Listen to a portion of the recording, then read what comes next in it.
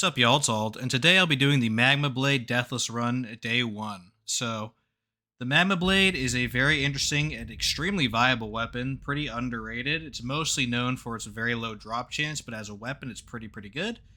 Let me go ahead and talk about the build real quick. If that's not your thing, just skip ahead 15-20 minutes into the VOD, and then the actual run will begin. So, let me pull up the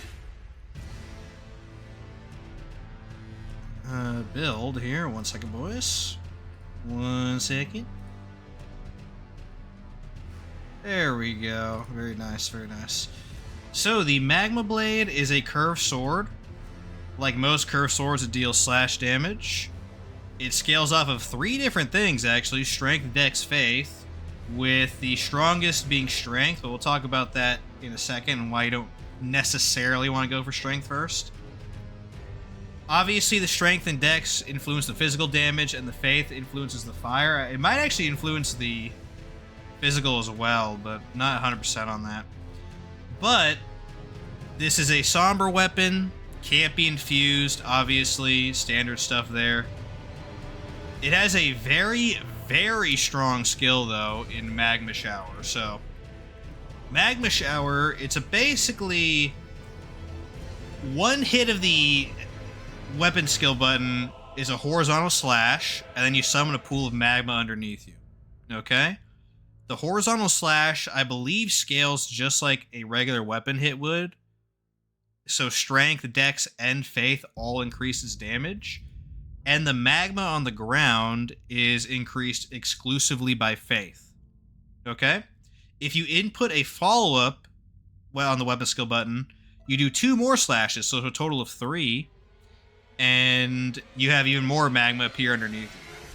So, basically, this weapon has a really good, really usable, quick weapon skill. And that's going to be the primary focus of any build that's properly using this weapon. So, it's basically like Quick Slash, which is another Ash of War for curved swords, in that it is viable all the way through the game. It is so fast, it's almost as fast as an R1, so it is essentially viable in like 95% of fights. Also NPC fights. The only fights that I would really worry about here is like really fast recovery bosses, like better. But even then, I think it's still useful. Very good weapon skill, for sure. It can entirely replace your R1s, actually. So, we'll talk about why this is so good besides its quickness in a bit, but just trust right now, Magma Shower, extremely awesome skill. Now, the way you get this weapon is probably the most famous part of it, where it's a ridiculous 1% drop rate from 2 enemies in Volcano Manor, the 2 man serpents that wield this weapon. Attached, or not attached, but uploaded with this VOD on YouTube will be my farming session, where I farmed the Magma Blade. With 274 discovery, it only took me about like 30 minutes to get 2. And I'm only using 1 for this build, spoiler alert. So, as long as you properly build discovery, it shouldn't take super long to get this, but just know that it can be annoying to farm for a weapon, but I promise this weapon is worth it, boys. This weapon is definitely worth it. So, why is this weapon so good? Well, it is a magma weapon, and what that means is the part of the skill that summons the magma scales off of a ton of different things, boys. A ton of different things. So, let's talk quickly about the talismans we're going to use today, and you'll know quickly why it's so good. So, Shard of Alexander, boosts the attack power skills by 15%, that's Magma Shower. Talisman of the Dread raises potency of magma skills by, I think it's 15%, right? Yeah, 15%, which is also Magma Shower. Fire Scorpion Charm increases fire damage by 12%, which is Magma Shower. This trio of talismans is why magma skills are so busted in the DLC. They are so insane. When people think of magma skills, they usually think of Blasphemous Blade, which is probably the best weapon in the entire game. And for good reason. So many scaling factors here. But Magma Shower is right in that same family of magma skills. It is super good, dudes. So super good, in fact. I can't overstate it. It destroys Millennia, it destroys NPCs, it destroys like almost everybody, dudes. So, really, really strong indeed. Now, the one problem with this weapon is that the skill is obviously heavily biased towards fire damage. The weapon swings still do a portion of physical damage, right? But most of the damage is coming from the fire split here and the magma on the ground, which means fire-resistant enemies are going to be a little bit more annoying. It's not nearly as bad as Holy in the base game, but basically expect 40% resistance on all late game bosses. Like the DLC bosses are almost entirely 40% fire resistant. Fire Giant has 50 fire resistance, and Moog has 80. So Moog is the highest out of all Remembrance bosses at 80. Technically Rykard has 82, but you don't fight him with this, so it doesn't really matter. But Moog, you might struggle a lot because of that humongous fire resistance. But most enemies are stuck at the standard 40-ish%, which is the same for Magic, Holy, and all them in the DLC, so it doesn't matter. So, most of the time, you're not going to suffer any problems at all. On Moog, you're going to have especially hard of a time, but everybody else, don't worry about it, dudes. Don't worry about it. This weapon is so good.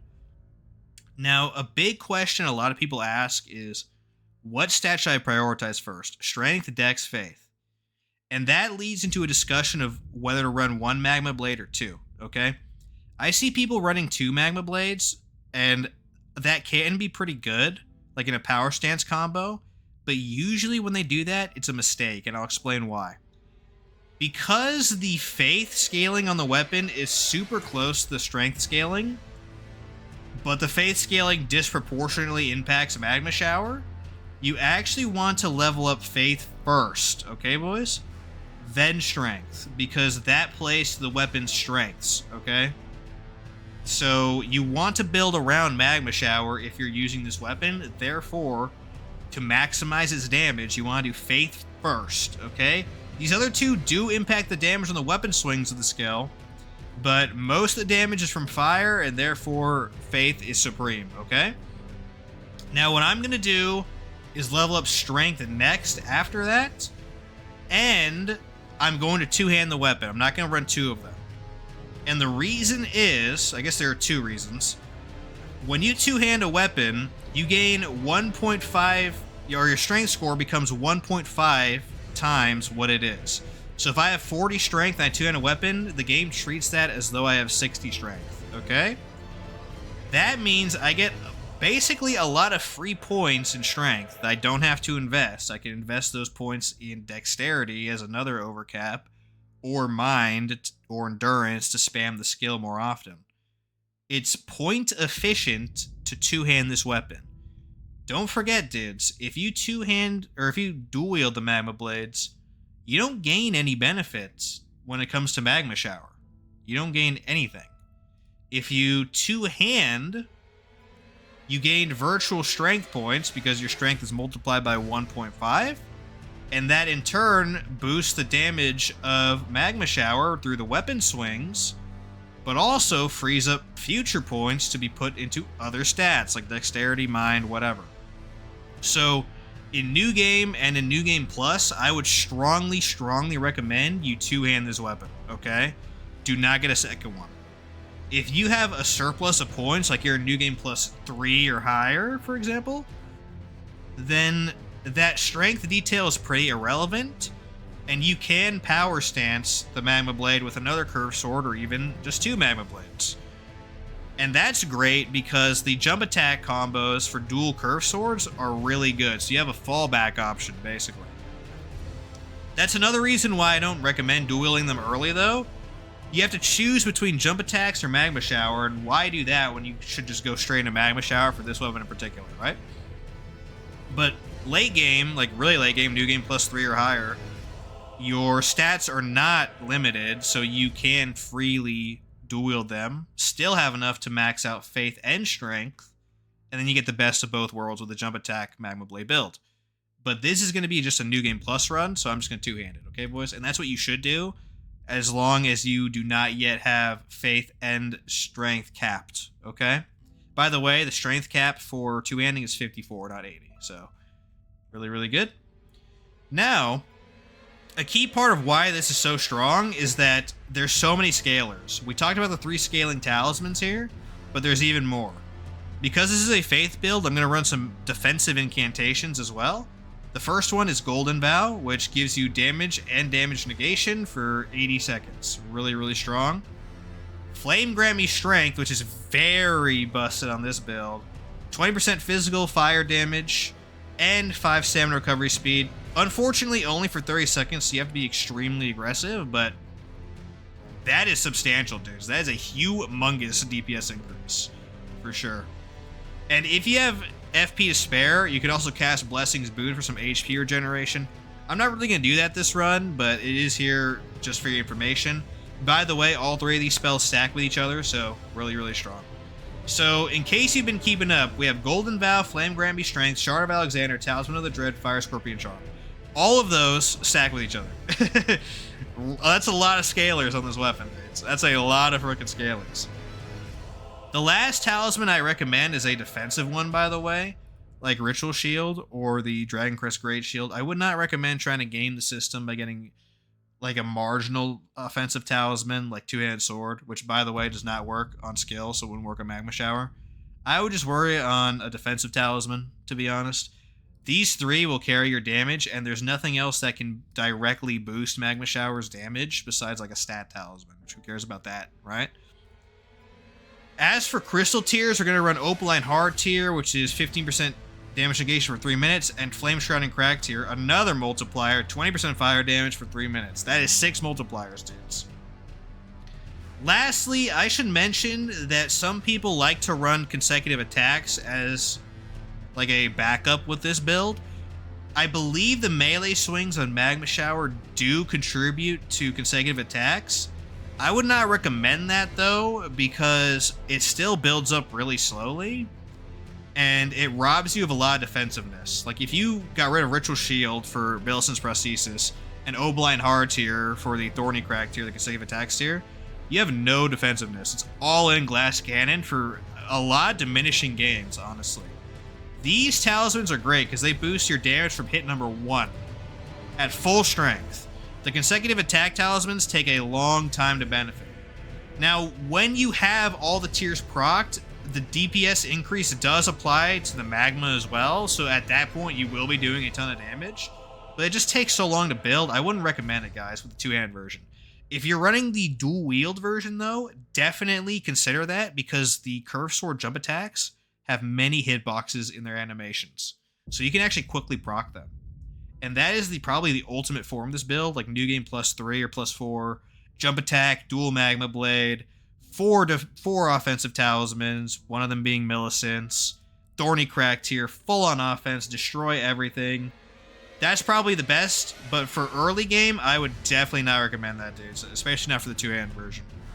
Finally, we're going to be running the Fire Knight set, mostly because it's thematically appropriate, but the Fire Knight Helm also has a nice little property where it increases your health, stamina, and max equip load very slightly. It's not a big deal.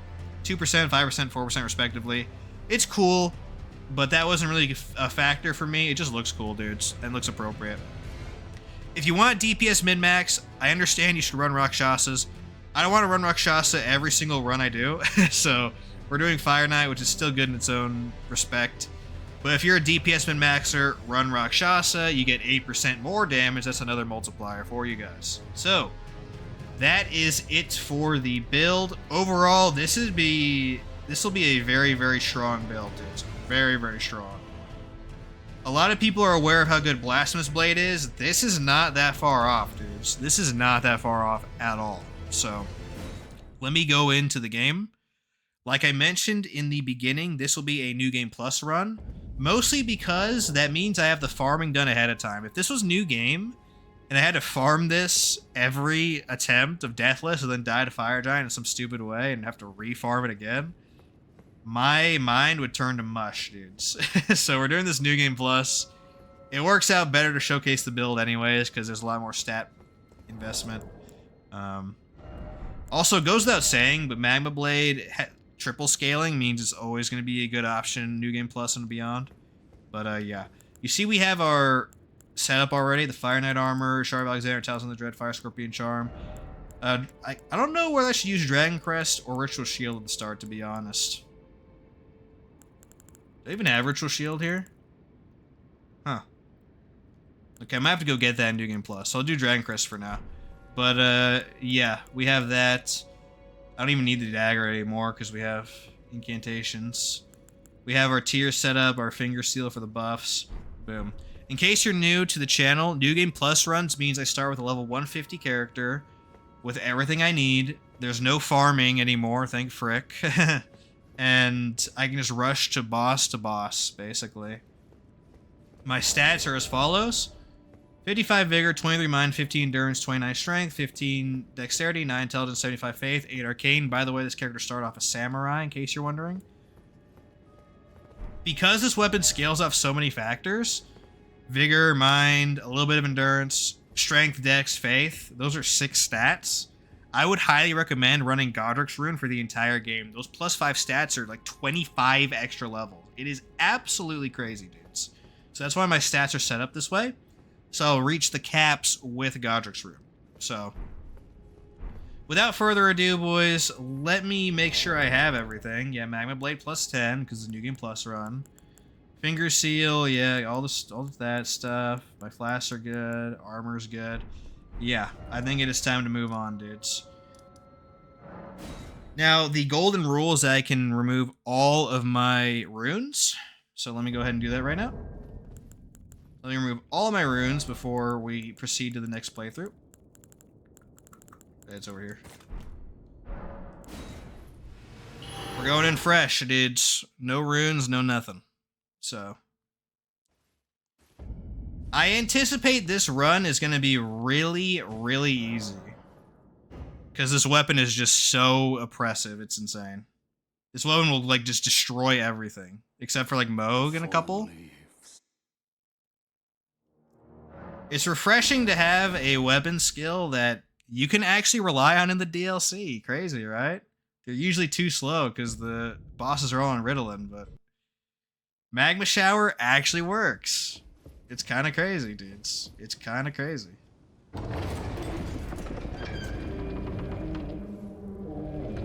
Okay, here we go. So because this is a New Game Plus run, thank frick, I don't have to farm anything. All I gotta do is go from point A to point B killing bosses, so there's still a lot of running, especially running to Estelle, running to Millennia, people like that. But I can focus, by and large, on traveling from point A to point B and killing dudes. So, all good, dudes, all good.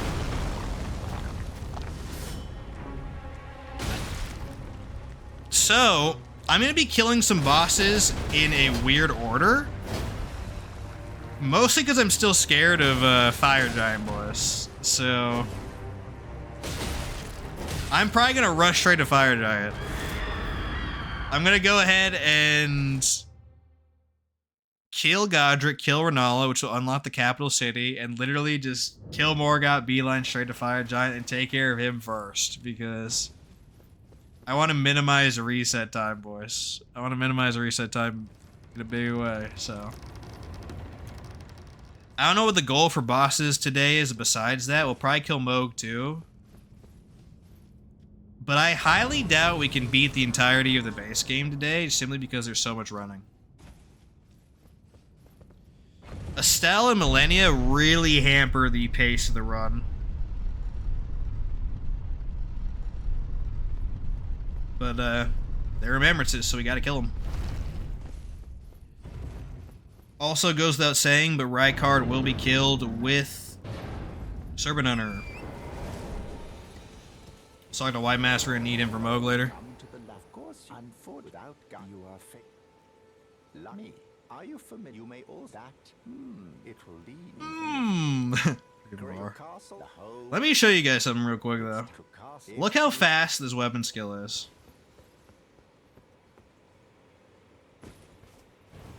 That's the first swing. Look how quick that is. Here's both of them. Crazy, dude. It swings faster on all 3 of its swings than some colossal weapons swing once. It's like, really, dude? Like, how is this balanced? How is this balanced, dude? It's so crazy.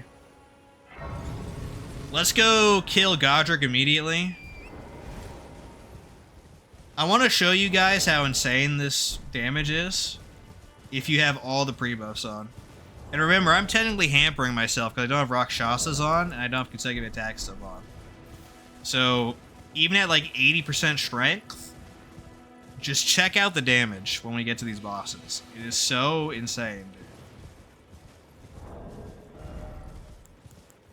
I should have also mentioned at the beginning that Fire Scorpion Charm is optional technically if you don't like the increased damage taken.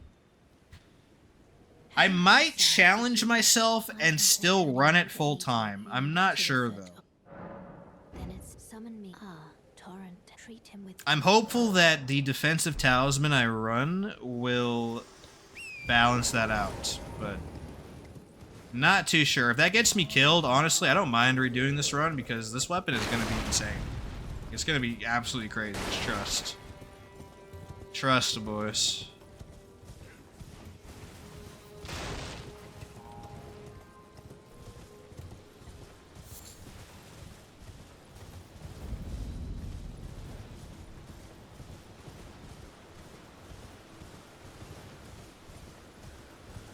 Alright, Margit's up ahead. Let's just go torch him. He's gonna get completely thrashed.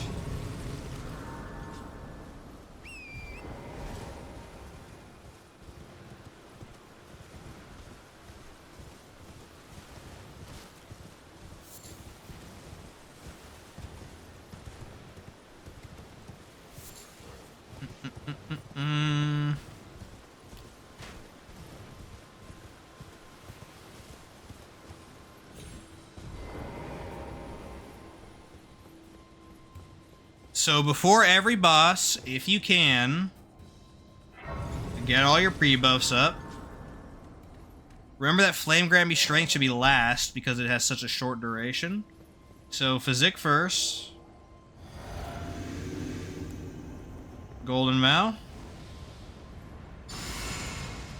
Flame Grammy Strength. And literally just run in and just torch whoever's in your way, dudes. I'm not even kidding.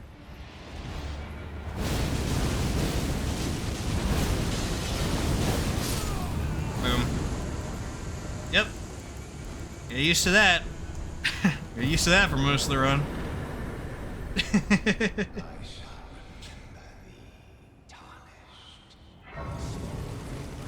Goes without saying, but highly recommend you try this weapon out if you haven't already.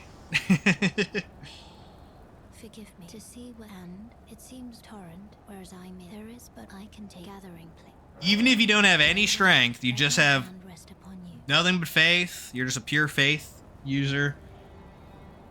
Magma Shower will obliterate everybody, with only a couple exceptions. Even Millennia get stun locked. So we might be able to kill her today. It depends. There's a lot of walking to do, but we'll see, dudes.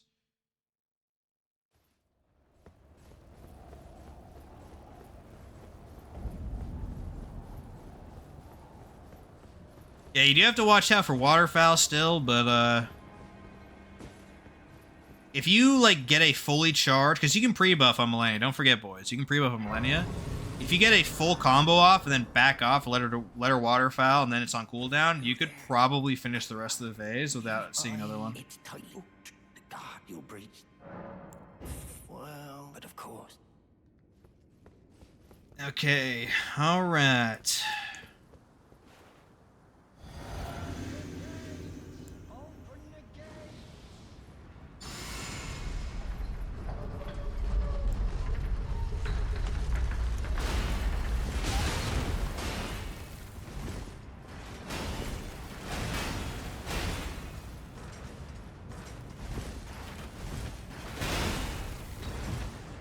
There we go.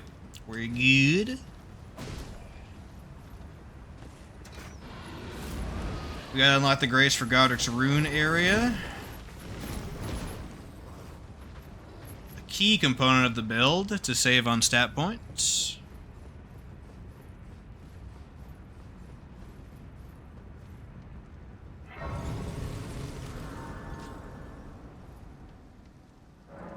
Bada bing, bada boom.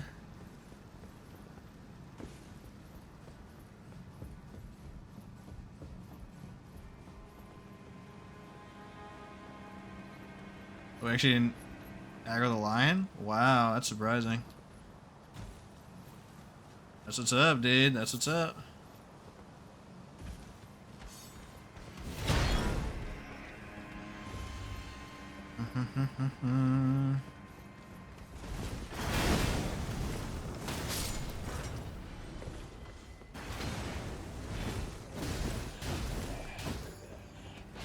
Cool, cool, cool, cool.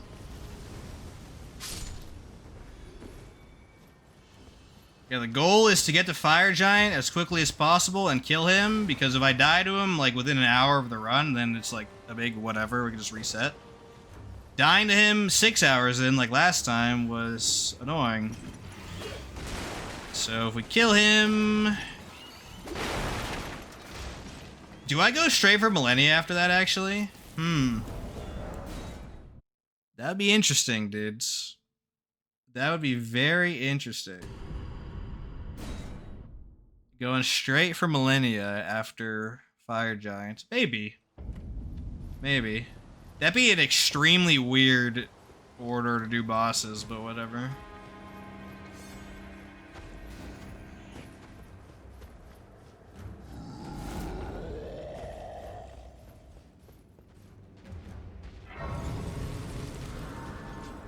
I should probably at least do the Ronnie stuff first, but who knows. Okay, Godric. So, we can Golden Vow out here, but we can actually Flame Grant Me Strength inside the boss arena, so... And he too will die in like 5 seconds, probably. Well, maybe not that fast, but... He will fall, for sure.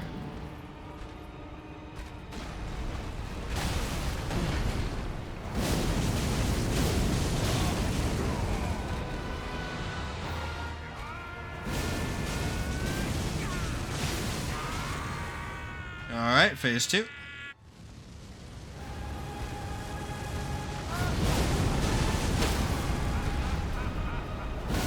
I would not recommend critting, by the way. I would literally... Oh, I even had the wrong talisman on Keck.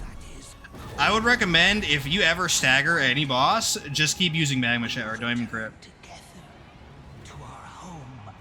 And if you do manage to stagger a boss, it's over.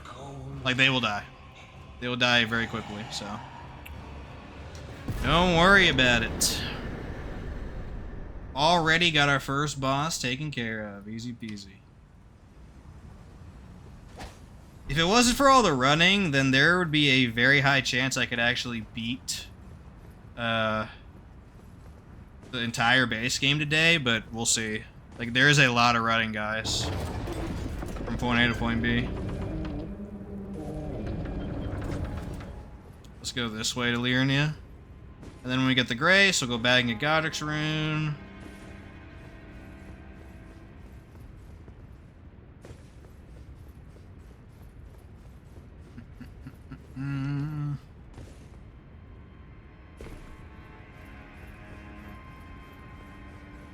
You know who might be an annoying Chud? Morgott, because he has these long-winded combos. So you gotta wait for him to stop before you continue your barrage. Basically, you initiate a magma shower on him, get hit, because like he definitely will hit you, and then screw off before he can kill you. Alright, let's go take care of this now. Godric's Rune will give us +5 to all stats, which is a humongous damage increase, as well as survivability and sustain increase with more endurance, more FP, more HP. Really, really strong.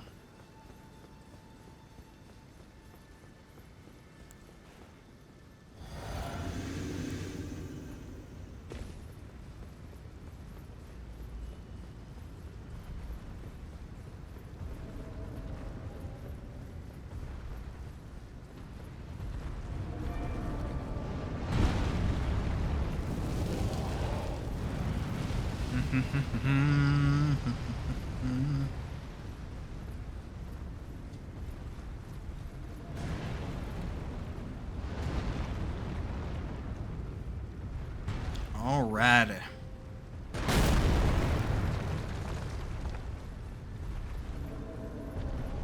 Yo, for fun, let's kill this guy. Or stagger him.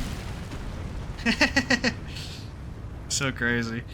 The stance damage isn't super high on Magma Shower, but it's definitely respectable, which is kind of insane. Like, if you really think about it, there are very little weaknesses to that weapon skill. Besides, doing fire damage may not be the best always, but usually it's fine.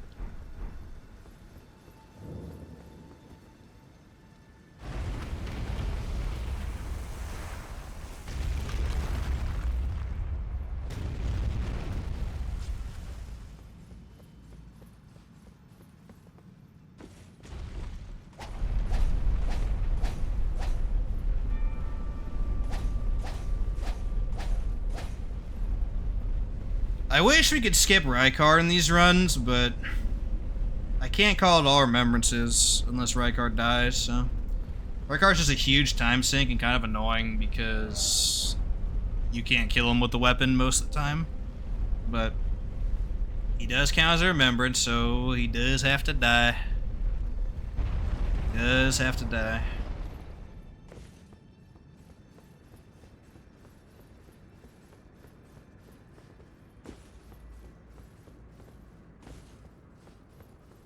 It might be good to power stance, actually, in New Game Plus. Power stance Serpent-Hunters. I don't know, actually. I really don't know. Okay, cool. Let's put on the rune and then go hunt down Rynalla. Here's the first failure point of the run, though. There's a fall damage bug coming up that can kill me. Basically, Illusory Wall has a really good video on YouTube about this, but you can land on a sloped surface, and instead of your fall damage being reset, it's stored. So if you jump at that point, it immediately starts accumulating again, and you will die immediately when you land. It is one of the very few actual bugs in this game. But luckily it happened so early in the run that if it does happen, I just reset, so it's not a big deal. Start over. Beat up on Godric again. It doesn't matter. That's the one saving grace, at least. That is the only time in the route that I currently use where that is a possibility. I could go the long way and completely avoid that, but it's super rare, so I think it's worth it to do this skiff. It's only like a minute or two delay not doing it, but the chances of it triggering are so low that I think it's still worth it to do the skip. Especially this early on in the run.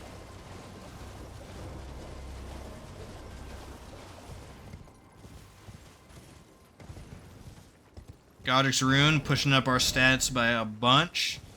So good, dude. So actually good. I'm gonna dump my stats, by the way, until strength 54 on this sheet, aka 49 without Godric's Rune, and then after that it's a bit weird. I don't know if I should do dexterity or mind. Or even endurance, for that matter. For like a light roll. I don't know. I think endurance would be the best thing for light roll. But we'll see. Oh, here's the bug, by the way. Let's see if we trigger it. I don't think I did. Yep, we're good. Boggers. It is super dark, actually. Holy frick. I'm not usually in the swamp this quickly, so it's really dark. Sorry about that, boys. Let me pass the time today when I get to a grace here. So you guys can see.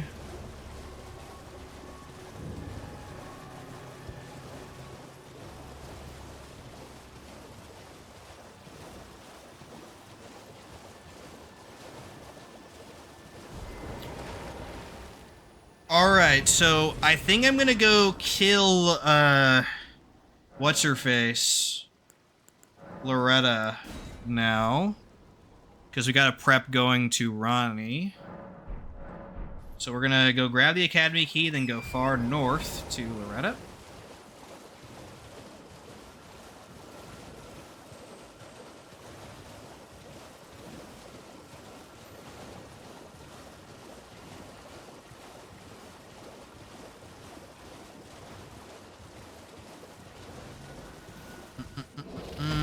There we go.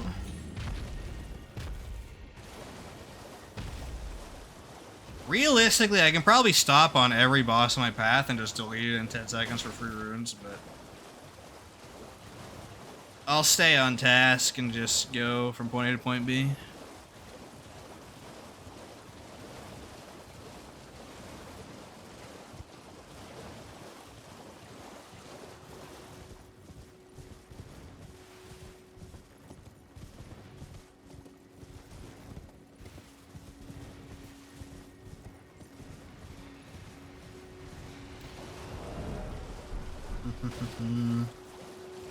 Alright, gotta go up here now.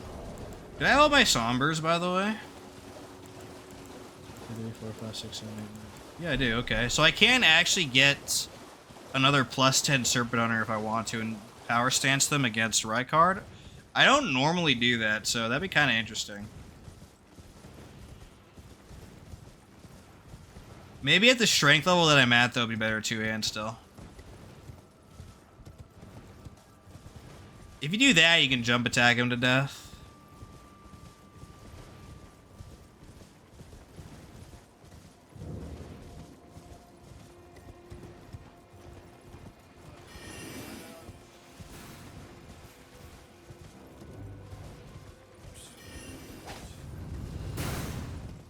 Grab this a grace. I'm going to talk to EG later. Carian Filigree Crest, by the way, is not a bad option for this build, especially in New Game instead of New Game Plus, but I have a lot of mine, so I'm not even going to consider it this run. It does let you conserve FP flash and turn them into HP flash, though, if you are still learning the game, for example. Really, really good tip there.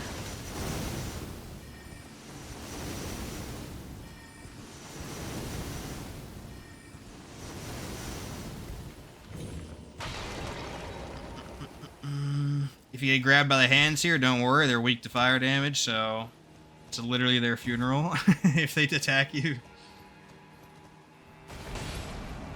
Like this, for example. Boom. We dropped something. I don't know if that was a drop or just a coincidental thing. Boggers.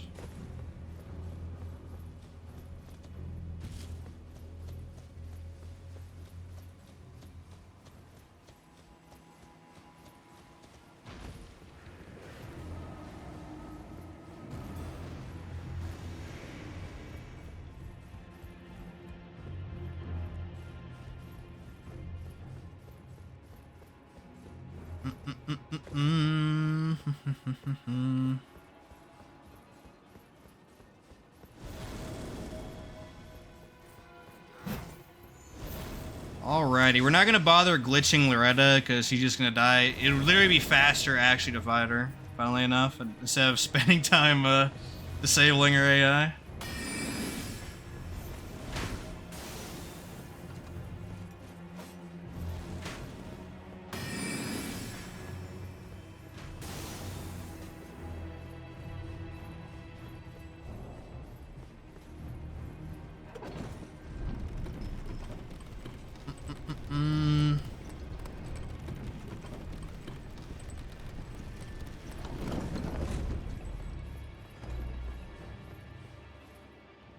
Alright, time to sit down and obliterate Loretta.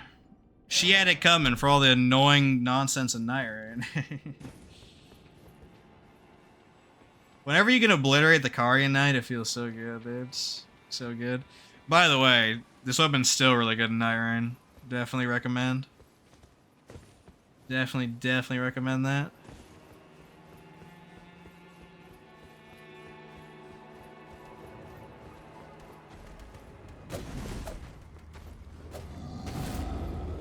Alright, here we go. So...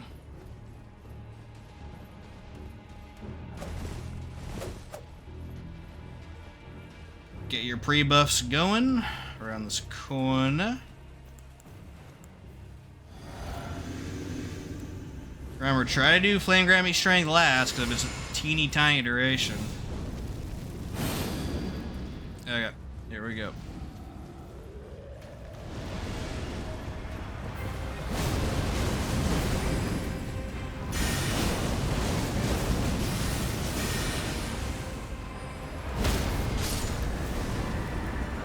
Boom, boom, boom.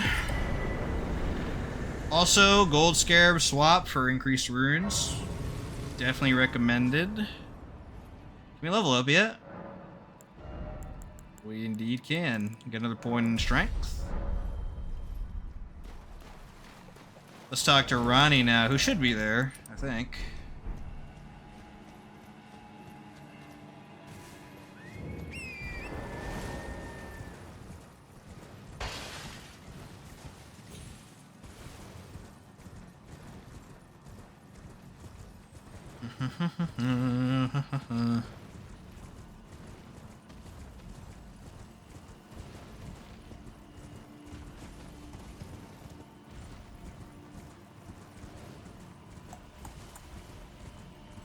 Yeah, 2 days ago I farmed this weapon on stream. When I upload the VOD on YouTube, I'm gonna also upload that. It took 40 minutes in total to get 2. It only took 13 minutes to get the first one, though. Which is pretty good RNG, to be honest. I also mistakenly farmed the Magma Whip guys, thinking they could drop the Magma Whip, but, they can't, so... There's an easy way to farm them, though. If you have the 99 Arcane build, which you should for, like, item discovery reasons, you have a maxed out Ripple Blade and a critical talisman, you can actually one-shot them with a backstab, which greatly simplifies farming. So you could backstab all 3 of them, technically. Or 2, if you're not an idiot like me, farming 1 for no reason. Let's serve Ronnie the Rich. Good, there is. I have called. Heed not, I'm sure. There we go. We're gonna talk to the super friends here, then go kill Renala. After that, we gotta go do a little bit of stuff with White Mask and with Medallion Half in the south. Then it's off to the capital city, boys.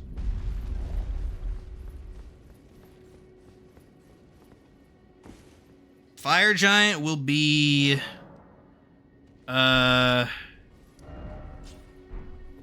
probably an hour from now, if I had to guess. Maybe faster. And that's the point where I reset or not, because he still has that attack that can one-shot you. So, that hasn't changed. You can still one-shot you, dudes. See if I can't. Don't keep me waiting. So, that's why I'm rushing him first. And that's probably going to be standard procedure in most New Game Plus runs from now on. The only run where he has like been completely docile and never gave me any issues at all was the Great Claw run. I almost no damage the entire fight in that run. I only got hit the very first hit. Like when he did that like avalanche thing.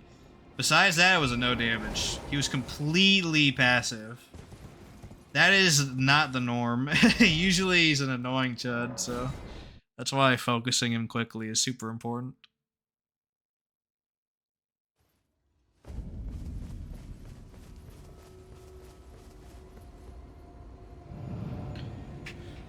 Okay. Doggo is going to be kind of annoying, actually, because he sprints around. But if he does his, like, bite animations, I can kill him pretty quick.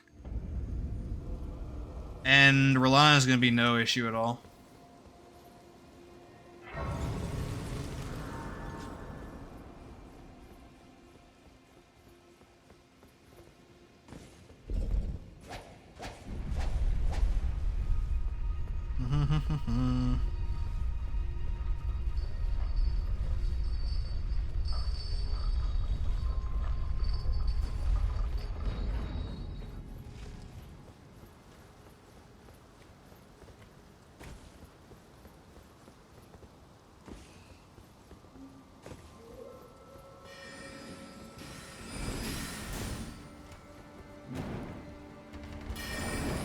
Okay.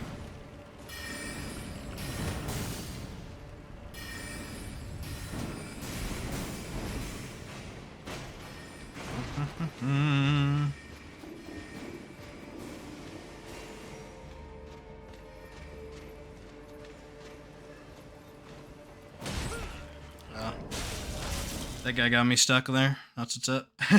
Save quit. Mirror them all with magma. He might grab me again, though, actually. I think I'll be ready for it, though. Yep. Annoying chud zombies.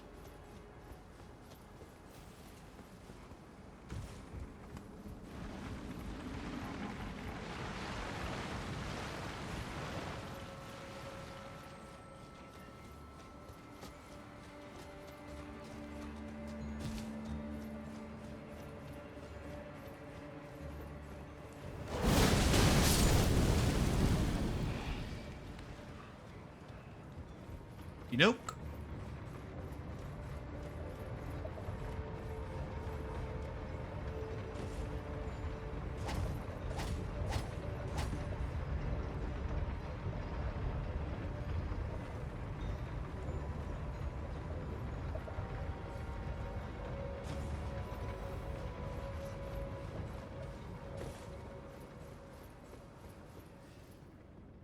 Okay, hopefully Doggo gives us good RNG. There's basically no universe where he can kill me, but he can be an annoying chud. For sure. Luckily my stats are too high for any, like, fatal issues to happen.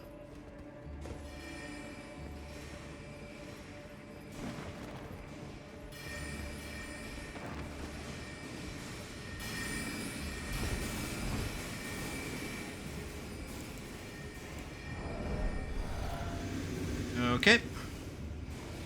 I think you can golden vow inside, if I'm not mistaken. Yeah, pretty good.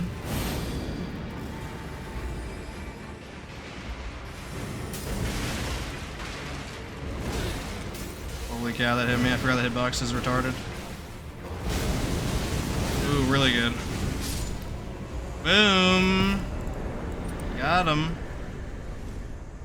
You ever get behind him like that with this weapon? It's over. It's over.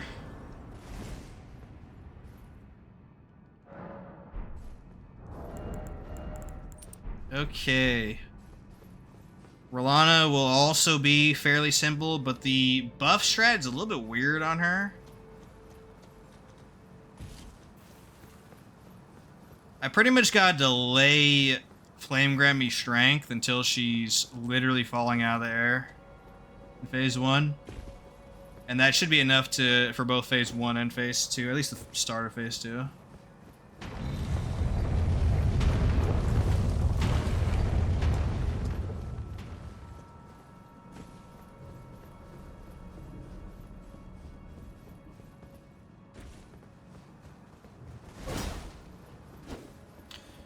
Save quit this guy. You can actually kill him with the skill, though, because as long as you have FP, I believe the skill can't be parried. So, again, just Magma Shower dismantles another chud. It's so good, dude. I don't know why it's so good.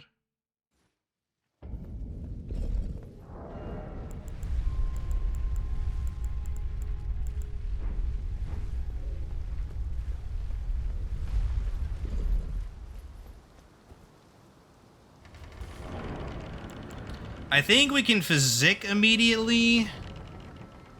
We can probably vow immediately too, to be honest. With the spell version, it's 80 seconds, so let's try it. Get Flame Grant Me Strength ready.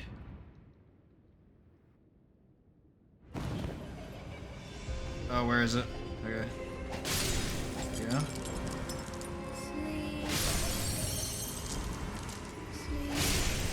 Flame Grant Me Strength.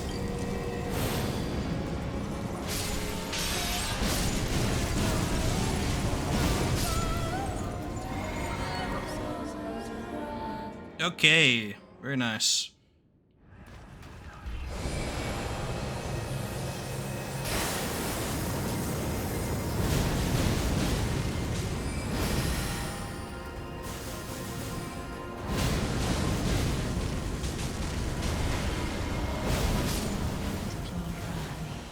No damage. Easy peasy. Alrighty. Time to go talk to our good old friend White Mask. Before I do that, though, I should pick up some pickled foulfoots. The 2 easy ones. They are still worth using on New Game. Plus. Flee, my sweetings. Come out from whence ye have. So I'll show you guys where those are in case you're unfamiliar. The first one is at the very beginning. Also, let's move White Mask. Let's move him first by talking to good old Two Fingers.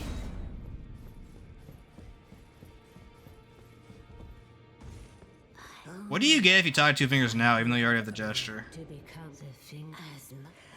Now become. Nothing. Okay. I was just curious. Oh, did I not grab the, that's fine. I can just go up here. It's fine.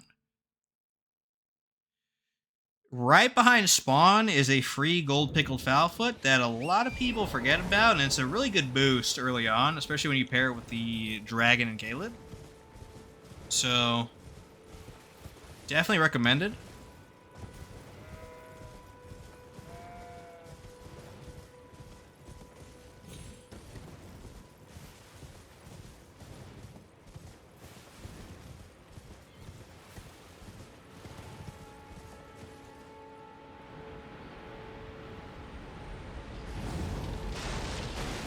Boom, gold pickled foulfoot, faux free. Can't argue with free, dudes.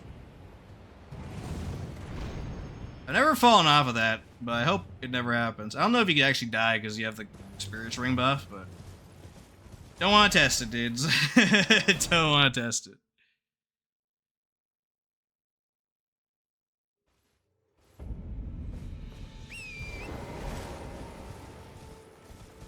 I'm gonna go grab the gold pickle foulfoot from here, the second one. By the way, I think this time I'm gonna use one on Moog and one on Millennia. And that's probably the best thing you could do. So you still have it for, you know, those extra runes, you have them for all of the DLC bosses, you have them for the end of game, like Elden Beast, all that. Oh yeah, almost forgot. I gotta help out Bach. He's the ultimate homie. Some clue. You were just. Thank you. I was. When I ended up in. Oh, when. I might be an evil magma warrior from Volcano Manor or Shadowkeep. Take your pick, but still can't abandon the homie, dude. Bach is the homie.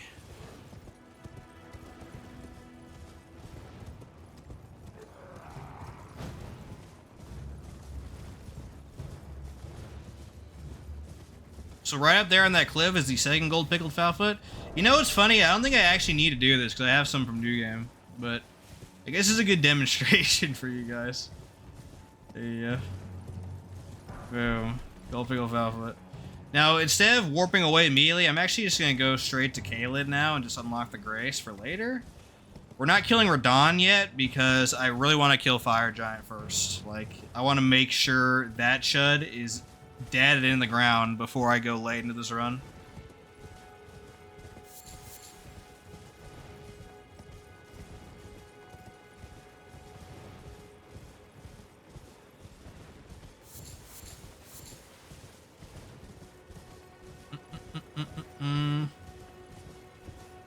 It probably would be faster to go through Dragon Barrow, huh? I think so, actually. Great Kenneth Height! No, not today, Kenneth. I could go kill him for fun, but that's just messed up, dudes. Yeah, we'll go the Dragon Barrow route. I think it's faster, actually, from this angle. Literally, as long as the dragon doesn't do the worst move possible, which is the backwards breath, you should be fine as well. But just in case he decides to be an annoying Chud, I'll pre-buff before crossing the bridge. Also, he has to be facing you. So, like, basically the stars have to align for anything even remotely dangerous to happen. But knowing me, I gotta prepare for that possibility.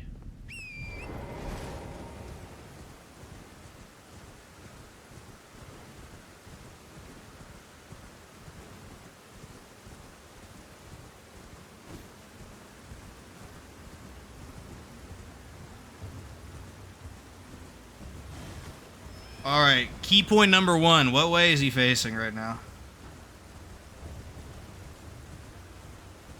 He's facing this way, okay. That means we flask up Golden Bow. And brace for the worst, dudes. Brace for the worst. Oh, he turned around. Ooh, good RNG. Good RNG. Okay, I think we're good now. I think we're good now, boys. All we gotta do is hit him once, then turn him around forcefully. There we go.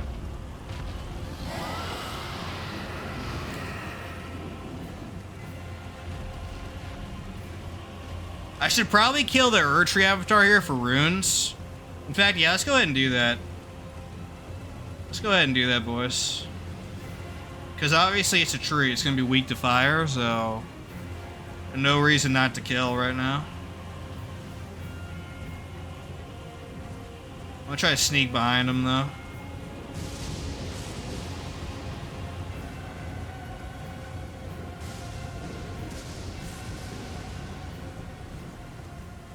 Oh, he saw me, okay. Annoying. For not having eyes, they sure have a lot of line of sight, huh? Okay. Turned around again, good. I think we can get a full combo off if I can get behind him, but he might notice. There we go.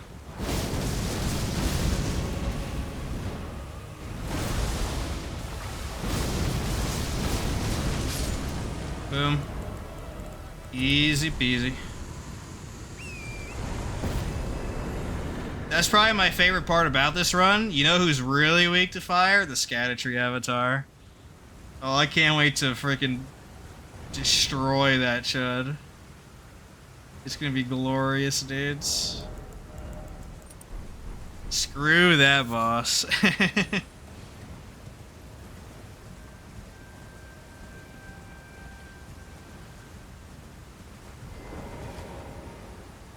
Alright, now we gotta talk to White Mask, get some stuff taken care of.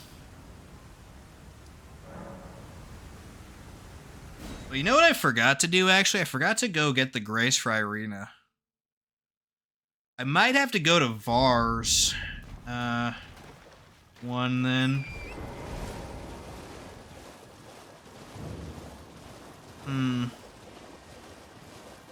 Does the one in Consecrated Snowfield count? I don't remember. You can't approach that anyway because that annoying sanctuary, dude. We'll just go to Irina for safety. That's fine. We'll have to do a bit more running, but whatever. Not a big deal.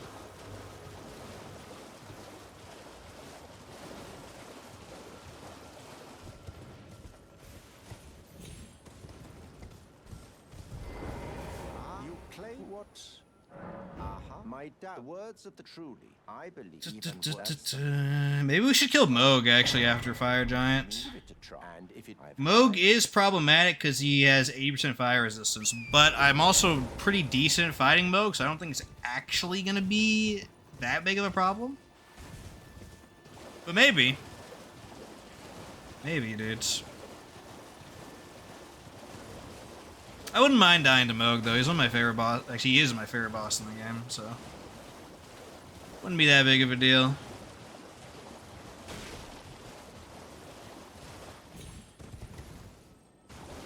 I guess I'll fight him after Fire Giant, then.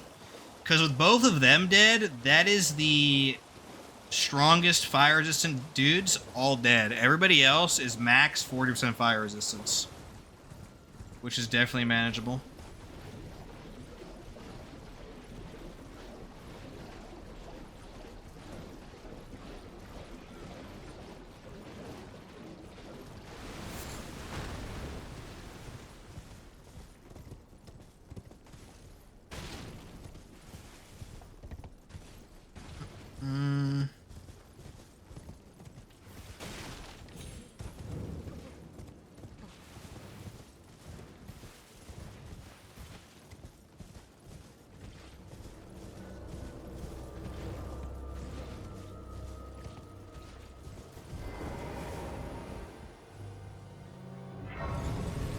Okay.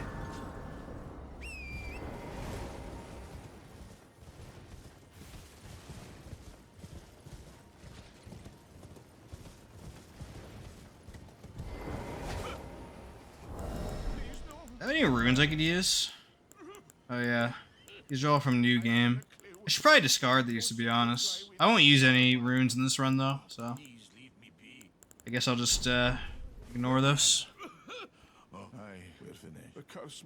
You must.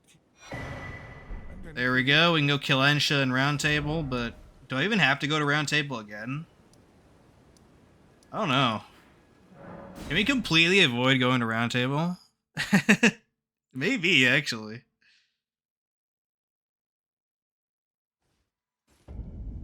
Yeah, okay. There are the gates right here.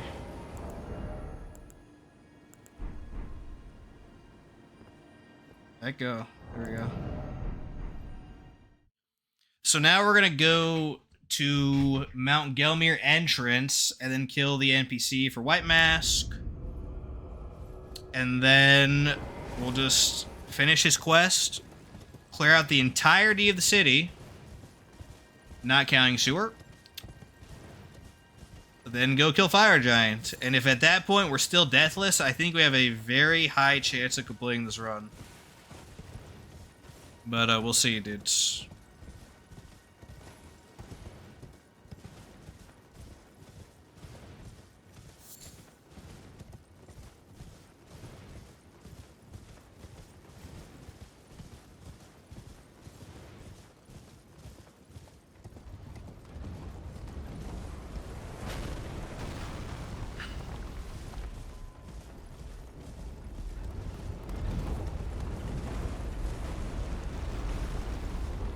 Okay.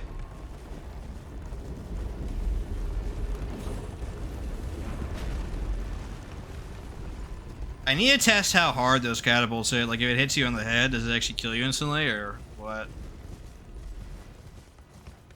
I don't know. I don't know, boys.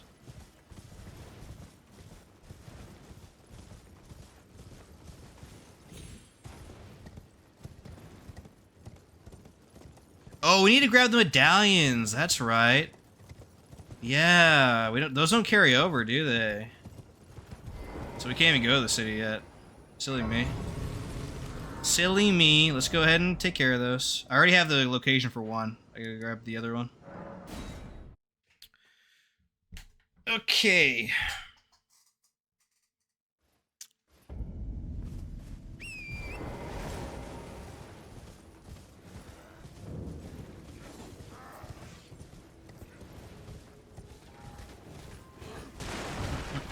Sorry, boys, a bit more running than anticipated, but it is A-okay. Yeah, they don't carry over. I totally spaced that. That's kind of funny.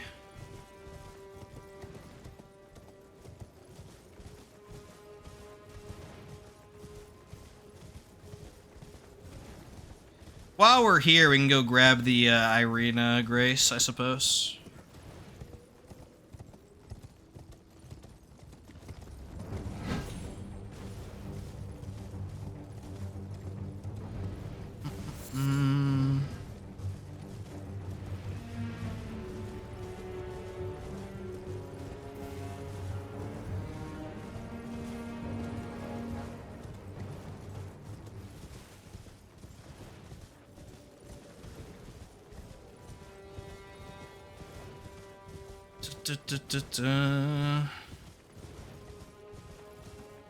There is a way to actually get into the capital city and therefore most of Altus Plateau without needing the medallions, but you need a like frame perfect trick to do it.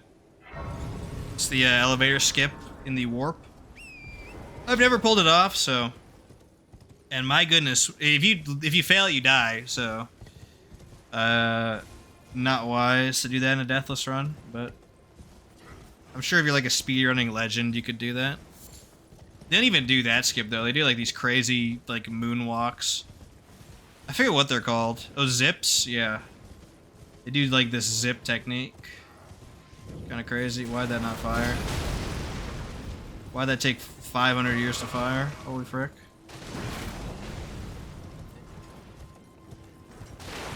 Okay, we can come back to Irina later.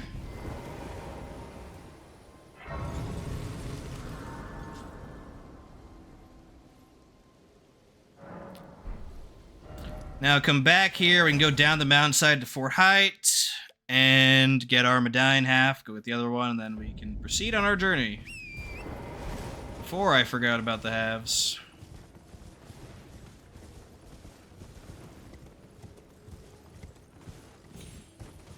Where is the way down, though?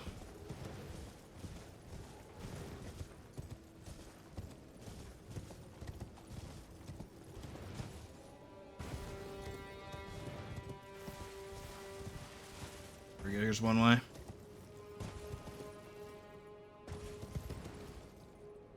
There we go. I always forget there's a gravesite here. It might be worth getting this in my new game runs, but...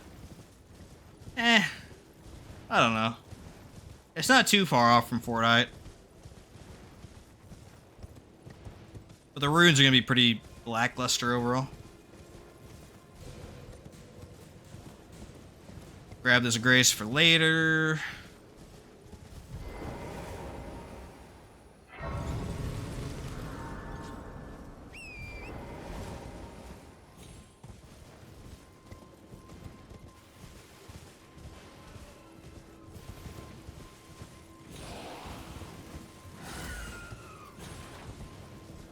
Trying to get in my way so they get collateraled. Crazy. Crazy stuff, dudes.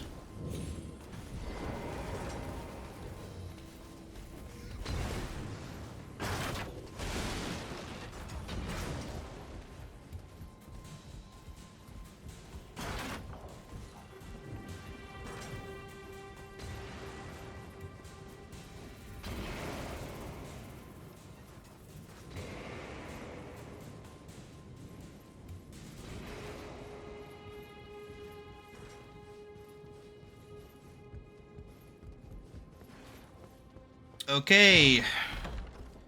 Medallion half collected. Time for the other one. We already have the grace for it, so that makes it a lot easier.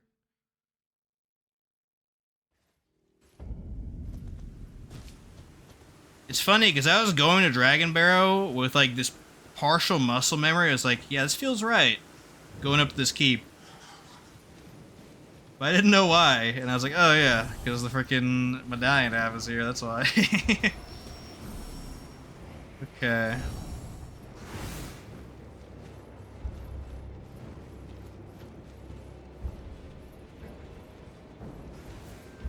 I was thinking of adding a timer on the screen for the run as well, but I don't know. It's not really a speed run, so it would be interesting information though for sure.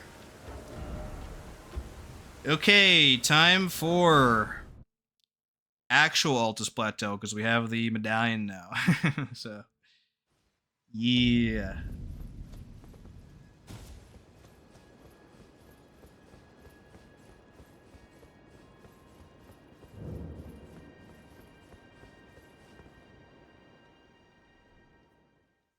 Luckily, I don't have to stick around and do a ton of collecting here. We just gotta go north briefly and then go straight to the city. This area is the biggest time save in a New Game Plus run.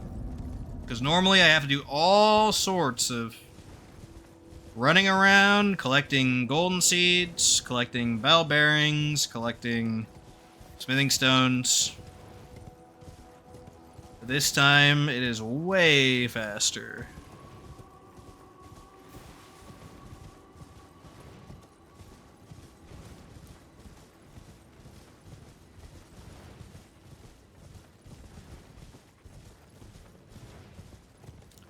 So we do the northern route first. We gotta grab this grace.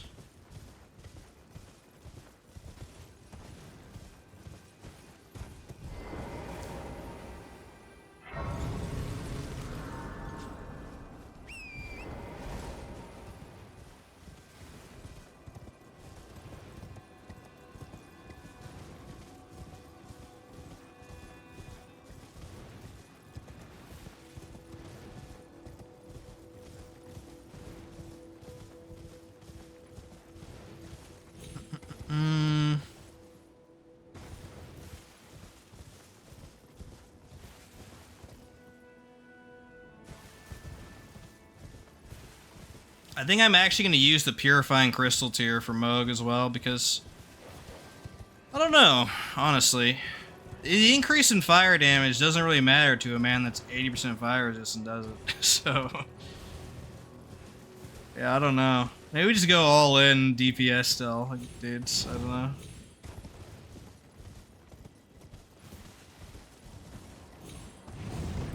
That is definitely a fight where the consecutive attacks talismans have some merit, though.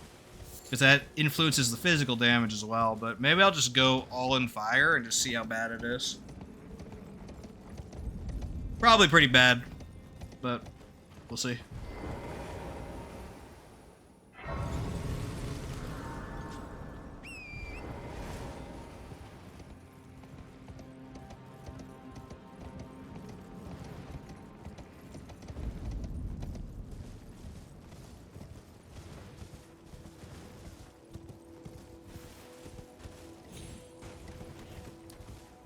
Alrighty.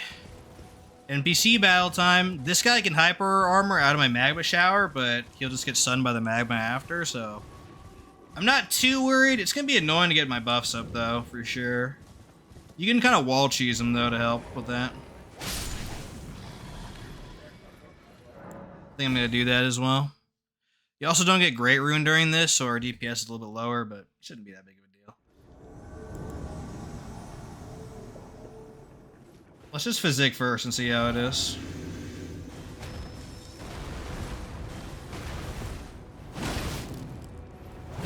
Yeah, there's his hyper armor.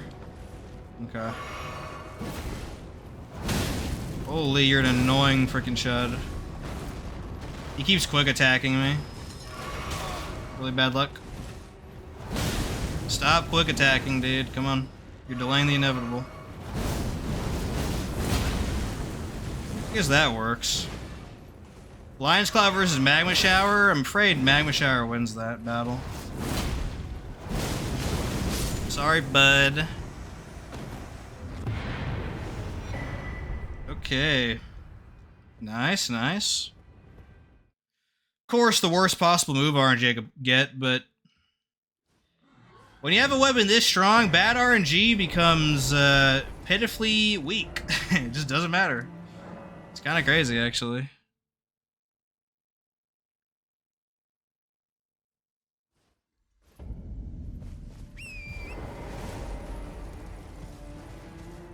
This is a nice vacation from Rippleblade, I'll tell you that much. Rippleblade would pop off when the grease was on, but when it fell off and you couldn't put it back on, dude. It was something. It was something for sure.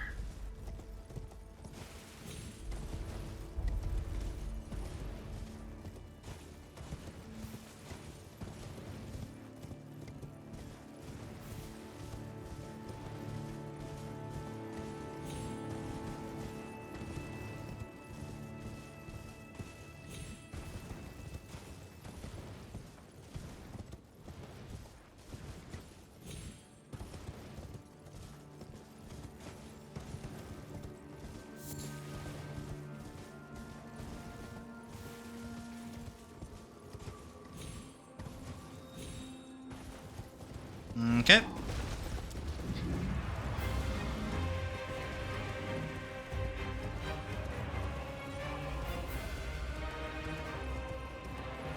Now let's just not even sit there. Let's just go all the way up to the top.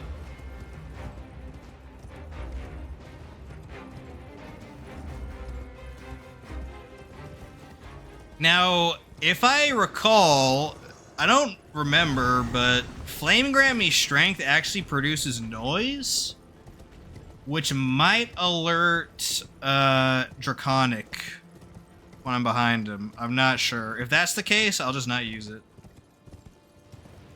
It's more important to get the ambush on him, because that, like, animation locks the frick out of him.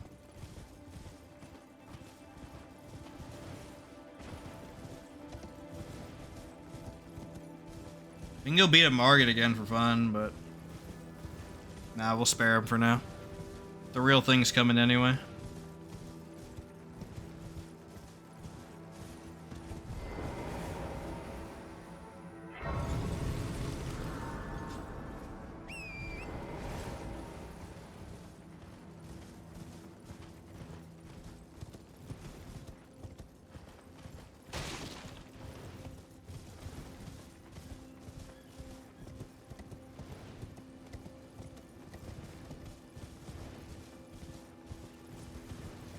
Oof, man.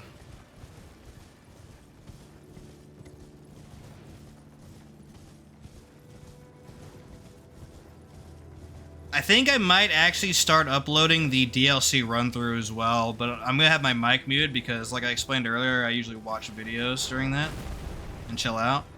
But if I do that, then I have 100% footage uploaded. So for any of the naysayers, they're like, oh, you might have died off stream. Nope. I'll have all the footage on.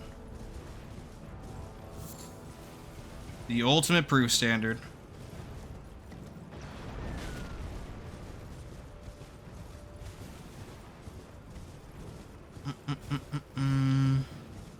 Carl Jobs taught me the importance of high proof standards, all those crazy scams that he gets into. It's so poggers.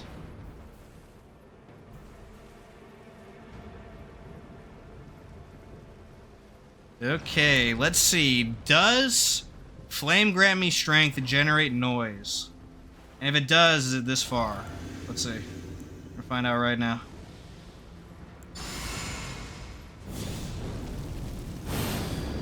If it does, it's not that far. Uh-oh. Uh-oh. Uh-oh, Draconic.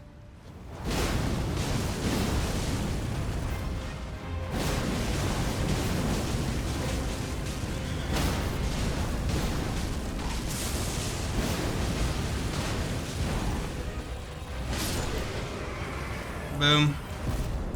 No damage, easy peasy.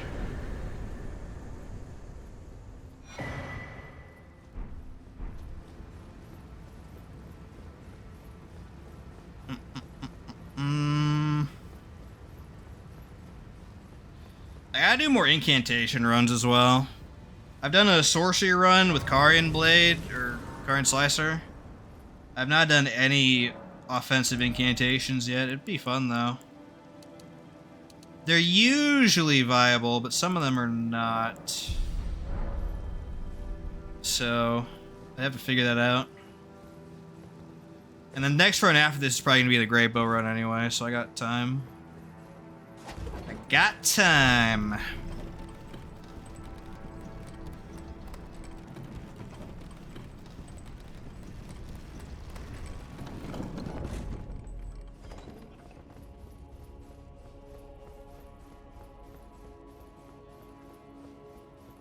So we're gonna blow past everybody here. I guess we'll kill the tree though, because it's gonna be weak to fire, but we're going straight for the top dogs after that. And we're not messing with the sewers this run because we're gonna go to Fortisax from the Nokron route instead, because platforming is sketchy as frick in this game. And platforming down the little frenzy area, no, I haven't lost a run to it yet, but every time I feel my heart jump every time, like, I get close, so. Not doing that anymore. We're going the non-platforming route. I do need to change my talisman up when I get a chance.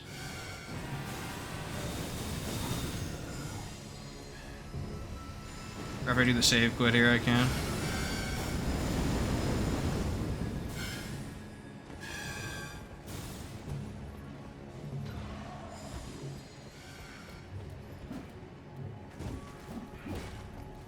Bada bing, bada boom. Alright, save quit here so the imps get off your tail. Let me put on my right talismans and we'll obliterate this boss right here.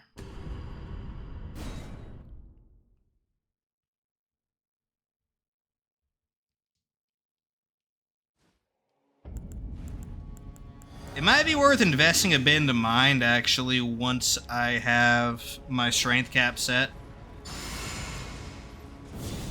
It allows me to avoid FP flashing immediately after my pre-buffs.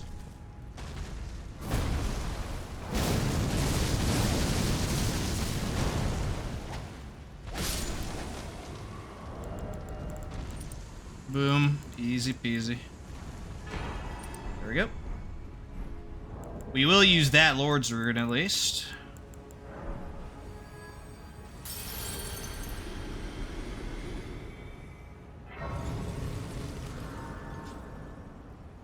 So in case you don't know how to safely get past these archers without taking any damage, we gotta talk to Melina first, of course. For bringing here. He wants to keep yapping. I shall leave. Okay. I wish you have. I have no. There's a very easy way to skip these dudes without taking a single hit. Come over here, make sure he's aggroed over there, crouch, and just walk all the way to the end, let this guy pass. The archer will go and investigate the source, which is all the way at the beginning there, and then by the time you're over here, you're totally safe. So, super, super easy, dudes. Boom.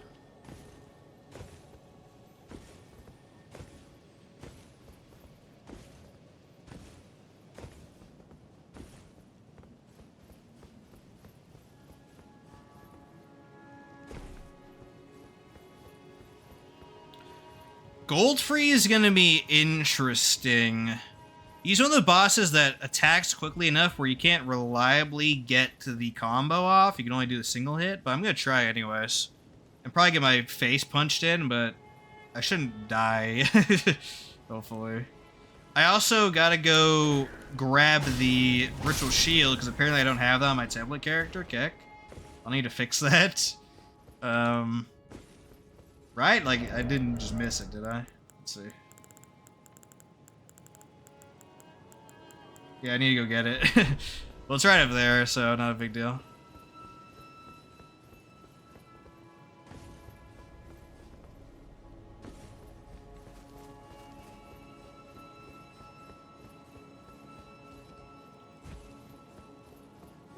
I don't know where I'm going to use that, actually.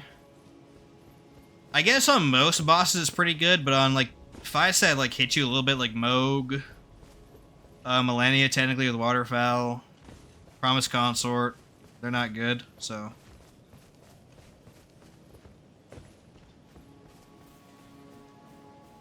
Just backstab this guy, get him stunned a little bit while I pick this up. There we go.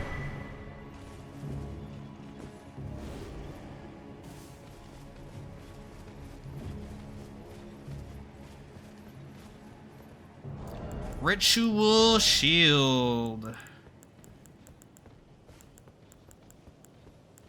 That would be like crucial on Bayle, especially because Dragon Crest doesn't work, and I think with Ritual Shield and the Fire Talisman, his ultimate can't kill you if it hits you like every time, like the one where he goes across the screen and breathes fire on the ground.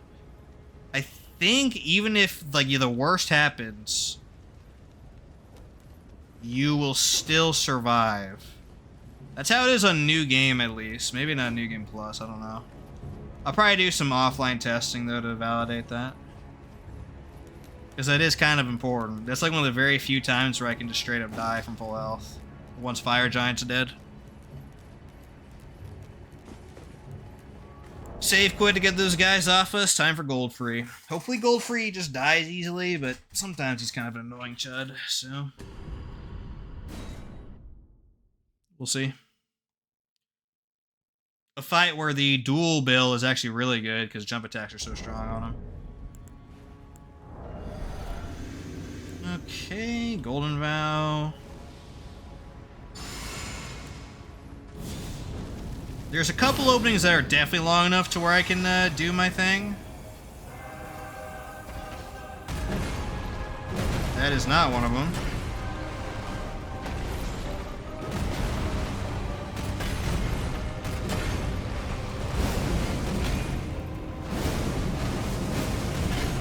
There we go.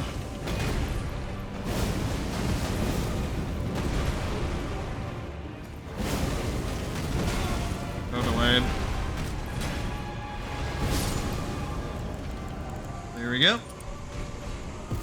Easy peasy. Morgott is going to be basically the same exact fight. We're going to attack him for a lot of damage at the beginning. Get hit. Hopefully survive backing up. And then he'll die again. So let's see how that works out, dudes.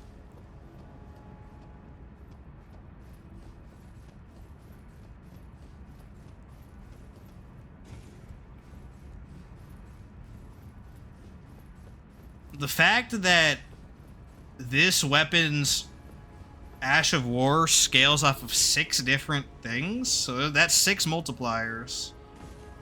And I'm even hamstringing myself by not using Rakshasa's armor or the consecutive attack stuff is just absolutely ridiculous, dude. It's actually crazy. Oh my goodness. Alright, you gotta die. 7 my lava chud. Oh, there we go. That was even better. Thank you. Thank you very much. Appreciate it. Blessing of the Erd Tree. Interesting skill.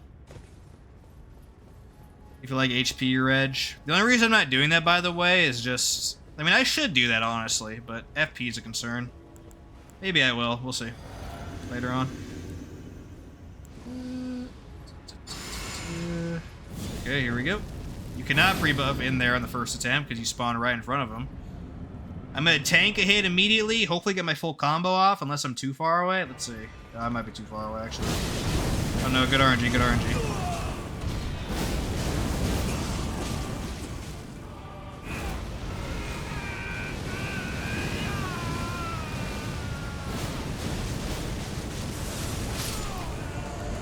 Cool, he didn't even attack a single time.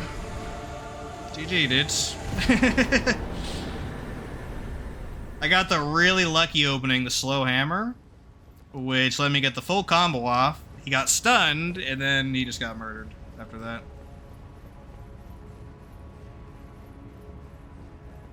Very, very nice, boys. Time for the first real foe of the run, though. Good old Fire Giant. Yeah.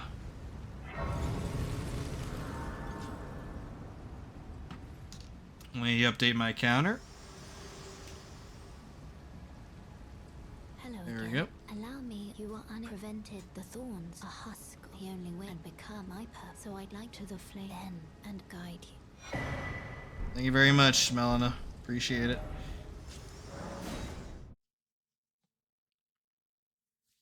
Okay.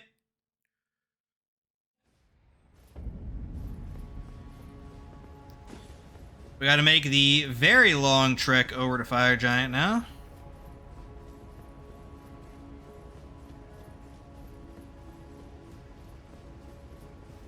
I think for Moog, I'm gonna bench Flame Grant Me Strength because... Well, actually, I don't know. Yeah, probably. Because I'm not gonna be able to use in Phase 2. It's just a humongous mana sink at that point. Golden Vow is still always good because it also increases your damage done, but lasts twice as long and increases almost 3 times as long, to be honest. Also increases your mitigation too, so. Golden Vow definitely on the menu. Flame Grant Me Strength, no.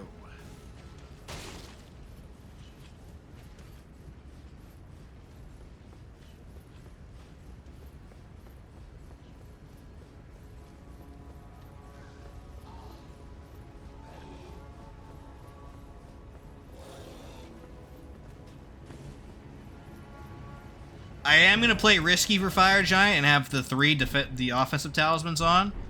Because honestly, if I get hit by the fire,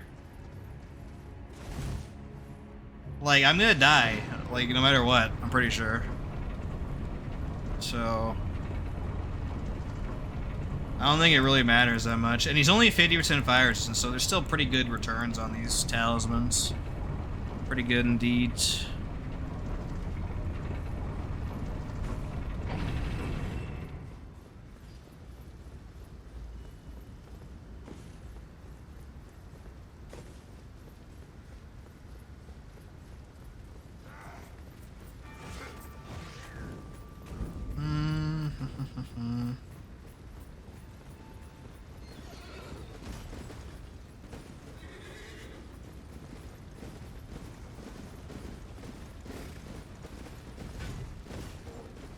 Okie doke.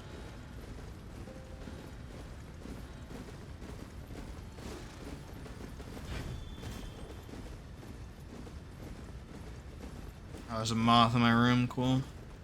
That's the real boss. Can't get rid of this chud. More evasive than Gideon and Millennia combined. Okay.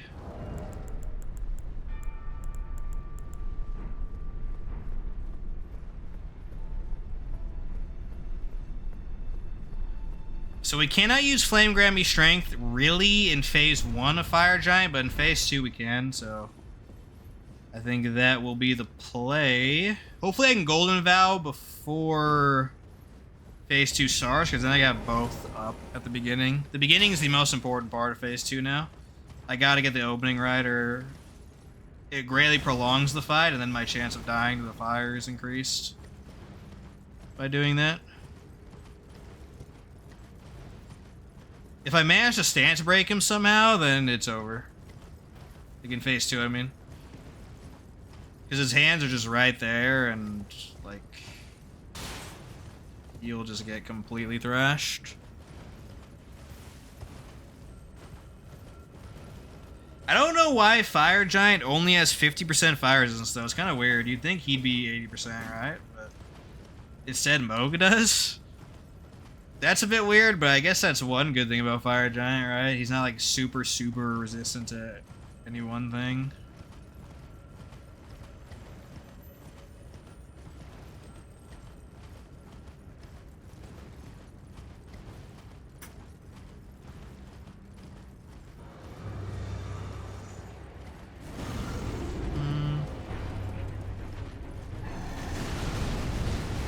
He ulted. That is crazy. The Black Blade Kindred ulted on his first move. Did you hear that? That is kind of crazy. Okay. Let's not think about that anymore. That's kind of concerning.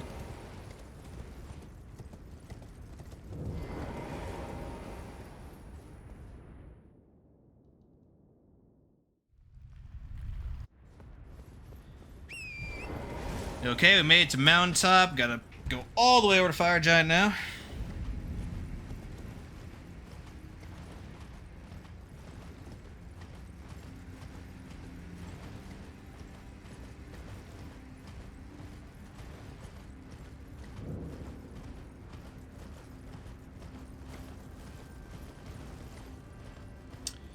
Here's the thing, if he fires me in a corner, I have to save quit immediately and restart the fight. There's no way he could consistently survive that. If he's not in a corner and he fires me, I think I can run circles around him and be fine. But he has a weirdly fast turn radius. It's kind of funny. That move would not be an issue if they just fixed his turn radius. So it would be realistic. You can't turn on your knees, dude. You can't tell me that's the thing. But he's out here drifting like it's freaking Forza or something on his knees. It's so crazy. That makes it so hard to dodge from far away.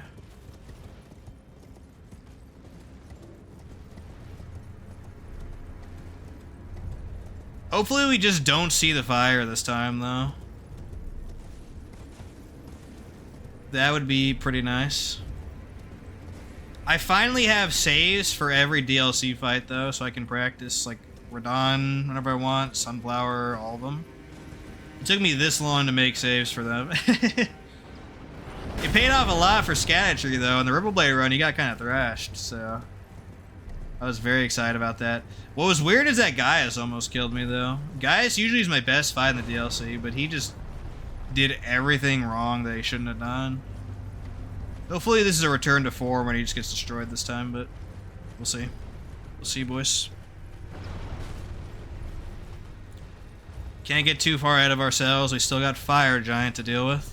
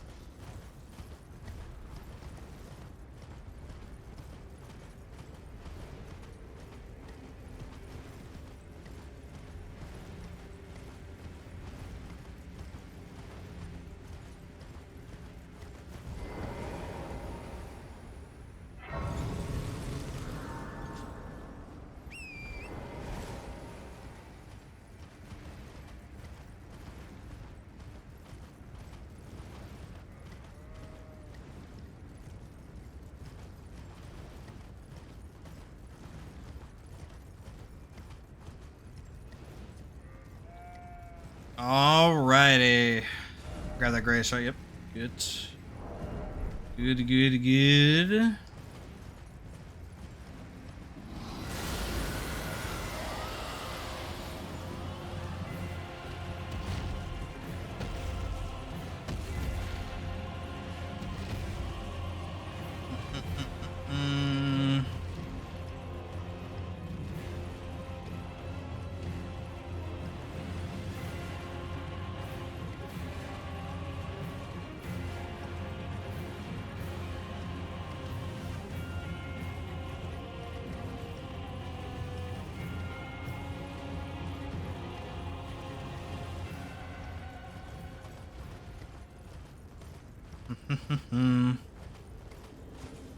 It's gonna be kind of annoying fighting Fire Giant on horseback because I can't use Magma Shower, but I might be cheeky and actually slip some in.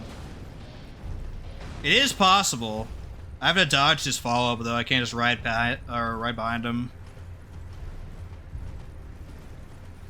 It's probably worth doing that for DPS. Again, you want to max out DPS on him because you want to minimize the chance of him using that one-shot attack, especially when he's in a corner, which he loves to do. He loves to be in a corner.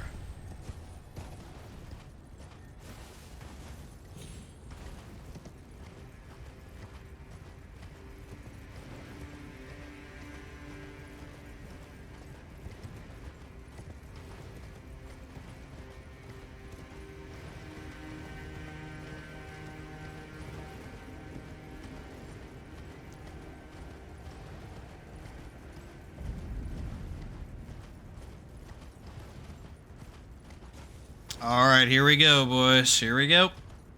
Potential first reset here. That would be highly annoying, but... no, it would just be highly annoying. There's no silver line to that. Besides, I guess, not freeing the medallions in that attempt to. But,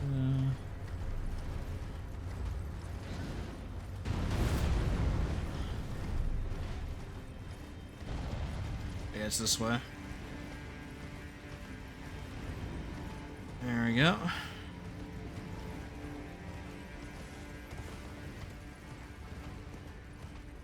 So again, we're gonna bench Flame Grant Me Strength until phase 2.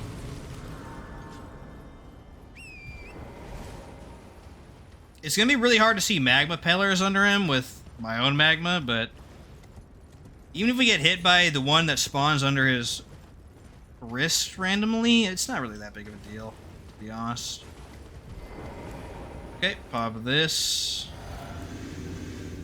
Pop Golden Vow. I'm gonna shut up for the most part, boys. I gotta focus on this garbage. Wish me luck.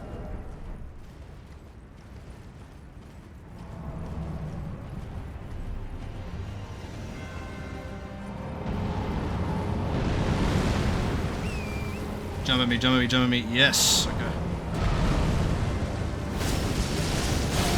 That's still good damage.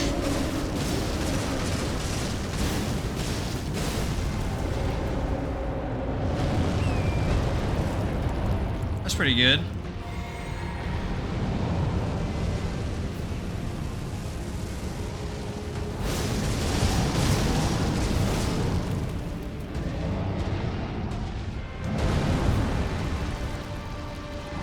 Followed up, that's annoying as frick. Now I gotta stall out.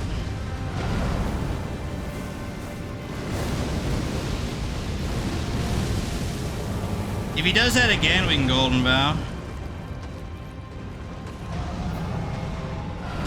Oh yeah, that's like super delayed. Forgot about that. That's good, that's good. There we go. Golden Vow opportunity, thank you very much.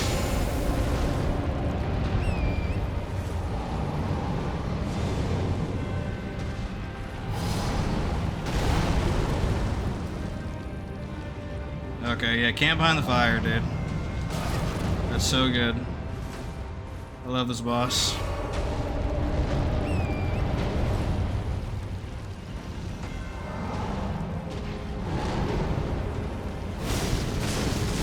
There we go. Okay. Flame grant me strength.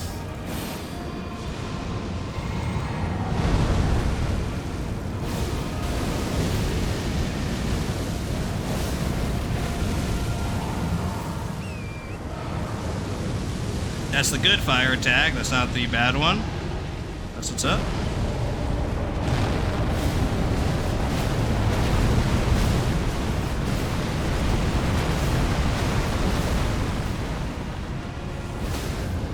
Ooh, stagger, really good. Boom, GG, okay. Oof. That was close, dudes. That was close. Didn't look like it, but you're always a moment away from dying on that shed. We officially have a run going, boys. Let's do Moog next. Who's only really a problem because of, let's grab the Grace, too. We're not gonna light the thing yet. He's only a problem because of the intense fire resistance he has, but we'll see how much of an actual problem that is, because I'm normally pretty good at fighting Moog.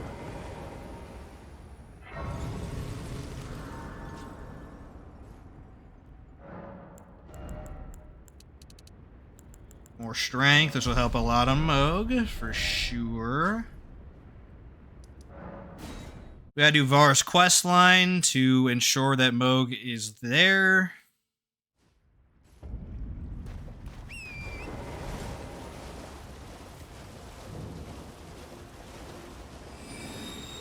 So, I am gonna run my full set and see how.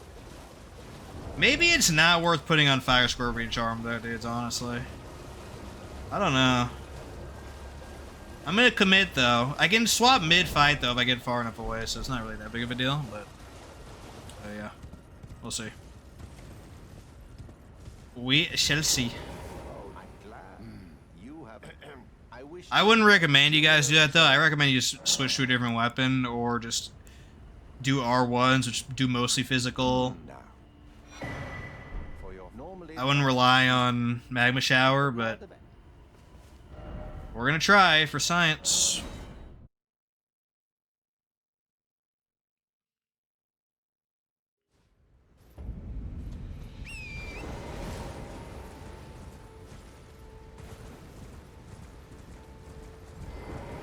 Hello, might I bend your ear? No, you may not actually. You have to die. Sorry, Arena. Might bend your ear for a moment. Nope, sorry. Sorry about that. Okay.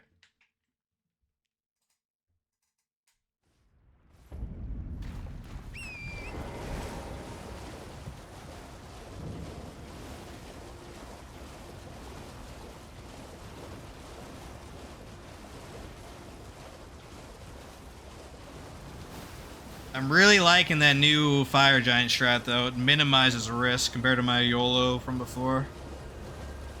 I'm so glad there's a safe spot, seemingly, for the meteors. It's a bit weird that it's on his side, not underneath him, like, you know, you would think. But just that it exists is good enough for me. Okay.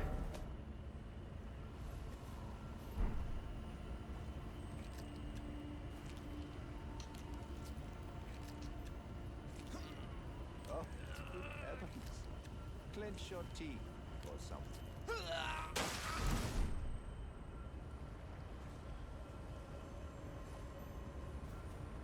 Never forget, for it is what you have. Oh. Thanks, Y-Mask. Appreciate it. Okay. Moog. This is gonna be real interesting, actually. I killed him once with a Carian Slicer that was, like, super under-leveled, so...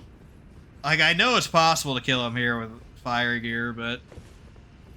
It's gonna be a crazy war of attrition, dudes. We'll have to lock in.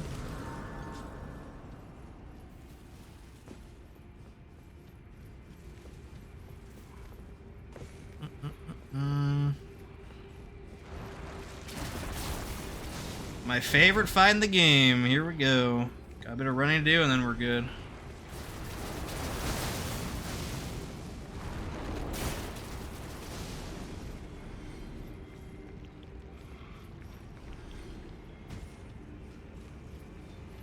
I probably should use Purifying Crystal Tear, but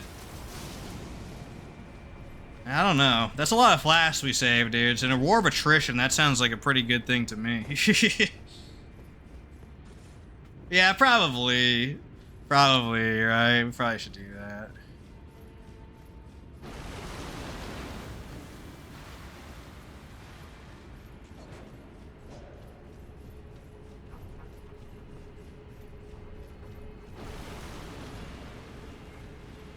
Yeah, I'll cave. I'll get rid of the fire tier for purifying.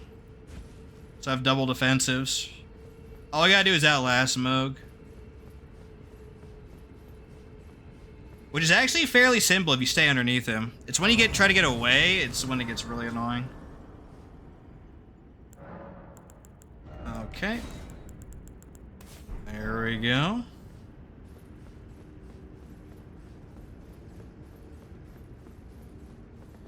With the added flasks that we have by doing that, I'm just gonna get one more FP flask as well, actually. Boom, allocate flask charges. If we need 10 HP flasks, then we've already failed, to be honest.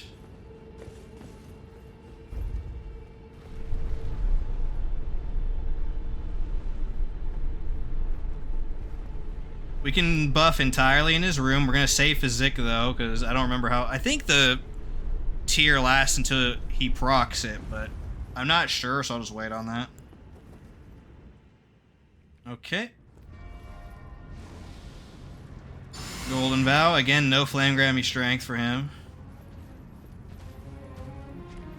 I'm going to focus real hard here, dudes. Focus real hard.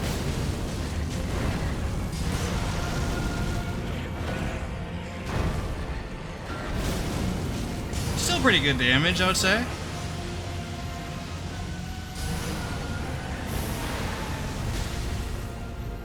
The melee is still good, do good damage as well. Very nice.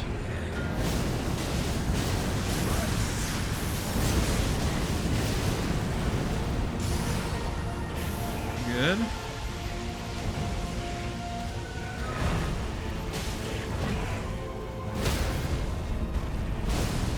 I think I will actually take the crit here because he's resistant to me.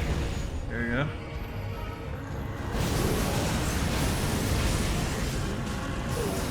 Alright. Let's pop our stuff. Okay, we can attack here actually, that's right. Probably should have put on Golden Vow again though.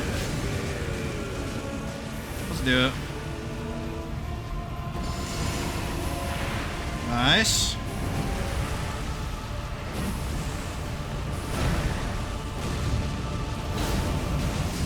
It's gonna hurt. Oh.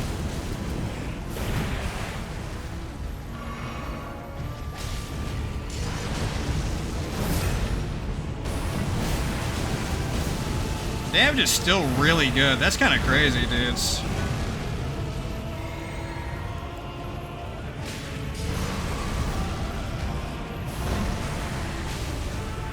So I'm mixing in some R1s though.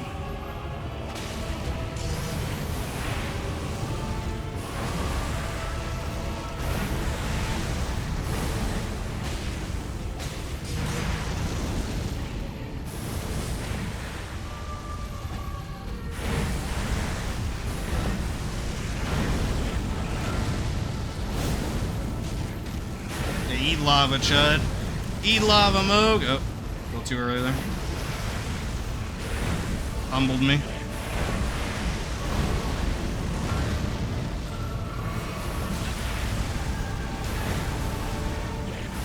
You get a spam trident. That's annoying. There we go.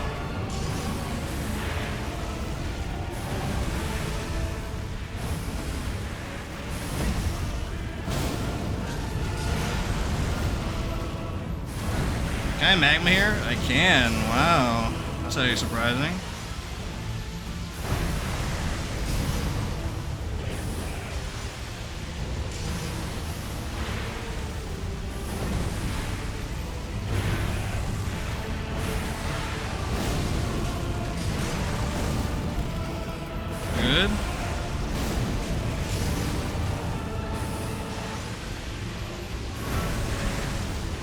Trident, okay.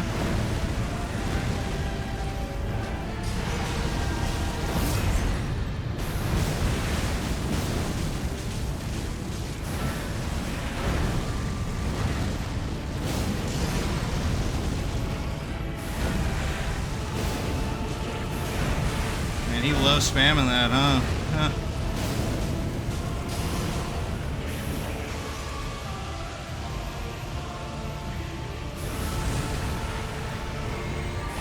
Oh, I did a quick punish on that. Okay.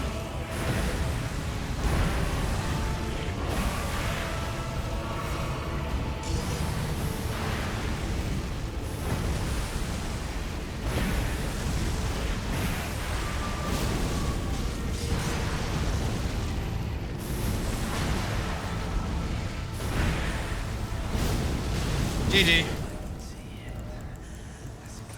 I didn't quick bind my Pickle Falfa though, there we go. I have DLC ones, but I just won't use them. Mogwin! And there goes the Chud that is most fire resistant. And we get 1.31 million runes. Boom, dudes. Okay, so... we got a lot of cleanup to do now, because running to Moog and Fire Giant means we missed a lot of bosses on the way, so we gotta go ahead and take care of them now. So let's do that. Radahn's first. We need to go over there.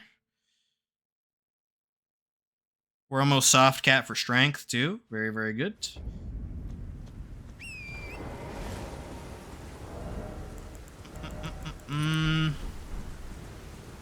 That was a pretty good Moog fight, all things considered. There was only one time that was kind of sketchy on the stairs, because I got a really badly timed bleed proc with a Trident explosion, but overall it was pretty good. Pretty good indeed.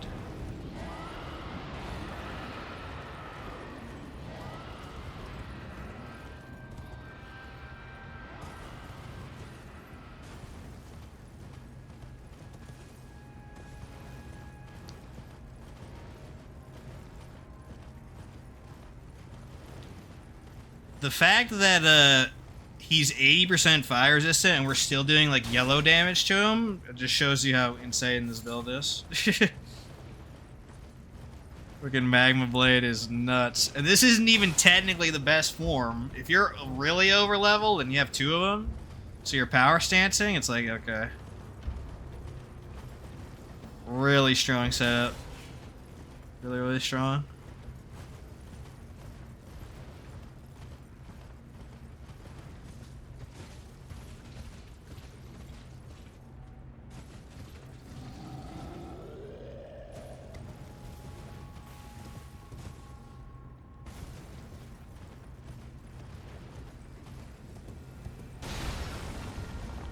I don't think we're gonna need this grace, but we'll grab it anyways.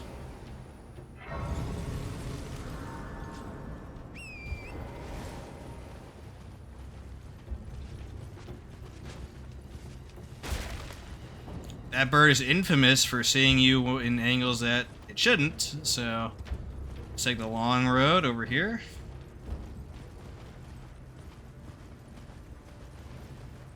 Nice. Can we actually, if we go for 2 more hours, we might actually be able to beat the base game today. That would be insane. I don't know. Huh. Sure would be interesting though, for sure.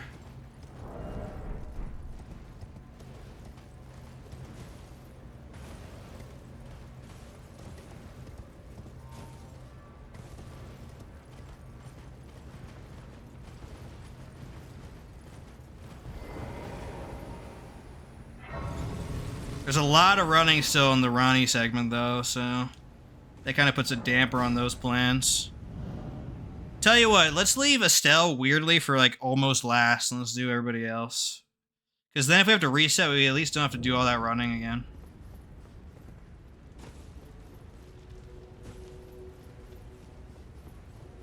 That probably works, right?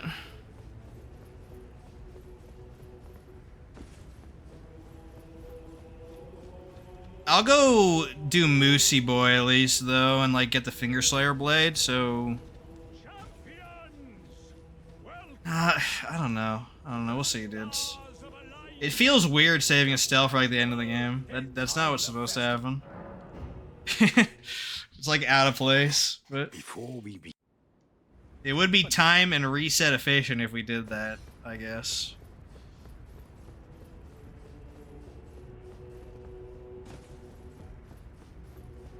So Radahn's really annoying. We can't actually like get any incantations off until the phase transition. So Flame Grammy Strength is basically a no-go. Oh, I forgot to even switch back. Hold on, dudes. Whatever, we'll just fight him with Purifying Crystal Tear. Whatever, dude, he's not gonna kill us. I forgot to switch back my Crystal Tear. Okay.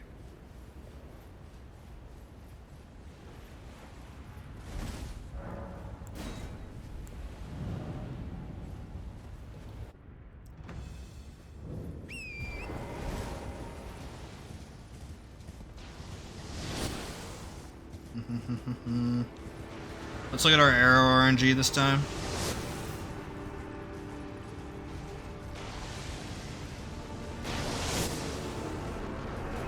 Oh, really good RNG. Holy frick. It's a miracle, dudes. Holy. I can actually incant right here. Maybe we can Flame Grammy Strength too. Greed, greed, greed, boys. There we go.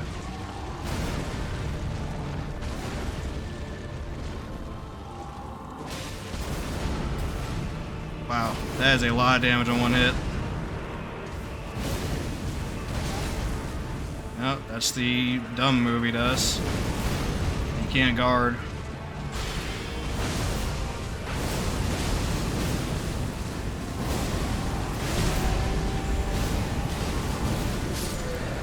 Okay, we just phase transitioned him. And he got stuck in an animation, so we completely skipped the phase. That's crazy, dude. Holy. Okay. Alrighty. You know what? Screw it. We'll do Estelle, the normal place where we're supposed to. Because, I seriously doubt we're gonna actually die, in the base game from now on. I don't think so, dudes. I think with Ritual Shield in particular, like the Fortisax dodge fail, I don't think that can kill us. Okay, we're actually at soft cap for Vigor now, or for Strength, sorry. We're already at Vigor cap, right? Yeah, 54. In case you don't know, 54 is the soft cap when two-handing, because 54 times 1.5 is slightly above 80, so you're good to go there. At this point, I might actually soft cap in Mind and then go Endurance. Screw Dexterity, to be honest. Okay, let's take care of Finger Slayer Blade and Moosey Boy. I am going to unequip Weapon for Mimic Tier 2, because I don't want to die. Call me a little chud if you want. Okay. Fix our Physique. Start at full strength. There we go.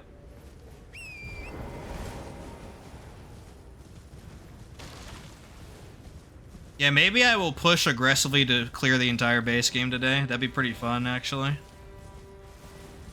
That would be pretty fun. If we die for whatever reason at this point, by the way, I'll just come back tomorrow and reset from level... Well, not level 1. It's level 150, technically, because we're New Game Plus, but from the very beginning, we'll reset. Hopefully we don't die, though.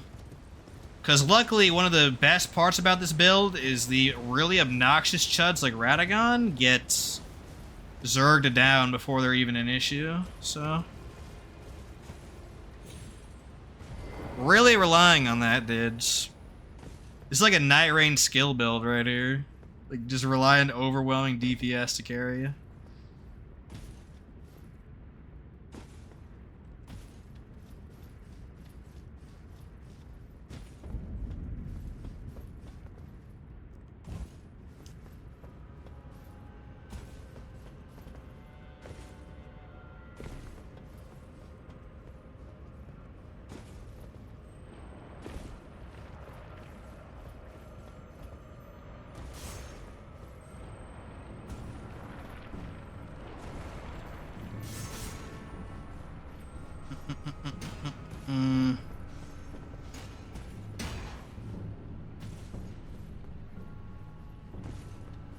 Alrighty.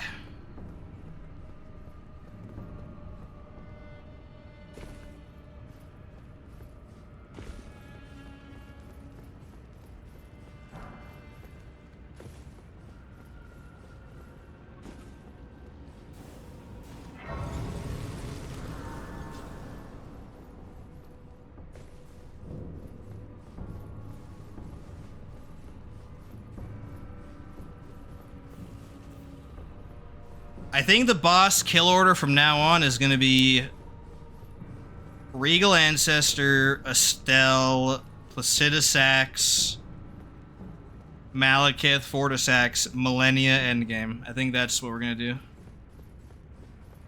Yeah. Millennia is no problem with this build, by the way, but I should probably still wait till I'm as strong as possible before fighting her. Or maybe not, I don't know.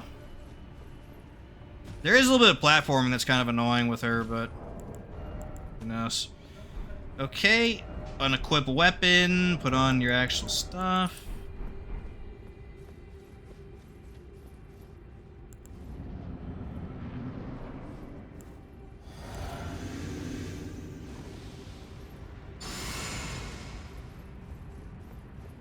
Summon him while casting Flame grant me strength. There we go.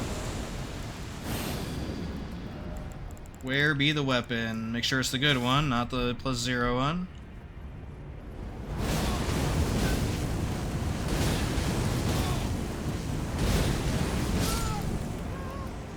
Boom. I hope that's how the NPC battle goes in the DLC. That'd be pretty cool. Dane will get like punches in, but I think I can just murder him before that's an issue, but I don't know actually.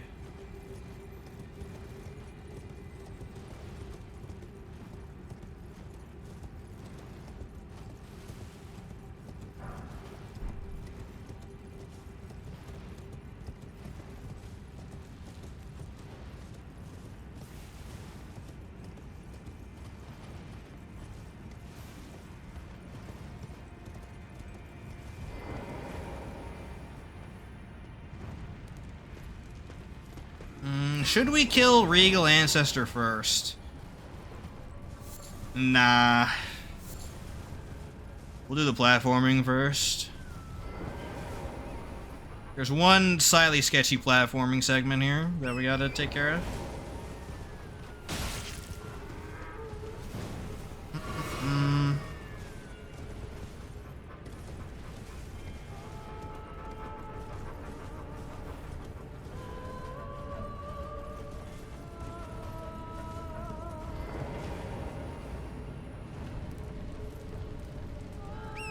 Got an arrow in my hand. Ouch. Yeah.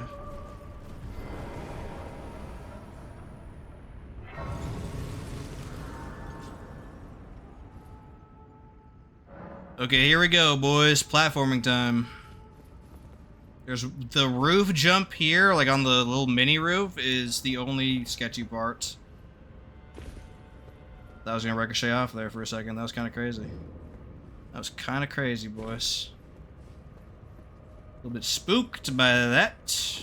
Okay, here we go. Here it is. Here it is. Okay. Sometimes it eats your input there, and you gotta save quit real quick, but did not this time.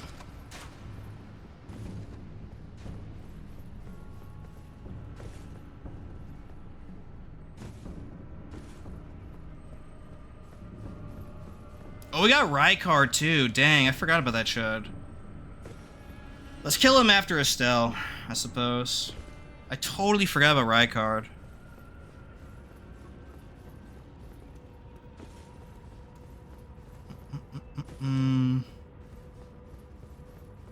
The question with him is, do we power stance or not? Because we're not going to be at 80 strength. Remember, we're going to be at 54. So that is interesting. I think if I run jump attacks, it's still worth it? Do I even have that in this character? I do, okay. Well, maybe that's the play then.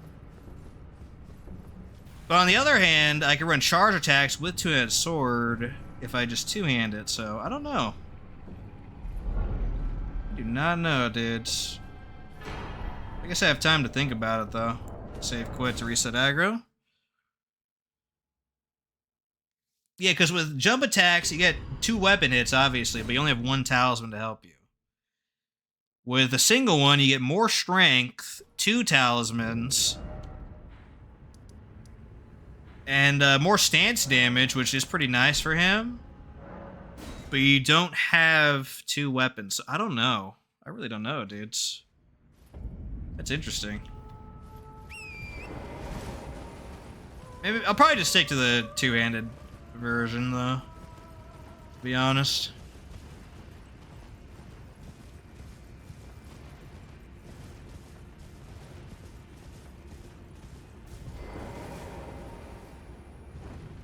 Man, yeah, I don't know. I don't want to science anything. That's for like offline dudes.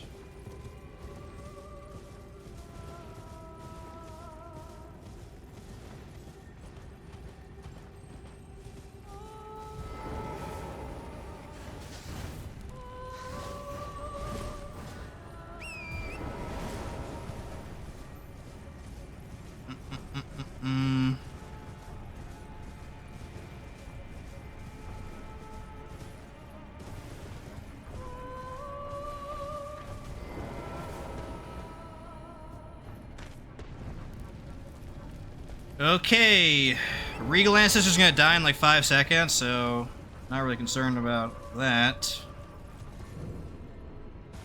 Hopefully we could prevent a heal, but probably not. He's probably just gonna immediately run away and heal. That's okay, I guess.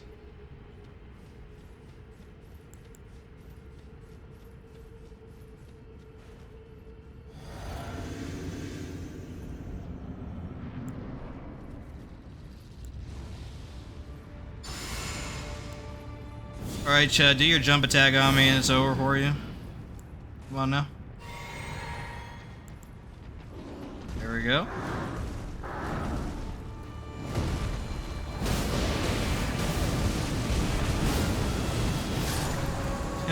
GG.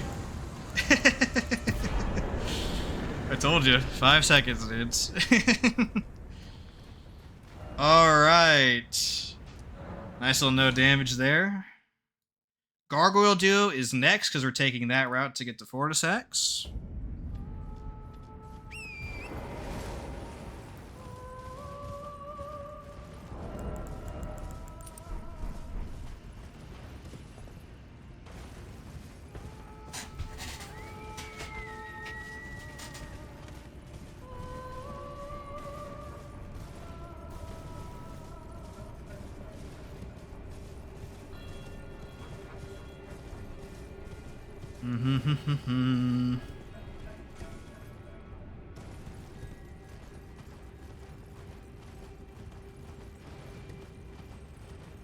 Not grabbing the grace because I'm that confident I'm not going to die. And even if I do, it doesn't matter because we're not respawning, we're leaving. So, a little bit of a time save there. Now the goal for Gargoyle Duo is to always kill the first one before the second one arrives.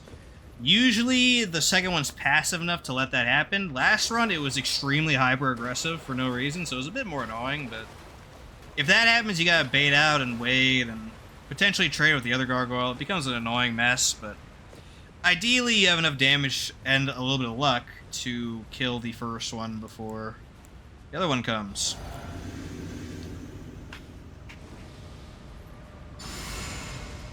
Wait until he's walking towards you for Flame Grant Me Strength. There we go. Bring him over here, by the way. Don't go over there where the other one spawns. Don't follow, just wait for him. There we go.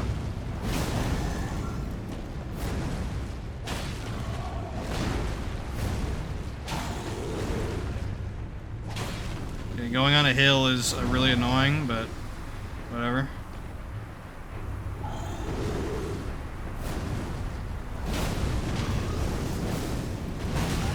Ooh, delayed hitbox, okay.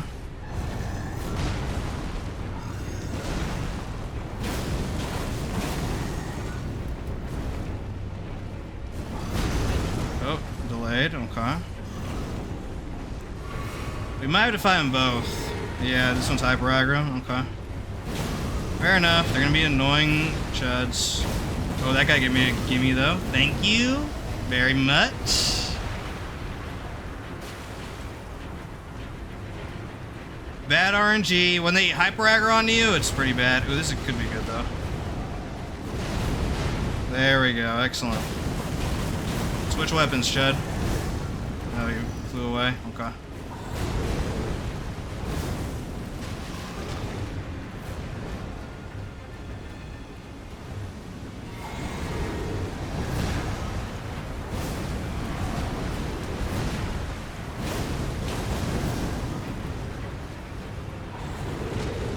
The other one's behind me right now.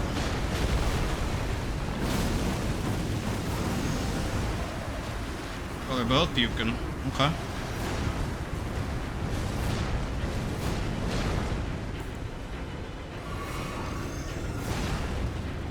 Alright, we're fine next to the ledge now. I see what they're trying to do. Man, they are optimally trolling. Holy frick. Way to kill my pace, dudes. Thanks. Appreciate it. There we go. One's down.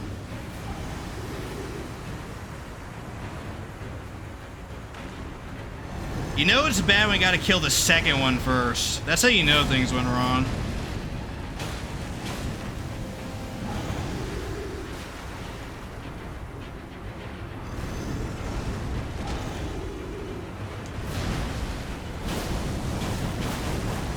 There's ulting, okay. 1, 2, 3. There we go. That might have been the hardest fight so far. Okay.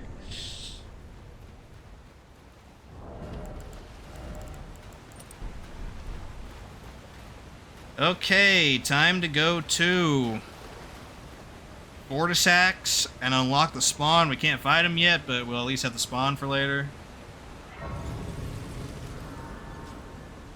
We'll grab some more strength. Actually, no, we're capped on strength, right? Let's do mind. I think the mind cap with Godric's is 33, if I'm not mistaken. Yeah, I think so. I think so, dudes.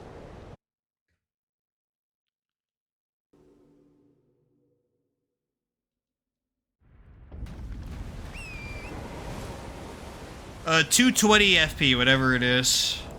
Right now we got 168, so. Oh, man.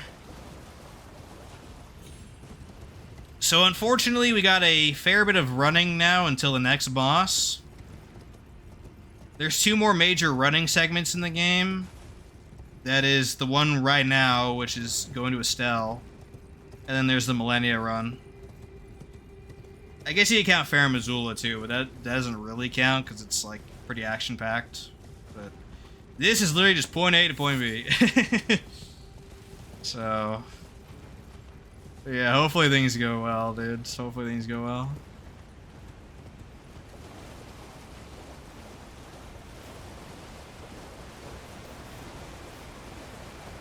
We should be able to beat the base game though, which is really cool.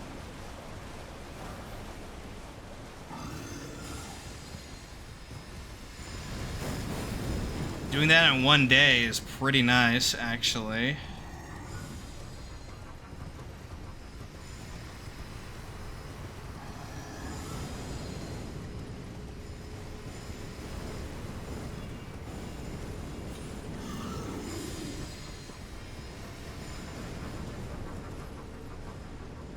There we go. We'll come back here a lot later to kill Fortisax. Very nice, dudes. We gotta go check in with Ronnie now. And proceed with a very, very long run.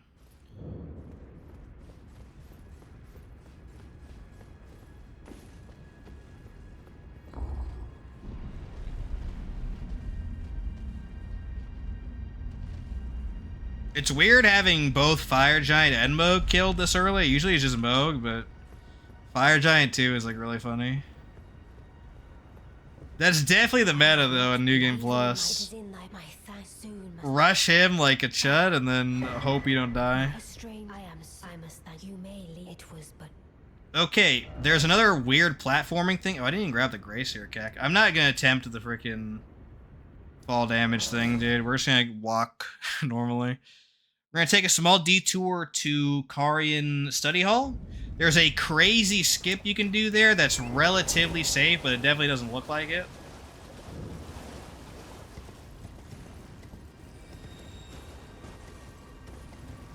If I die, like, if I missed a chandelier, that'd be so funny. I'd definitely clip that. But I'd also end stream and be annoyed. Go get some ice cream or something. Better luck next time, boys. But it should be fine. It's pretty easy to hit the chandelier. It's like super huge. Like, it's very skillful to even miss.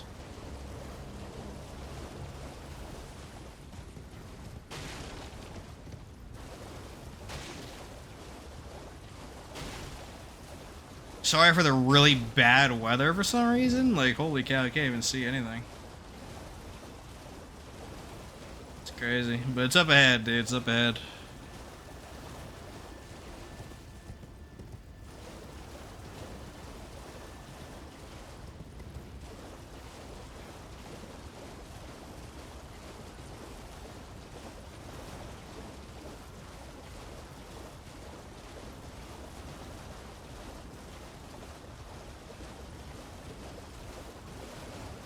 Where's the study hall? I think it's like right here, right?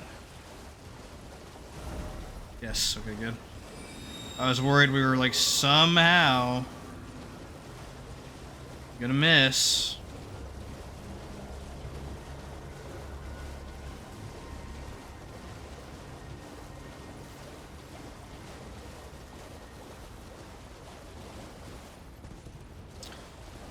Alright, when we get in here, check out this crazy jump skip we do to get quickly down.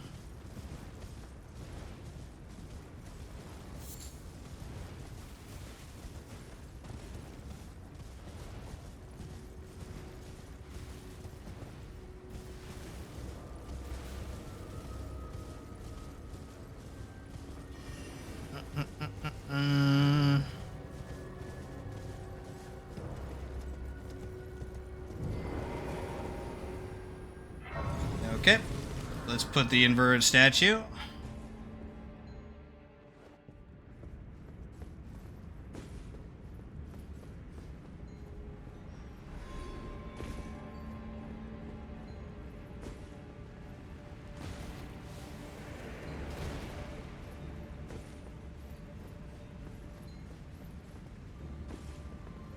He didn't see us, the frick?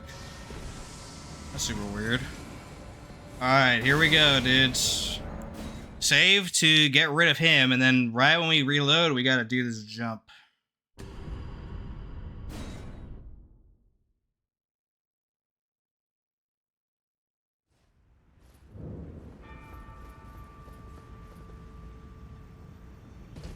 Boom, there we go. Awesome.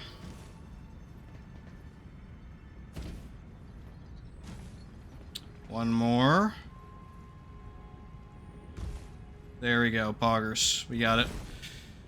Good, good, good. If you land on the lower level of that chandelier, you still survive, but literally 1 more meter and you die from fall damage. That's how the game works. But luckily, it's survivable. If you miss the chandelier somehow, though, you die. So it's really hard to do that, but I guess if you're paranoid, you can double save quit and then line up your jump, but I don't know. If I lose a run to that, then I'll start doing that. Until then, whatever.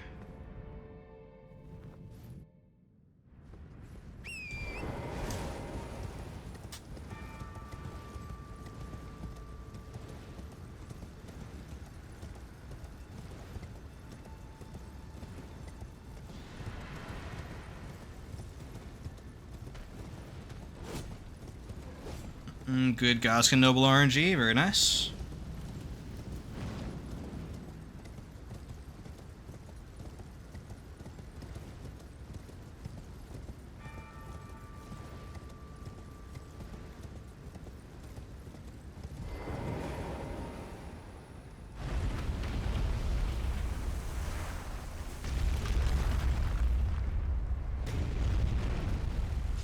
I think Radahn's Rune is out of the question for this run. Just because Godric's lasts so long. It's so good value, dude. It's like really good.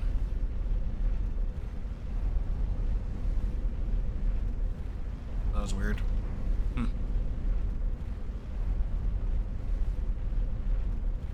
Whenever the camera glitches like that, I'm always a little nervous.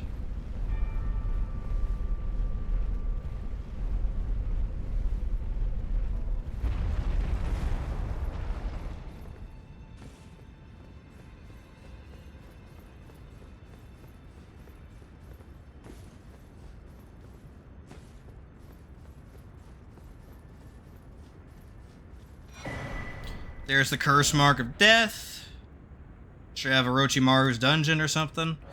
That'll let us go fight Fortisax later. Now I gotta initiate the very long run to Estelle. Very nice.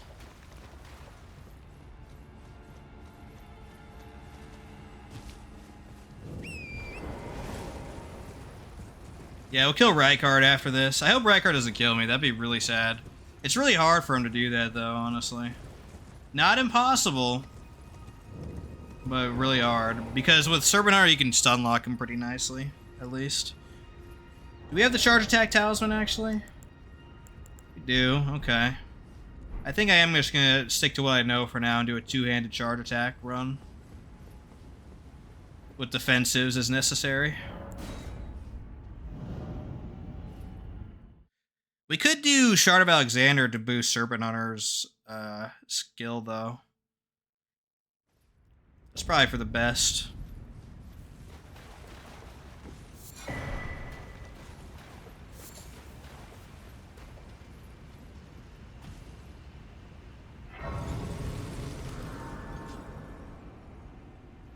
Let's talk to Ronnie.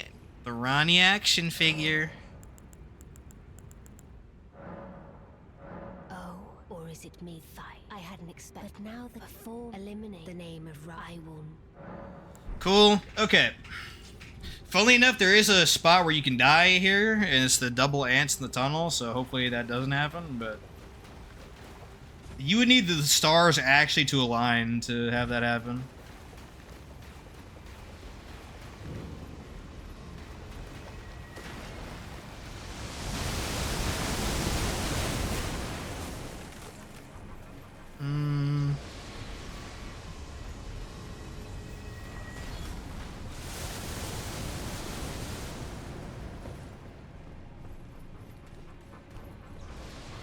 Here come the deathly ants.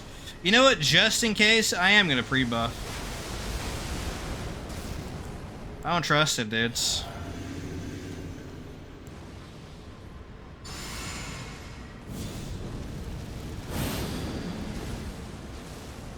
Where you at, ant boys? Let's see our spit RNG here.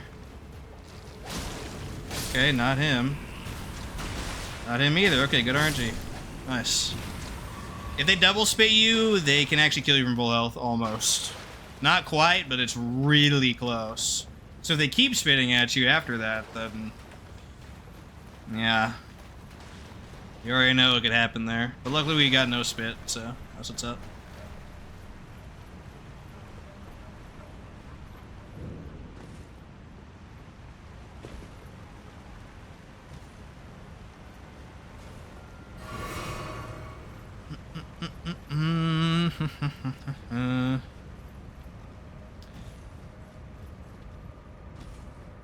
I don't actually have a New Game Plus Rykard save, so I might actually... actually, no, I think I do. I think I do, actually. Yeah. I think on my main character I do, so...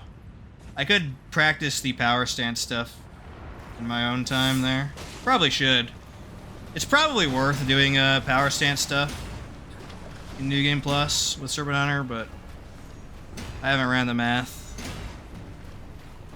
or seen anybody else do it.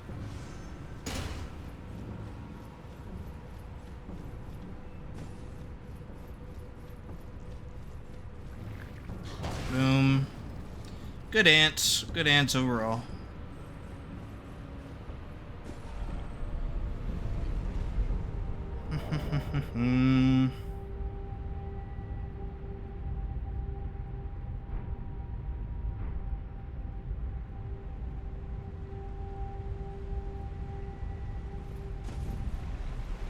About halfway to Estelle now, which is great. We're gonna go kill the Baleful Shadows via backstab, like always.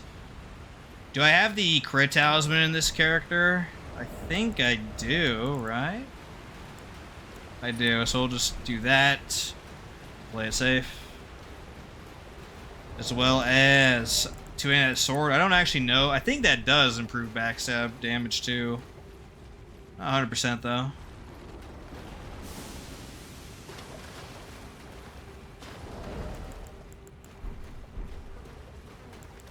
Let's get full buffs up.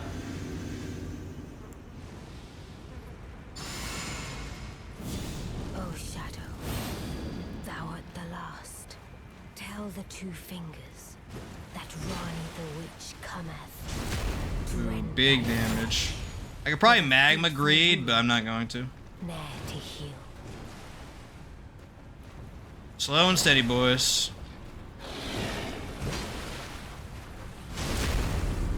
I would greed right now, actually. You know what? F it, dudes. Boom. He tried to heal. It was more of a challenge, really, Ronnie. This is farewell, my dear. Tell Bly. Okay, Lake of Rot time. I love that. Okay, let's get our actual setup going again. Boom. Where is Dread? There we go. Excellent.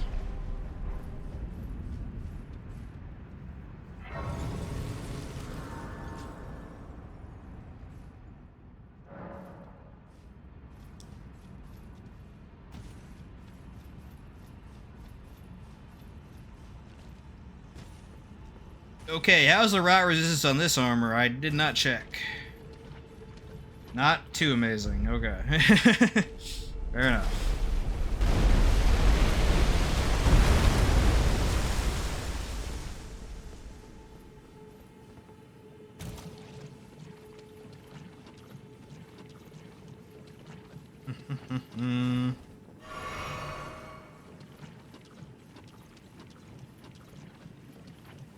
Estelle should be fairly straightforward.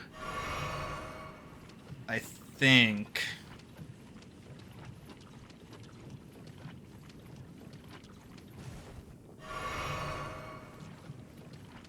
It's only like the upwards grab that might be a problem, but she might not even be able to do that in time. We can flame grab me strength, but we're gonna only have like one use out of it, like one combo. I guess we should do that. It's better than nothing, but whatever.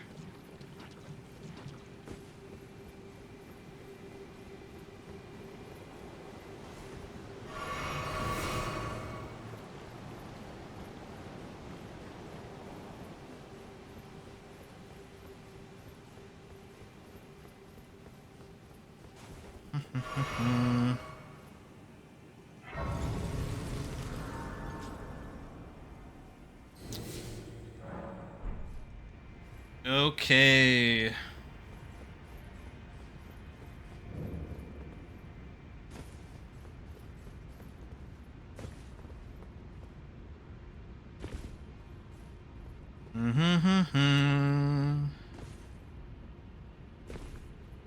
Let's not aggro the annoying Kindred of Rot. That would be vastly preferred. But we did aggro. Okay. Well, instead of dealing with that, I'm going to save quit. Actually, this might spawn them in my path. Let's see. We can fight them, though, if we need to. Yeah, okay.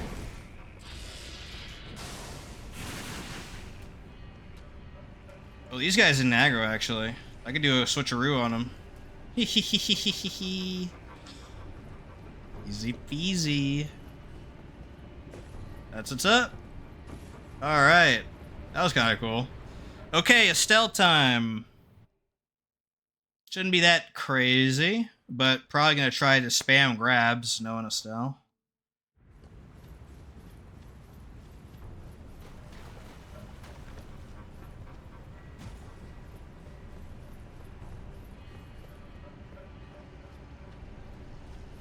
Let's do a full pre-buff outside.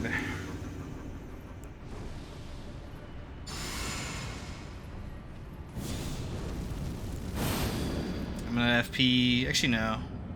Yeah, we're gonna FP right now. There we go.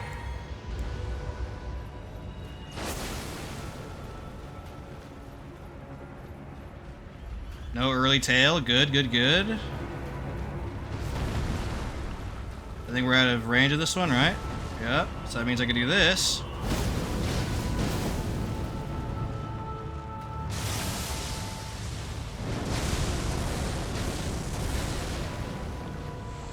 This might be a grab here. This. Nice try. Immediate dumb grab. Isn't that funny, dudes?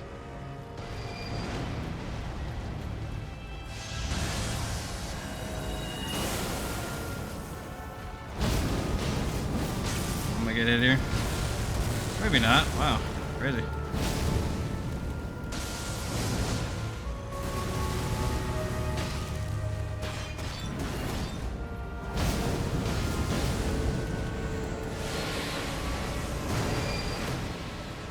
Ult time. My golden bow here.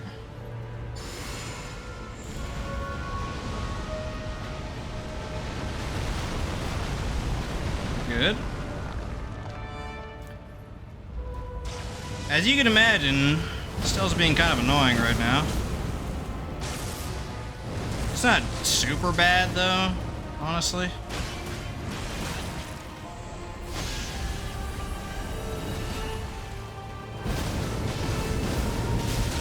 I'm gonna take the damage here and finish him off. Boom! Easy peasy.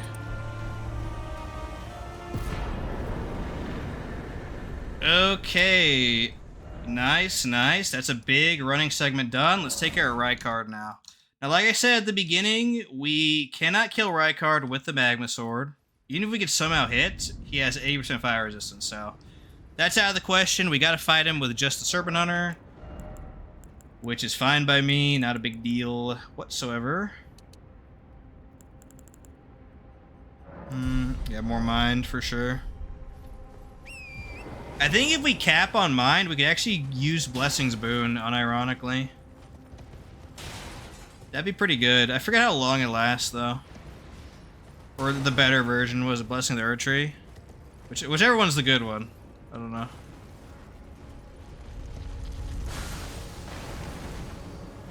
Okay, that's kind of crazy.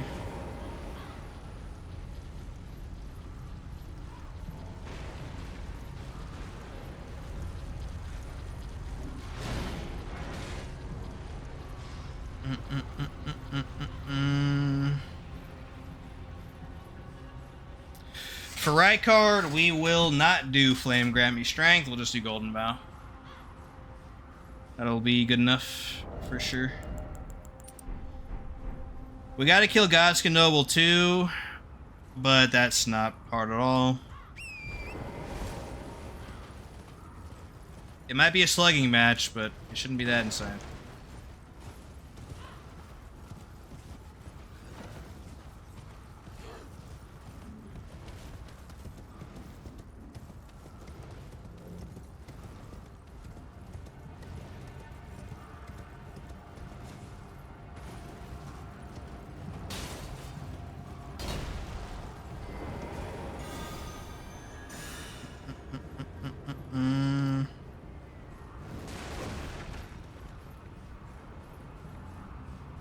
That's actually really good grafted Scion RNG, holy cow.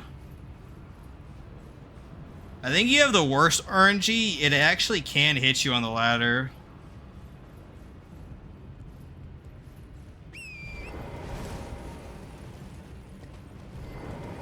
Luckily, I don't think I've had that happen yet. I think there was one time really early on that he hit me, but it was because my movement was bad, not because I had bad RNG.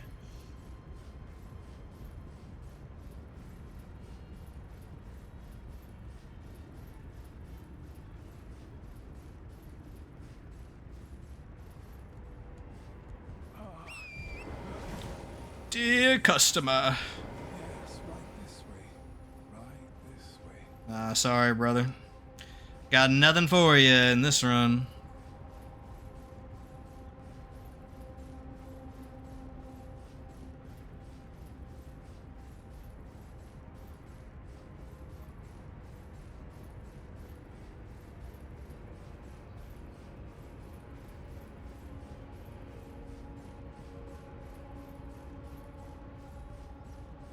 I think I am going to implement a change in Farum Azula, though. The part where I parkour over the obstacles past the undead beastmen, I've never had problems there, but it's extremely close, and it makes me uncomfortable. So I think I'm just going to spend the extra, like, minute killing all of them. I don't want to wait for a problem to actually happen, because that is late in the run, so losing a run there would be really annoying. I think I'm just going to take it slow, kill all of them, be good.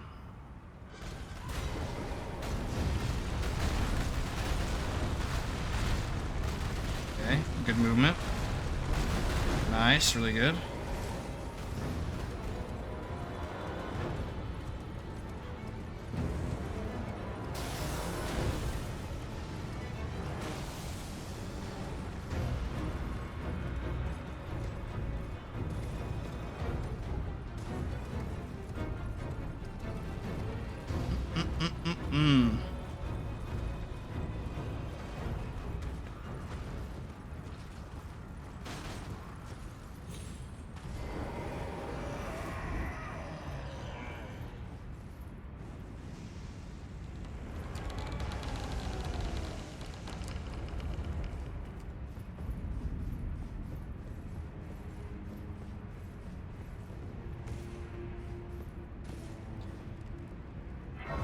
Back in my home territory, dudes.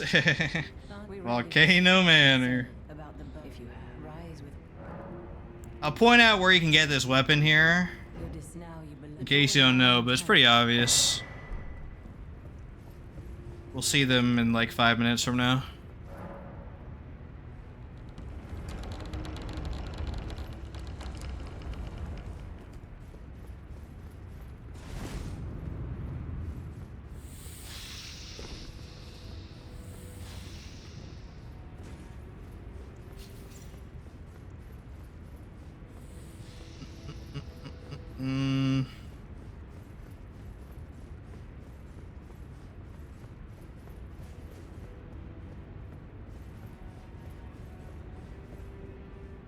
Okay, grab this grace.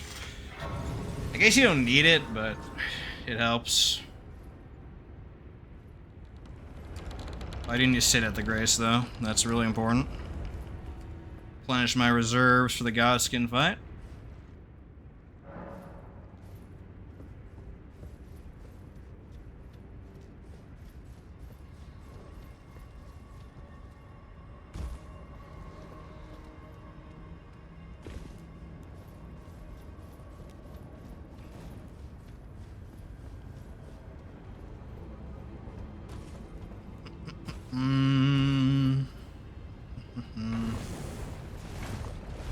Ooh, I can run in the lava. Holy cow. That's really good.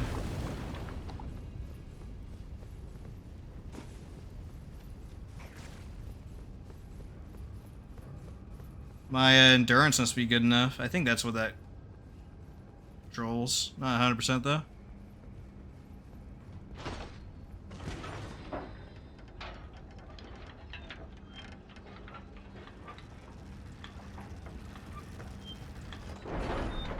Okay, Godskin Noble, so not a very hard fight. The key is just be really aggressive, because he has a lot of animations that just lock him out of doing anything. So, as long as you're aggressive, it's not really that crazy of a fight. Definitely intimidating, though, I can understand. But keep in mind, he has a thrusting sword, so it's always going to be worth it to get behind him. Just based on that alone. Early fireball, so that sucks.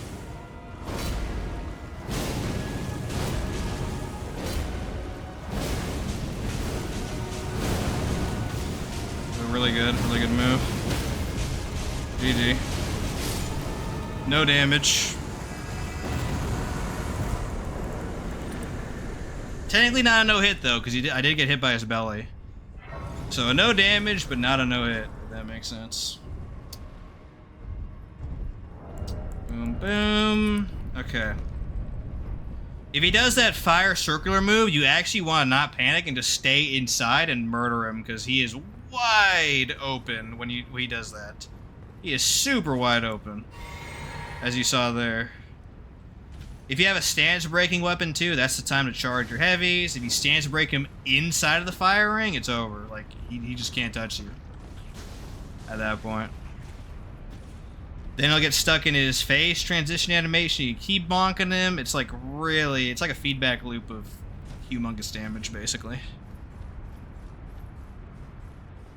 Alright, let me show you guys where the Magma Blade drops, the weapon I'm using right now. There are 2 enemies here that drop it. There's probably more in the later chambers, but these are the most efficient to farm when you get the shortcut elevator in the next room. It's this man-serpent here.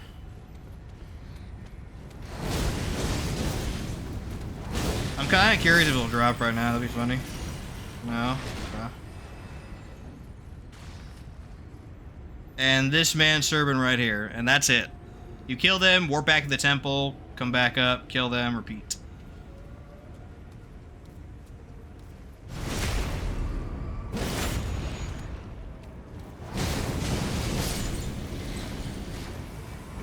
Nothing. Sedge.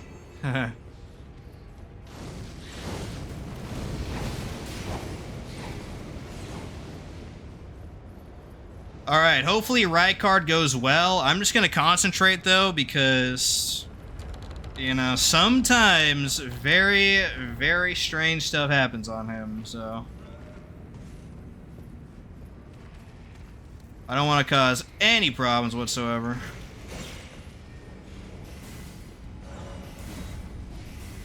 I do have to, like, change up my entire setup though, so.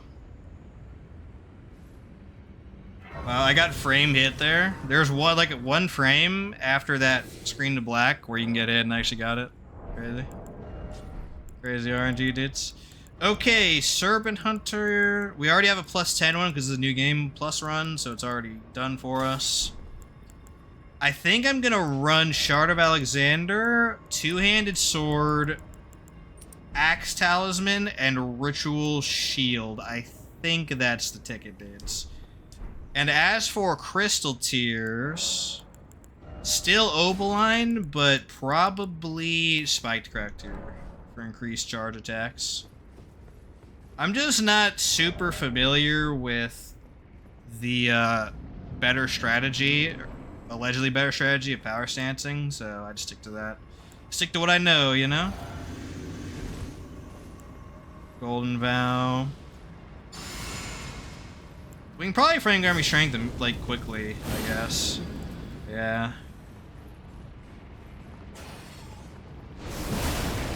Holy, that damage.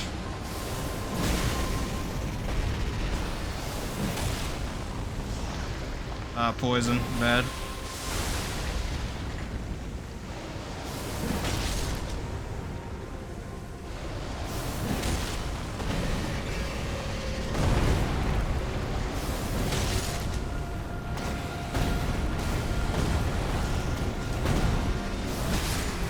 Alright, no damage phase 1. That's good. I'll try to flame Grammy Strength here. That'd be kind of cool, right? Ooh, I got it off. Frick yeah.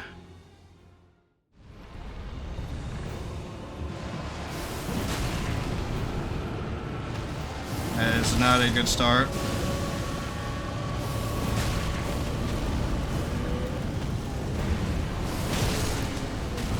Oh, fire.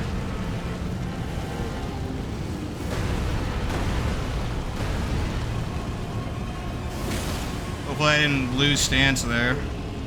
That would have been sad.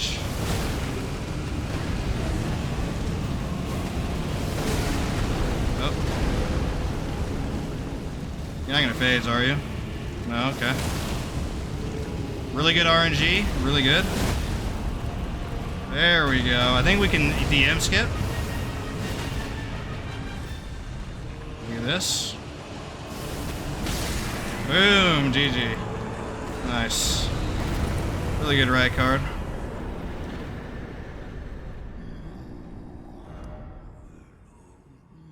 Onwards to Farum Azula. Nice, nice, nice.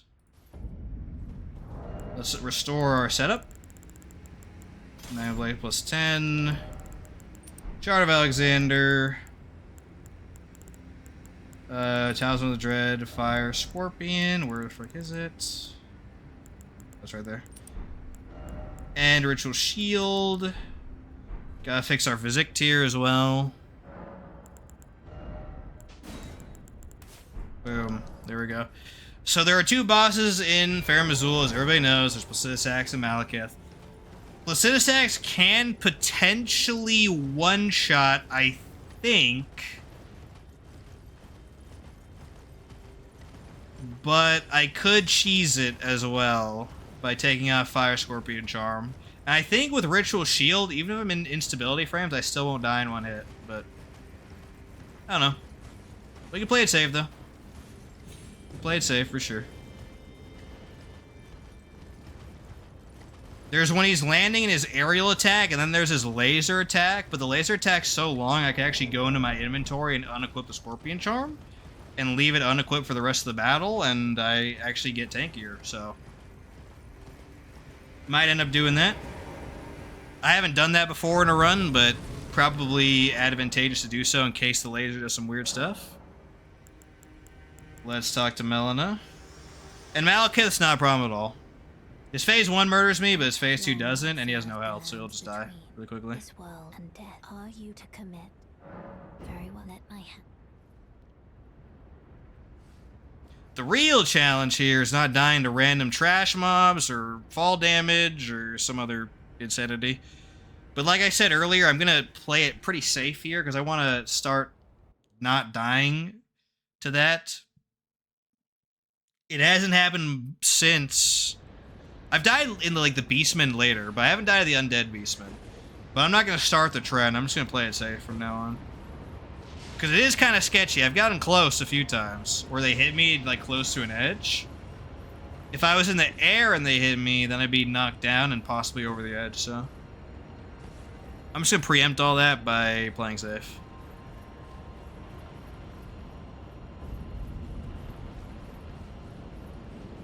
After these two chuds, it's Millennia and then the endgame. Very, very nice, dudes. Yep. Worst RNG in the Beastman. Right.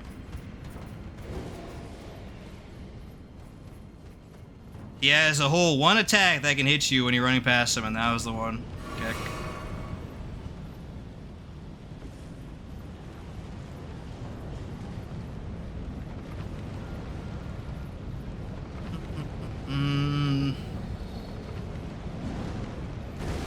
Oh yeah, Fortisax too. We'll kill Fortisax after these guys at Farum Azula. Almost forgot about him.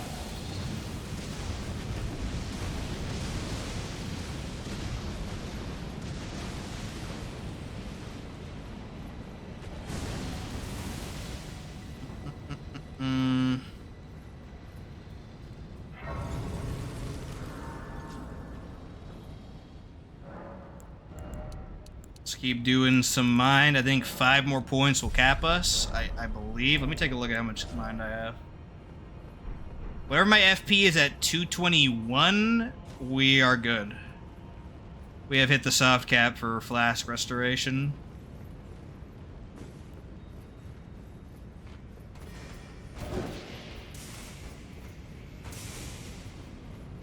Game's lagging. That's a little bit concerning, dudes. That is a little bit concerning indeed. Okay, here's the main change. We're gonna kill all these guys to ensure no shenanigans happens. Oh, the Beastman's following me here. I can kill you too, I suppose.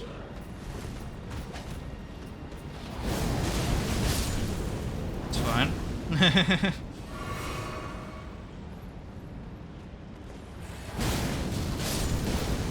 Killing this guy will give us a stable base of operations to kill the rest of these.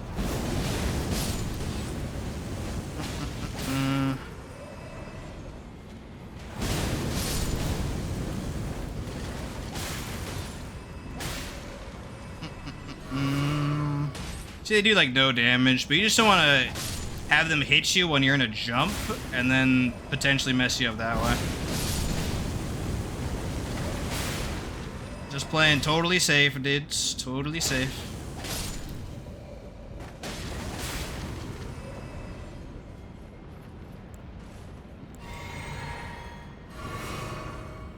Now there's nobody here to antagonize your jump, which is very good. There's an archer up there, but he never hits as long as you keep moving.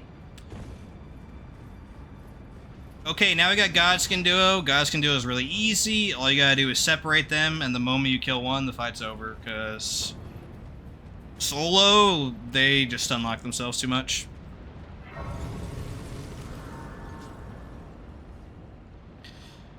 Let's see if the Halberd Banished Knight behaves, though. Always an interesting conversation. Oh, he did. Wow. Awesome.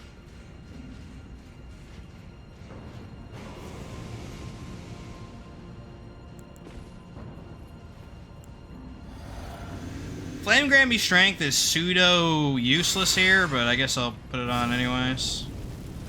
Why not? Use the pillars to separate them. Good RNG in the Apostle, they dashed away there, that's really awesome. Take hits here, that's fine. Ooh, really good actually. Really, really good attack.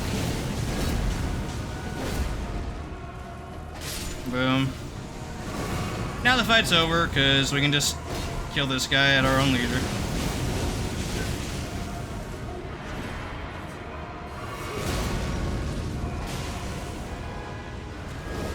Right behind him is a safe spot on that attack.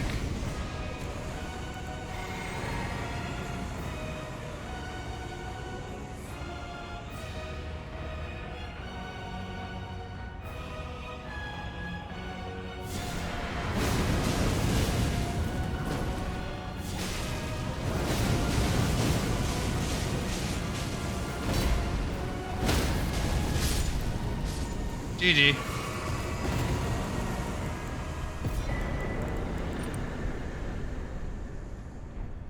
Alrighty, that was fairly clean, for sure. We're getting real close to the cap. I think it'll be 33 with Godric's, right? I'm pretty sure. Okay.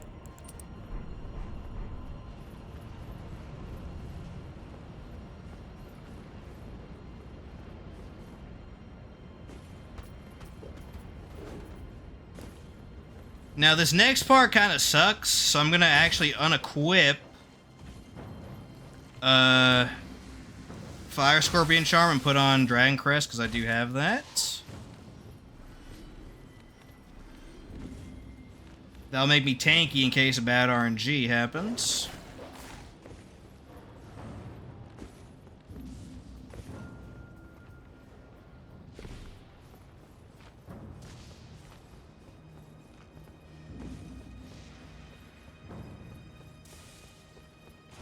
So right here, replace Fire Scorpion with any defensive. I'm going to use Dragon Crest Great Shield, because the Beastmen at the end are really annoying sometimes. So, you cannot be taking 1 billion damage.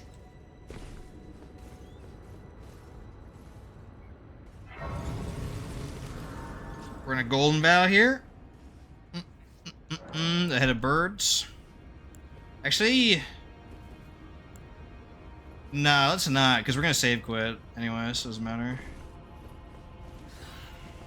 So come down here. Come this way.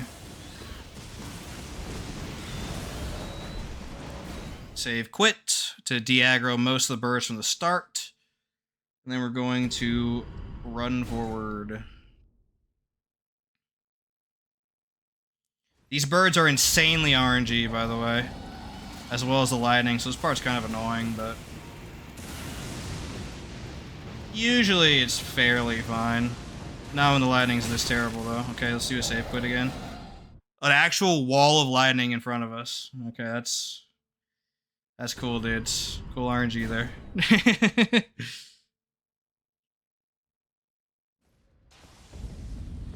Why'd my camera turn around? The frick? Game is trying everything it can to mess us up here. Another save quit. Holy cow, this lightning is so bad. This is the worst lightning I've ever had.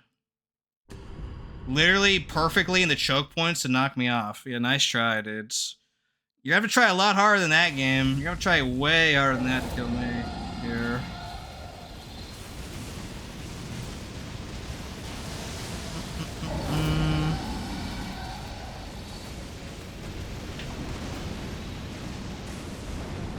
Okay, now we're Gucci.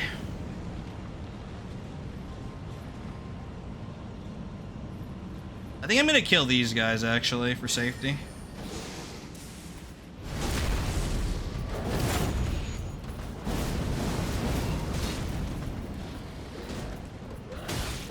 Oh my goodness. They're gonna be super freaking annoying. Like I said, Beastmen. Really fun. Look at him on the edge there. Golly, my luck is so terrible. He's trying to like, oh, come over here and hit me so you can fall off the edge. There we go. I don't know why my luck is so bad, but it is highly entertaining, I guess. Oh, we aggroed him early, the frick. Okay. Should be fine.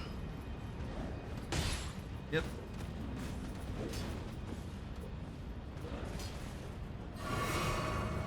This is the Beastman that causes problems. As long as he's fine, we're good. And he is. Excellent. Woo! We will not have any trash deaths anymore until Haligtree. That's what's up. Now, between these two, I like to kill Placidusax first, so that's what we're going to do.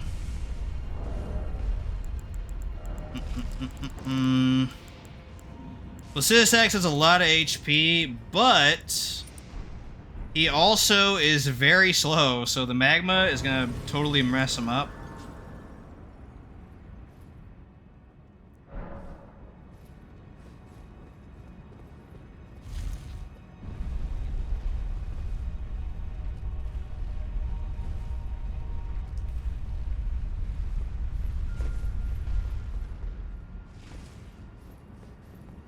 So backstab this guy to ensure he doesn't do anything stupid. And let's go.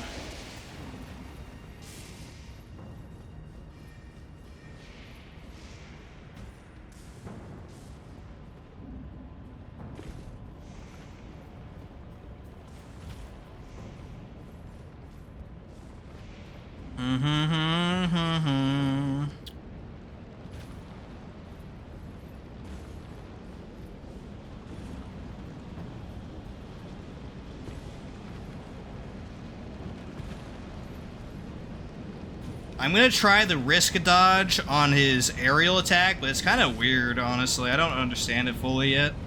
I'll try it, though. I'll try it. I have Ritual Shield, so I should be A-okay. Yeah. Let's move up a little bit, get our pre-buffs going, and then be really, really aggressive towards him.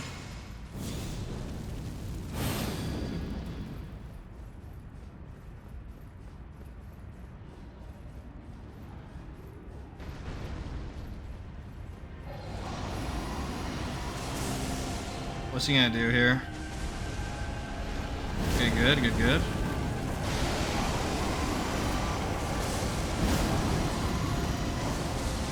Oh, I can definitely full combo there. Yeah.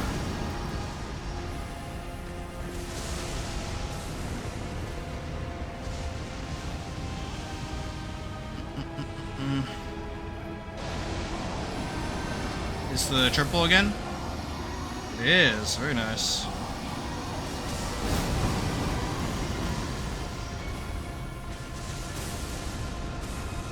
being really turtley, but that's okay. Like, whatever. I got a long time. Go across here.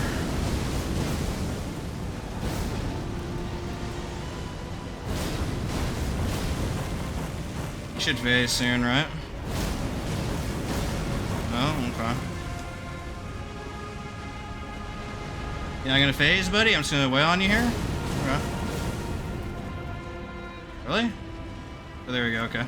Golden Vow. Flame grab me strength.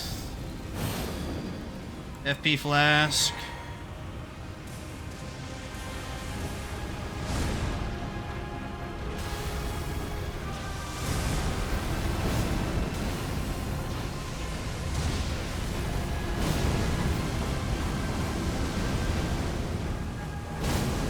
That's kind of crazy you did that move right there. Alright, let's try to dodge this. It's pretty hard to do though.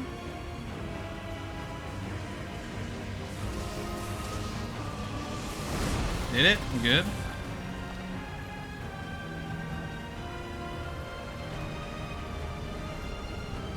Oh, are you tripling again? I think he is. Okay. Very good, very good. I don't really want to be on the tail for this part, but that's fine, I suppose.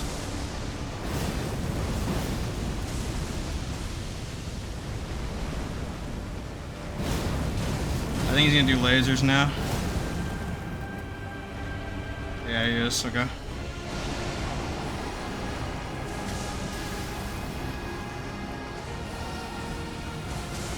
Alright, where's he at?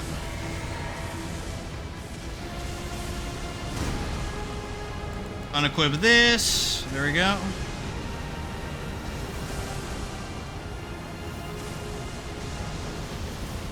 Nice.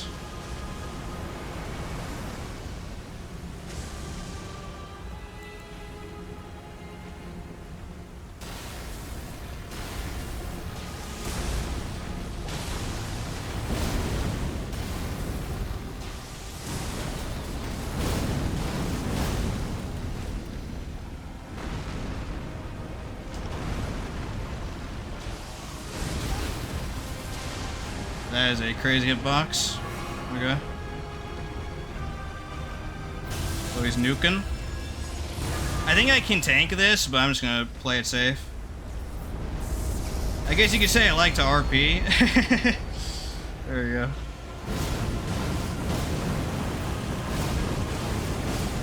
GG.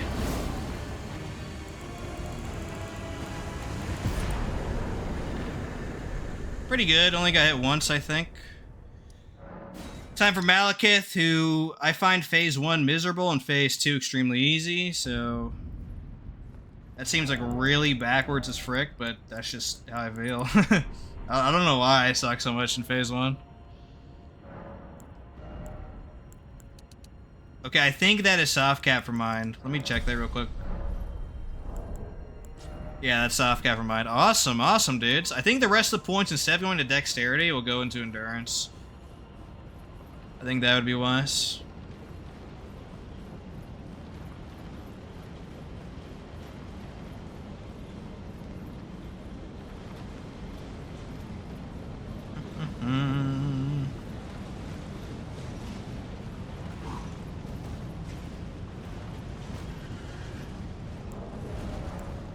Okay.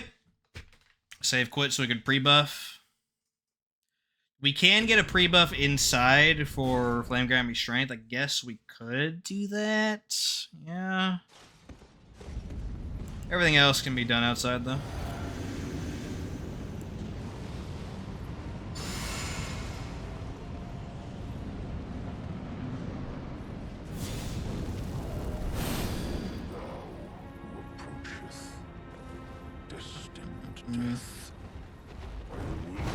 Oh, you can attack there, I just realized.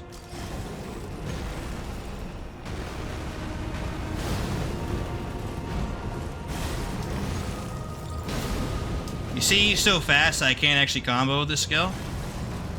You don't want to fight him on the edge either, that's like really bad, so bait him here. Okay, never mind. You actually do get hit there. That is a gross hitbox.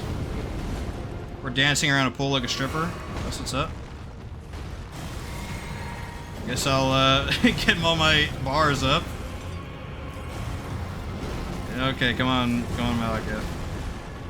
Come on, Mal. You done? Oh, there you go. Okay.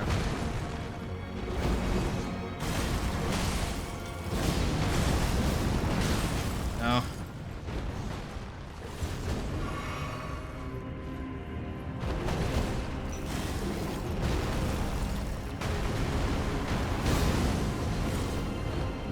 I promise phase 2 will go like twice as fast as this.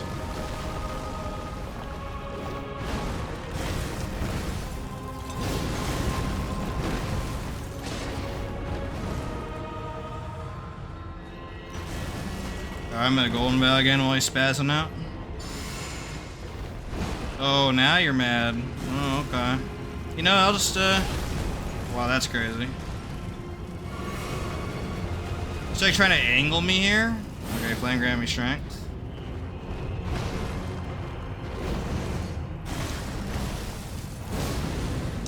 Please just phase, dude. Holy frick. So miserable fighting him in phase 1.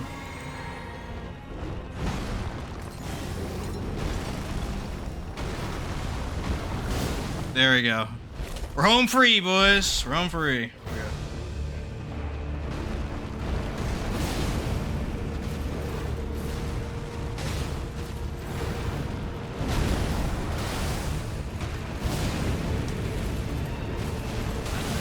Yep. Got hit there, unfortunately.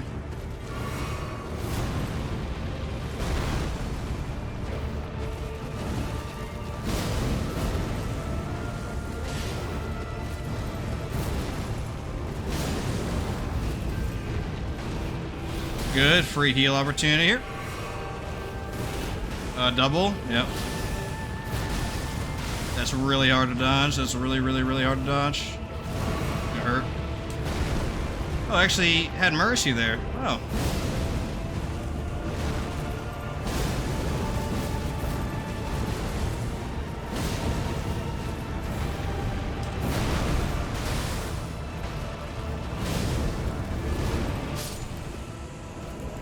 Boom. Fairly average Malekith. I got the bad opening where he does his insta, I forget what it's called, Death and Death. His instant no animation Death and Death is really bad RNG, but it's basically almost impossible to dodge. But we survive, so. No biggie. Let's kill Gideon now because he's an annoying chud. And I want him just dead ASAP, but we're going to save the rest of the endgame bosses until after Millennia, so. And Fortis X as well. We'll be killing good old Fortis in like 10 minutes from now. Yeah, let's do some endurance, dudes. There's a non-zero chance we can actually get light roll for the DLC. That'd be kind of interesting, right? We're not that far off, so... Kind of curious about that. Let's put our foul foot in here. I know I have a better DLC one, but I'll just... Technically, I didn't, like, farm... Oh, you know, let's use it. Let's use it. Even though I didn't show me farming that, it is implied because of the New Game Plus route, so...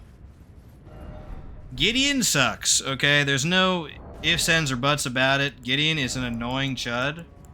I'm going to put Spelldrake Talisman on, actually, because the thing that can kill me most is his Glint Blades combined with his...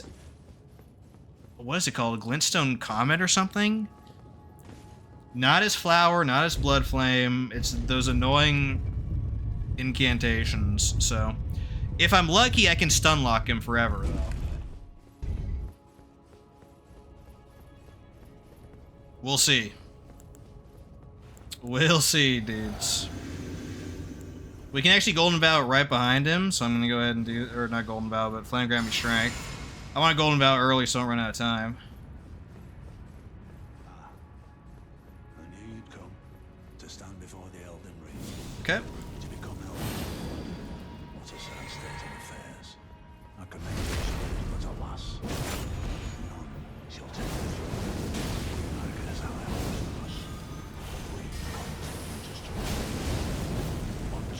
Chud. That was the worst opening he could have done. Golden Rings.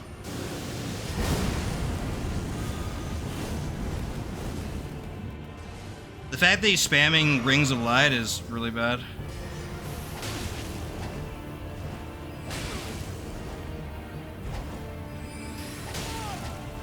Oh, golly.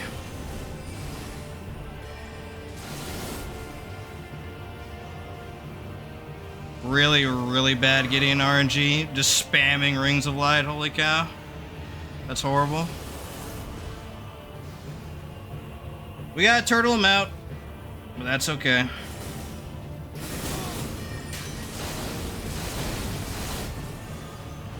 Ooh. Holy frick, Gideon. Enough with the Rings of Light. There we go. Yeesh. If he opens with 3 Rings of Light repeatedly, that is horrible RNG. Holy frick. Not even you.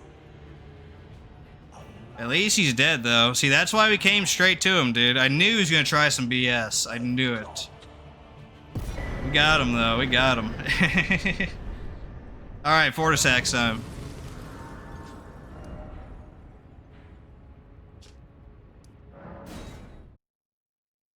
Rings of Light is the only attack that you can't dodge from him. With this weapon, I should say. Because the moment you dodge the first wave and start using Magma Shower, the rings will come back and hit you. And if all 3 of them hit you, they have a chance to kill you instantly. Just like the rings in the DLC. So, yeah. The strategy normally is to hope that he doesn't do that. And he has like 10 different spells, so normally he doesn't. So him spamming that is like... Holy cow, dude. That's how you know you're at my stream and nobody else's. When that happens. Let's do Ritual Shield here. Actually, this might be a good fight for Dragon Crest, Fias Champions. Yeah.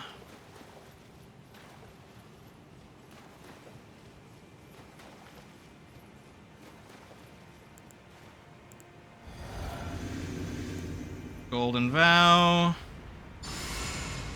We'll hold the Flame Grammy Strength for now.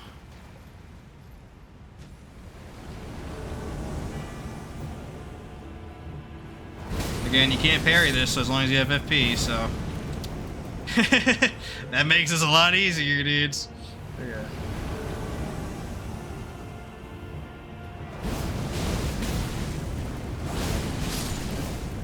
Alrighty.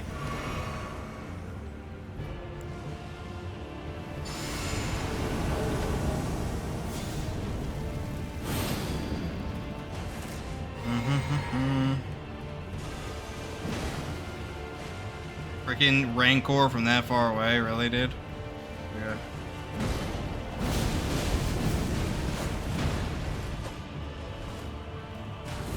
Okay, he has Endure up. Let's not fight him until that goes poof. There we go. What do you want, buddy?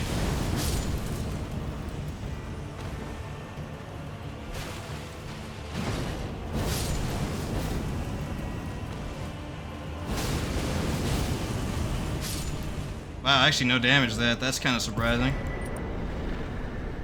Excellent.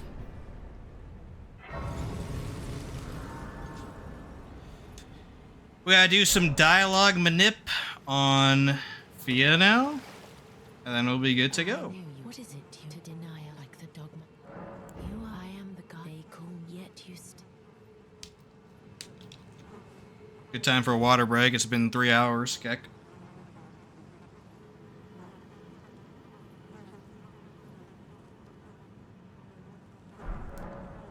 When the first Godwin's out there is, and I must before the time. When but another, and I must before the time. I think after I kill this dude, I'm gonna take a quick restroom break. Oh my, with this and claim you and though I can I hope. By the way, these items she's giving you debuff your max HP, so be sure to use them right after you're done talking to her, because I will send it is very easy to play the entirety of the game having your health slightly debuffed because of her crazy items. Been there, done that by accident. We're not done yet, though. I gotta sit down and talk one more time.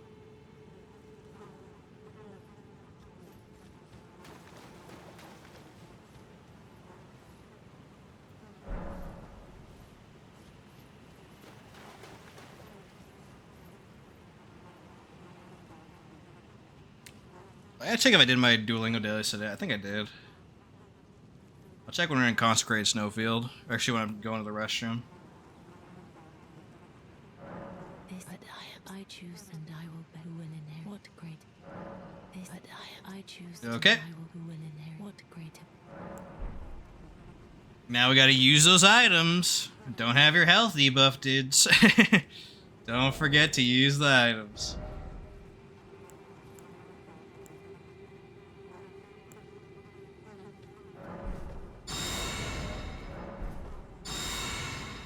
There we go. Sometimes it takes a minute for the HP to come back, and other times it doesn't. I don't really know why, but just wait and wait for that to go away. There we go.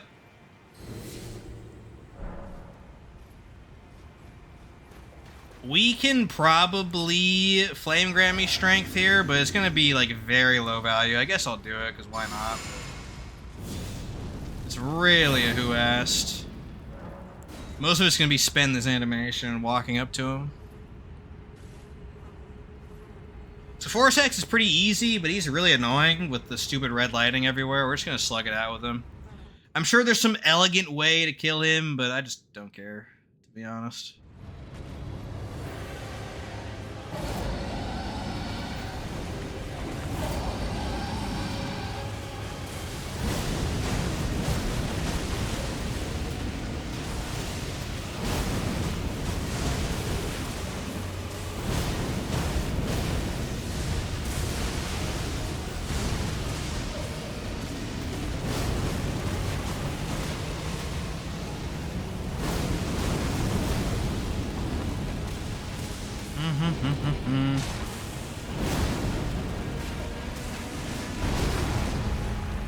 Annoying, Chud.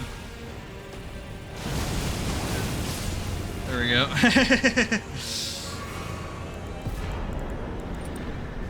Alrighty. That's what's up, dudes. That fight on level 1 is gonna be absolute misery, dudes. I already know it. I already know it, dudes. Alright, before we head over to Millennia, let me get my actual stuff on.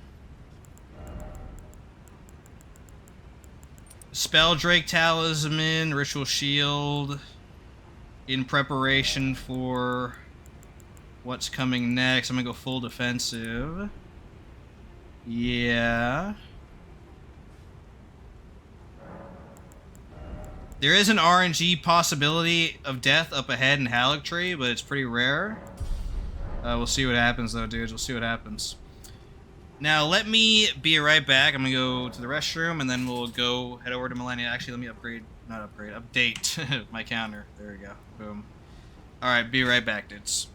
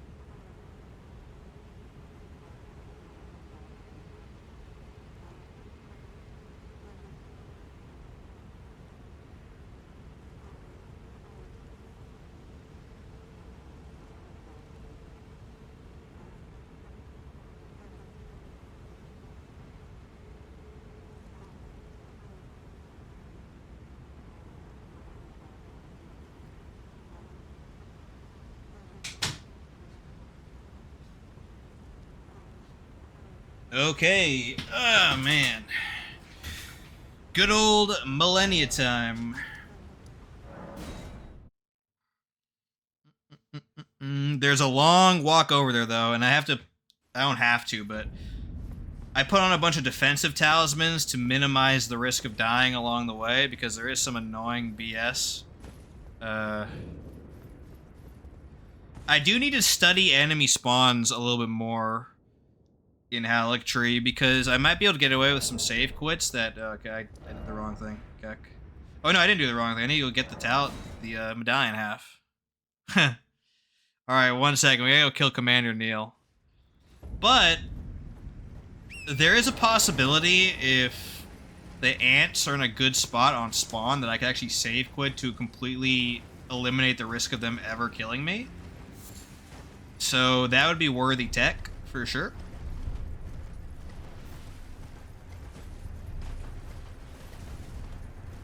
I think I'll play it extra safe with some more save quits as well.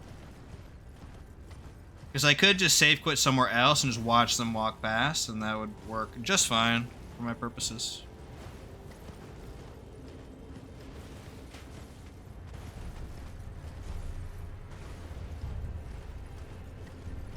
Oh, I didn't check if I did my dailies. Shoot. Let me get past the death right bird, and then I'll check. Quick. I'm pretty sure I did, though.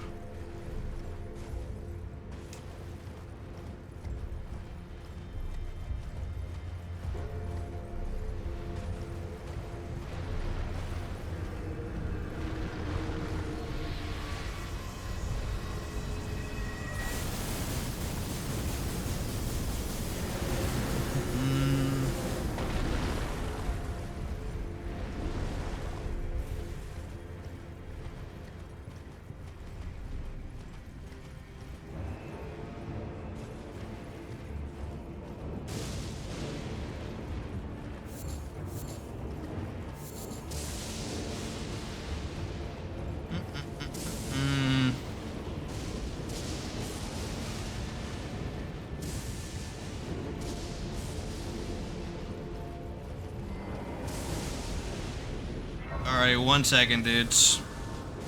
Let's see if I did my dailies today. Sorry for the freaking giant bell in the background. Oh yeah, we did. Look at poggers. We sit down again to reset positions.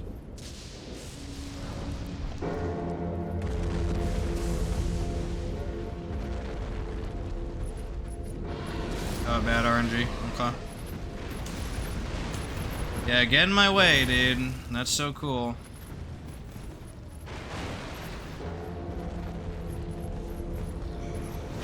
He turned around at such a bad spot, but didn't matter, luckily.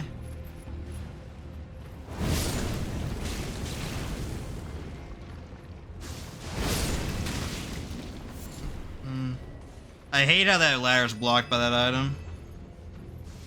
Super, super annoying.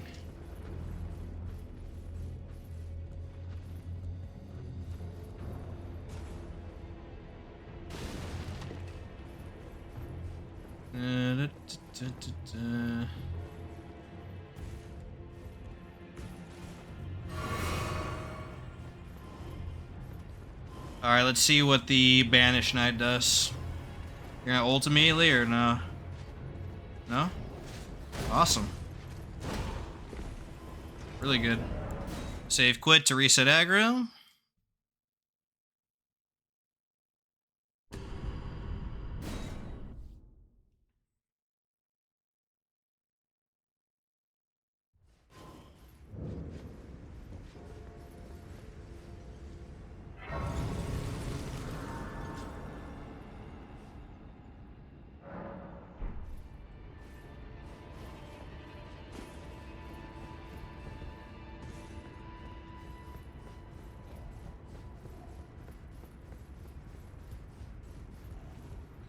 We gotta do one more save quit out here to pre-buff for Commander Neil, which you definitely want to do to ensure you kill the minion quickly. Basically, this dude summons 2 Banished Knights. You need to kill the dual-wield one ASAP or you're gonna have a really bad time. So, I'm literally just gonna Zerg that one down immediately.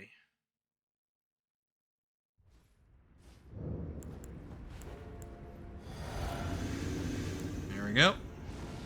Buff everything for that. Once that one's dead, you can take your time with the other one, doesn't matter.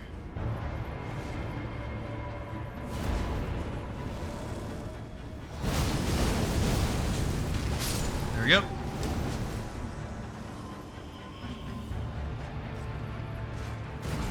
Preferably you want this one to ult. There we go. Even if it hits you, because it has a glitchy hitbox, you can just immediately backstab. Now, while he's buffing and doing all that, he's gonna phase. So now you can rebuff everything. There you go.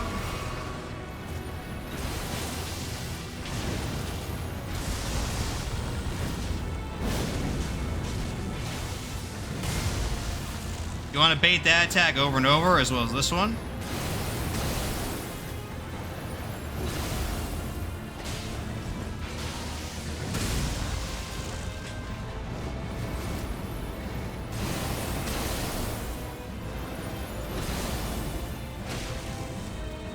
Good.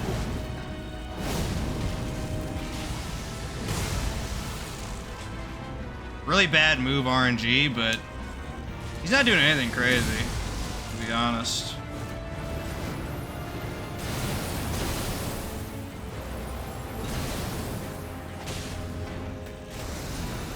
This is really good. This is really good. We can get another Flame Grammy Strength here. He stuns himself a lot here, so just go ham.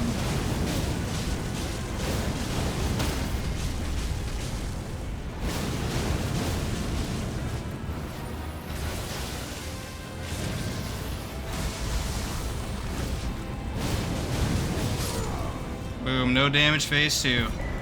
Where you at?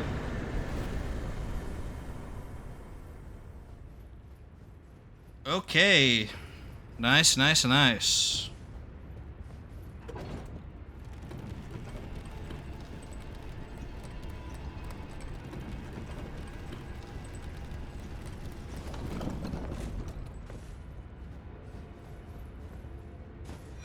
There we go. There's the other Halleck Tree Medallion half. Now we can finally go to Halleck Tree after yet another long walk. You know what's funny? We still haven't killed Ensha yet. Still just patiently waiting and round table hold for us. We might not ever come back.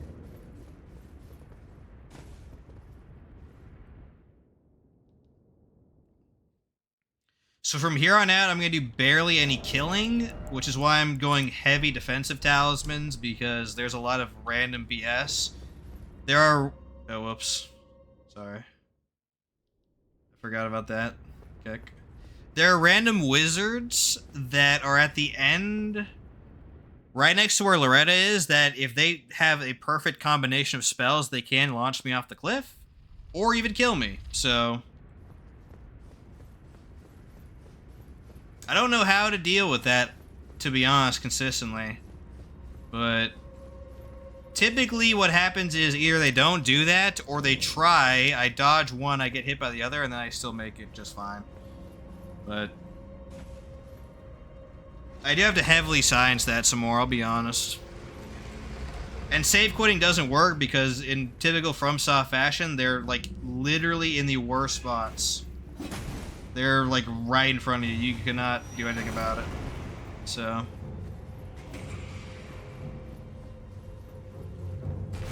At least the Great Bow run won't have to worry about that, because I can just shoot the other chud out of the freaking rafter. But not so much for Magma Blade around days. Not so much. I'll have a lot of mitigation though, because I'll just pre-pot instead of at Loretta. So as long as I don't get launched off the cliff, I should be fine.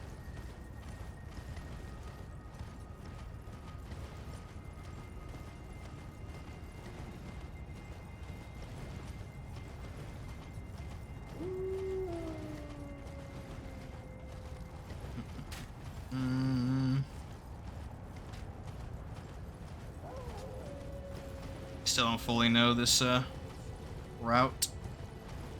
I want to go the laser way, so I'll go more east.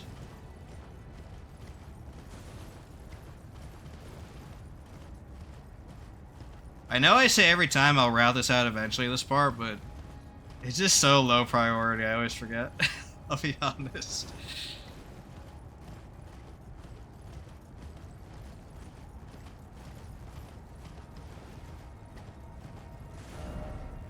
Oh, golly. Okay. Let's go this way.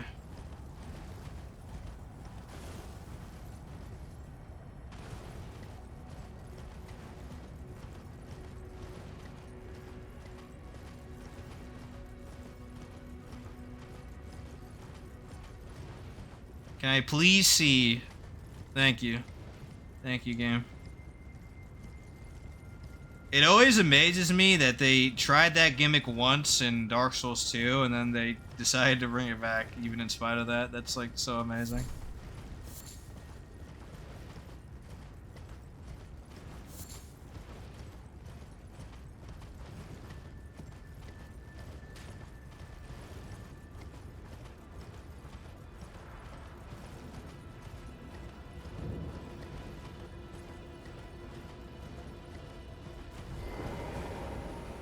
Alrighty. So, we gotta do the puzzle here. The puzzle is mostly fine, but there is one RNG part where an invisible black knife can patrol basically directly into our path. And when that happens, all sorts of insanity breaks out, so hopefully that's not the case. In fact, I might have made a mistake by not sitting down at the Grace and resetting his position, so we might actually run into our good old friend. He can't really kill that much, but can be annoying. Can I actually save quit in here? I can. Interesting. Hopefully it doesn't come to that, though. I will fully buff, though, once we get to the point where we have to cross this potential path.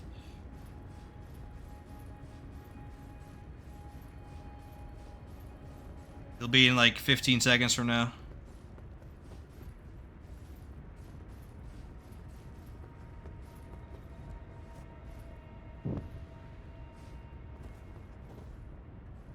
Alright, here we go, dudes. Here we go. Full buff. Not Flame Grammy strength, but Physique and Golden Vow, so I have Giga resistances. If you see my HUD appear, he saw me. Let's see.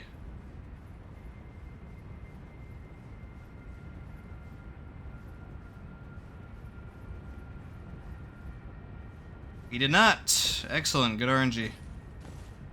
That's the only, like, crazy part. You have to dodge some arrows now, but that's pretty easy. The arrows do hit hard, so if you suck at dodging, you might die, but this late in the game, you should be able to dodge a straight projectile coming right at you, so it's not that insane. You need to get hit a few times like I do. It's not typically a big deal.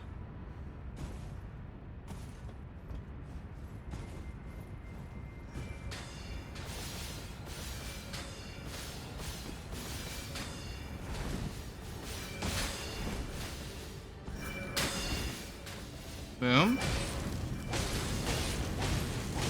Only the side archer got me. That's what's up. Pretty good, pretty good.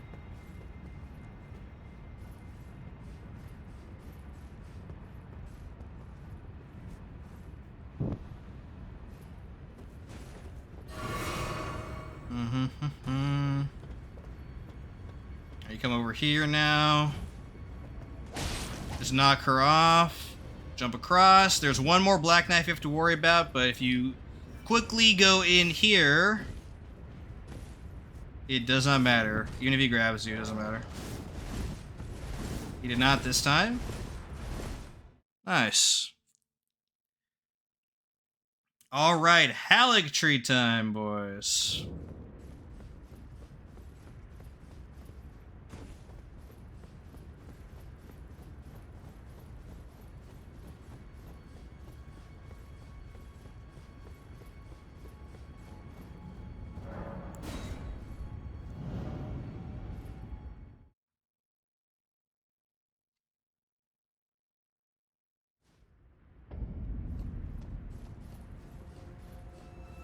Okay, let's sit down here.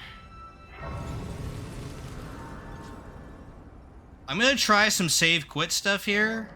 Might be a little bit weird, but should be fine.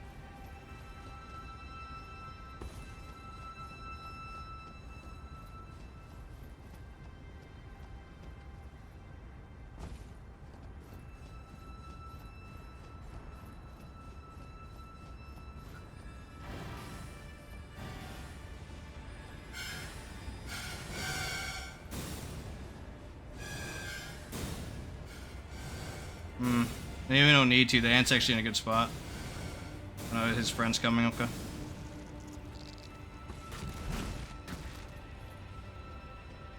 We took the chance, and we got it, boys. Okay. Gotta be real careful here, though.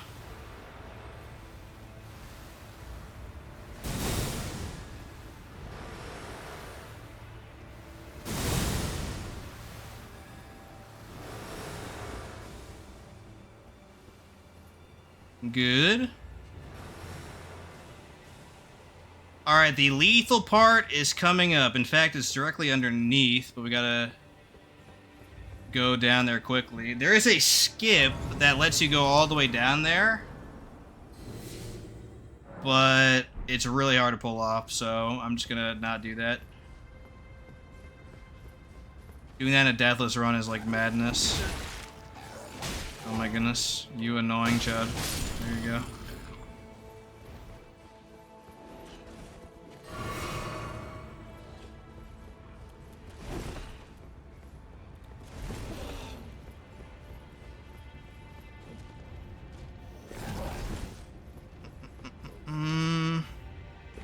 Fun fact, they hard code most of the enemies in this game to be literally as annoying as possible. Like, they're hard coded to do their biggest gap closers, their grabs,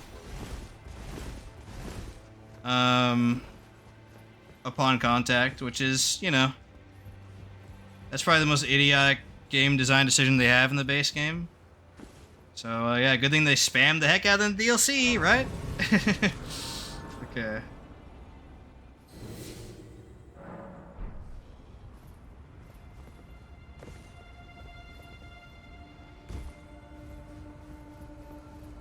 Now, for these crystalline shadows, all you gotta do is come over here, save quit. There's a startup animation, so you have plenty of time to make the jump when you save quit. I used to not do that, and I died here once, and now I always do this, so.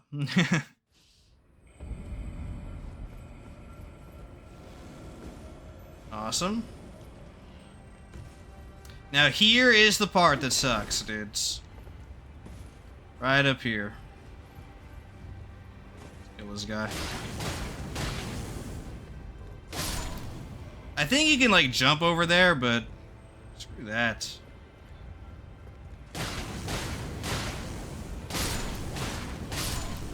Okay. Has he moved up yet? No, he has not. Okay. We're gonna pre-buff right here, except for Flamegramming Strength, because it doesn't matter. These mages can combo kill me, so I gotta be very careful of that.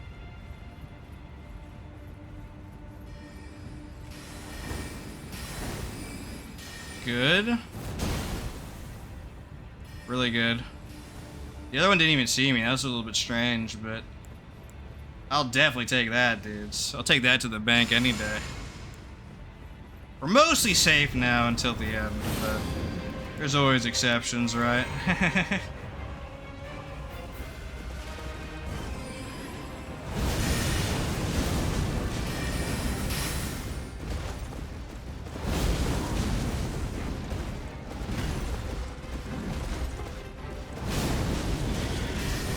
As long as she does not have any glint blades, she is extremely easy.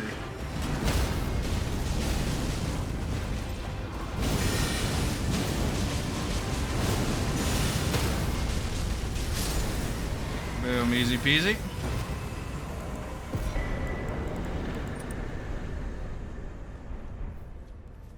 Alrighty. Time for another run. Again, mostly safe, especially on New Game Plus, but you know, there are some like shenanigan parts that are kind of insane.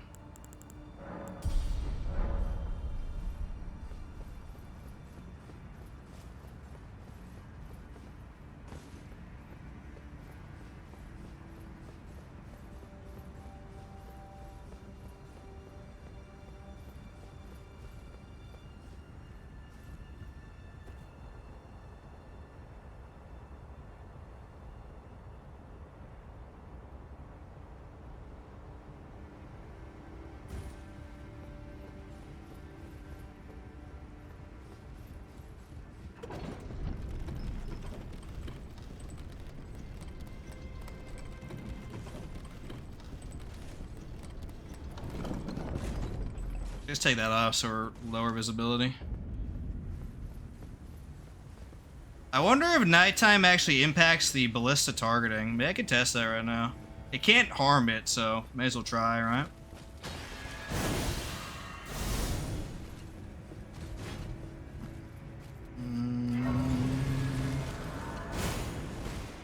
Save quit on this guy so I can sit down. That would be interesting. That would actually give me a lot more peace of mind, honestly. But I doubt it, because the Ballista have, like, insanely high, line of sight.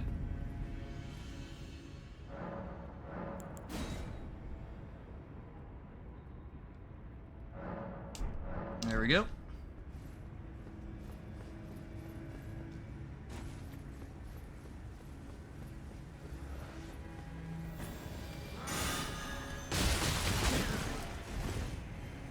That was bad RNG on the Spearman.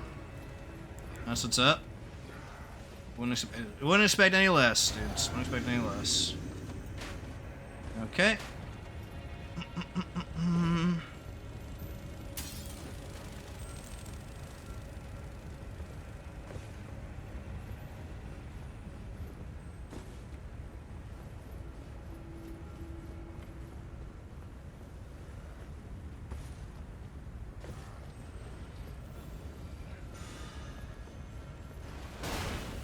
Okay, no, it does not impact the ballista. Interesting, okay. Good to know.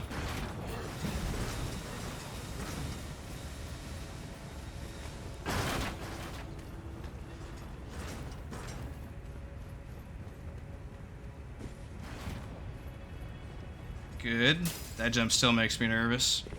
I think you survive if you land, but you're in front of a big boss, so... Pretty sketch overall, I would say.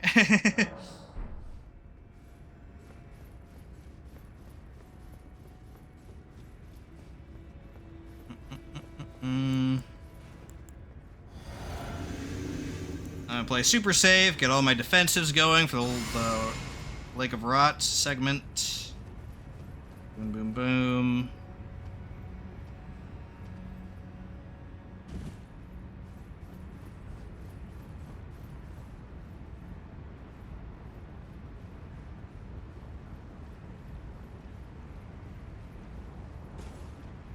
Nice. Can I run through this because I ran through the lava before? Oh yes, frick yeah, dude. That makes it even better.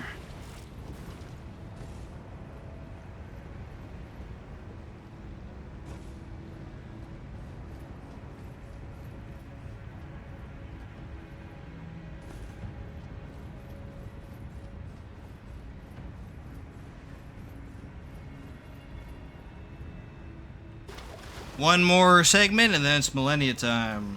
Very nice. Very, very nice.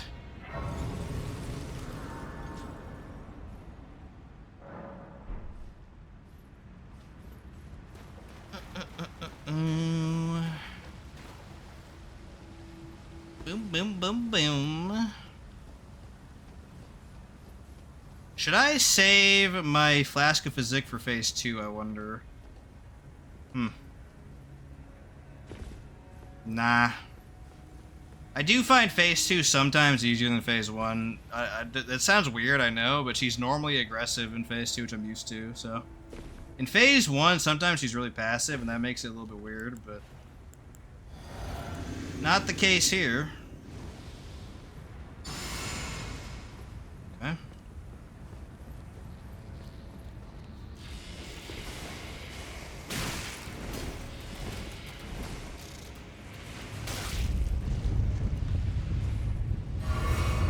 Okay. Millennia. Millennia actually gets destroyed pretty hard by this weapon, at least in theory, so... I'm gonna rely on that heavily here, dudes. For sure, for sure, for sure. The key to Millennia is keeping track of waterfowl. So waterfowl is on a cooldown. I forget how long it is, but when she uses it, she cannot immediately use it again, and in fact, it's like 30-ish seconds, at least, where she can't use it again. So that is your cue to start beating the frick out of her. When that counter is about to come off, you want to back off and be more passive until she uses it. She might take forever to use it though, so there's kind of a balancing act there between using it early or her holding on it, and then you gotta like decide, oh, should I attack her here? Should I wait? And so on, okay? That is the only thing that's hard about this fight. I'm going to use my normal setup, except instead of Ritual Shield, we're going to do Dragon Crest, because Ritual Shield is really bad for waterfowl, and if I get caught in a bad waterfowl, I gotta survive it, dudes. So I am going to buff everything, I think, at the beginning. Yeah. Because we can FP Flask freely in Phase 1 without any issue. Here we go.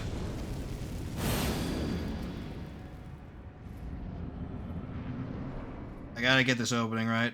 Lock in, dudes, lock in.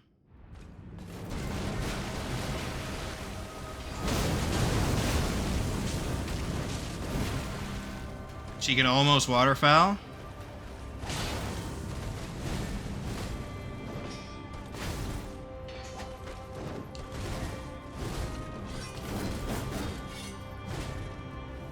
There we go, I think she can do it now. So I'm going to be passive now. There we go. Good, good, good.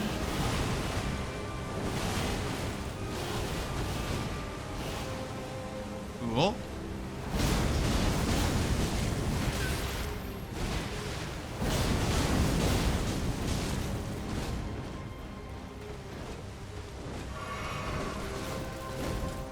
You saw how much damage we were able to do there. Really nice.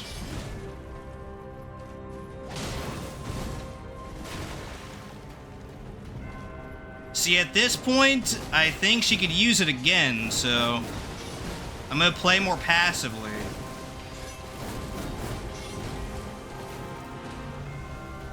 Now is also a really good time to get buffs up again, because in Phase 1 she just lets you do that, so really, really nice. Now I'm gonna intentionally wait for her to do it. It's not flashy, I know, but if she point blanks me, it's really hard to deal with that. Maybe if she keeps giving me openings, I'll hit her. I don't know. Come on now. Why are you so shy, Millennia? Let's hit her here. Bad retaliate. You just fish those out. Usually she won't do that. I can punish pretty bad here, but I don't want to get caught in a waterfowl. If you chain combo her, her chances seem to increase, so it'd be very bad to do that.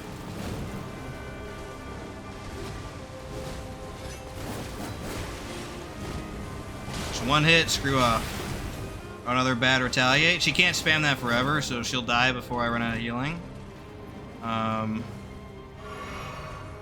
So that's fine.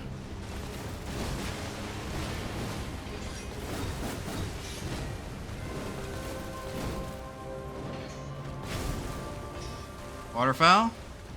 The moment she waterfowls, I can kill her. There we go, there we go. Nice, nice.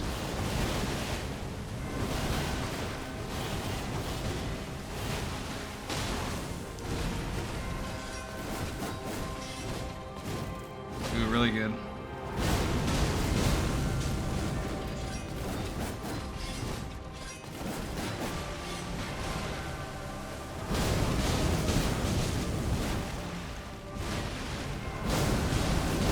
Boom, easy peasy.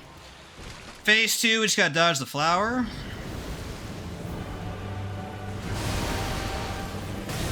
We can golden bow here.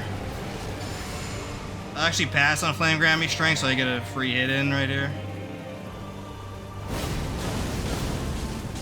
Now she can waterfowl immediately, so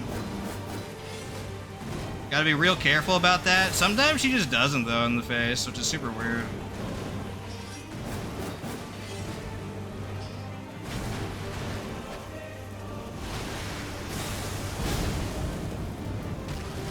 I'm being very cautious until she uses it.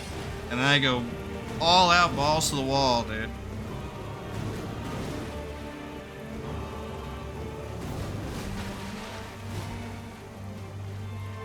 Come on now, do it.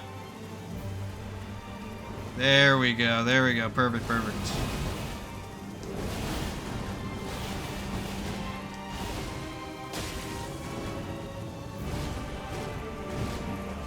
You could punish that. I was just scared. You can't really punish the kick, like, consistently.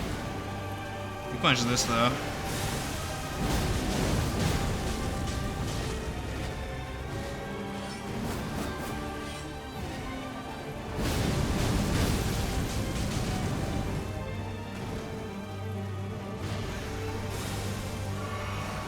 Ooh, really good. 1, 2, 3, 4, 5, 6. There we go. If she flowers again, we're good. Come on, flower, Chud. There we go. More golden vow. FP one more time.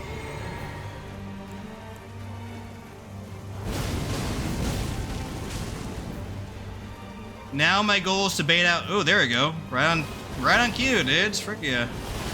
Awesome. 1, 2, 3, 4, 5, 6. Can't punish that. That's a fake opening. All right. Do a normal attack on me. Not kicks. Come on. Not that either.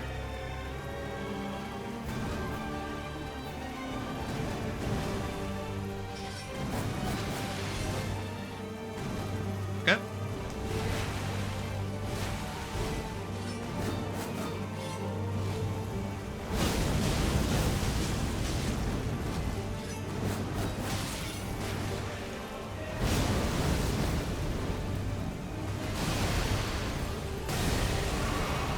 GG, boys.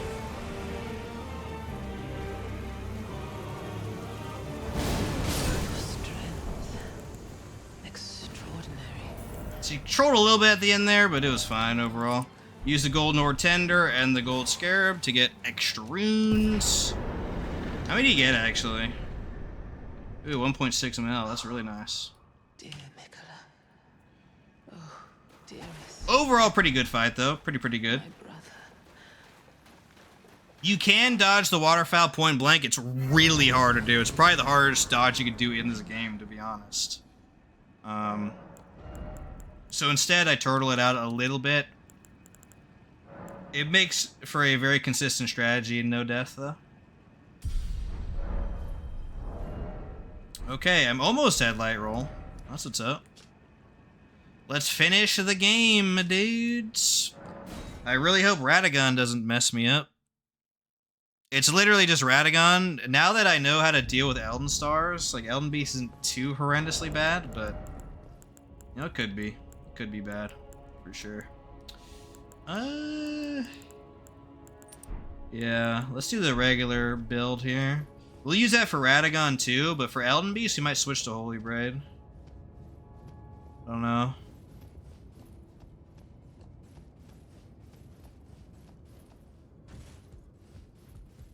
We shall see.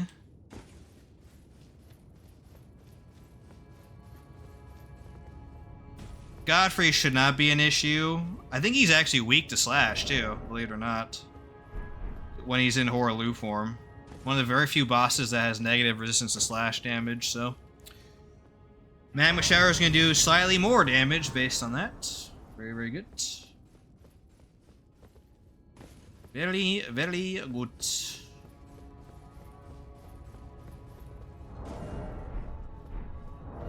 Dun, dun, dun, dun, dun. Okay.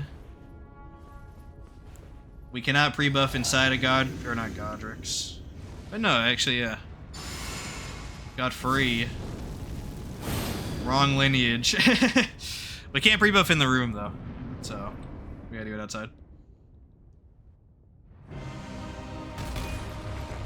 Boom.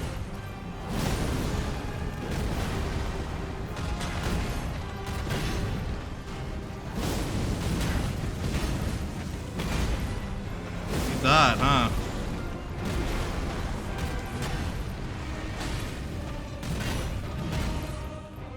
fine if you had turtle out this phase. Not a big deal.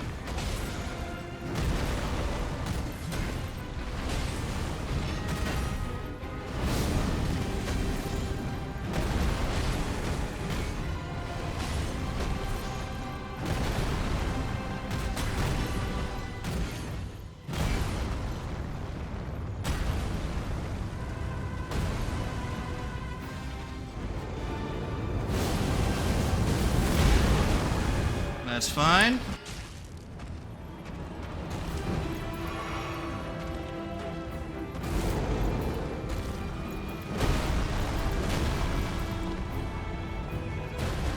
This will force a grab on him, or I guess not.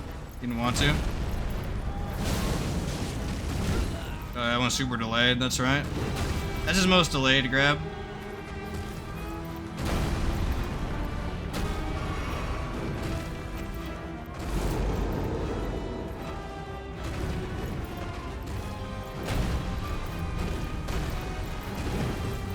Punch him here. Bad RNG if he does that.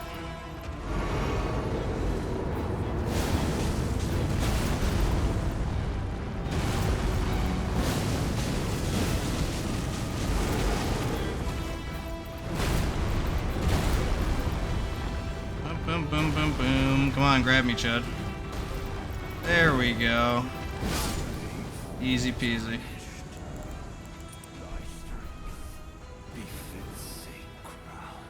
Alright, Radagon and Elden Beast. We're going to pre-buff everything on Radagon because I do find him harder. Although Elden Beast has higher potential for just one-shot deaths, Radagon is more consistently an annoying Chud that can bundle me, so let's go ahead and do that. For him, we'll do the triple one. Radagon is scary because he has like 5 million heal punishes. Like he will just heal punish you over and over and over and over and over and over and over and over and over again. So you gotta be real careful, dudes. You gotta be real careful. We could do a full pre-buff and opener on him though, which makes things a lot easier. There we go.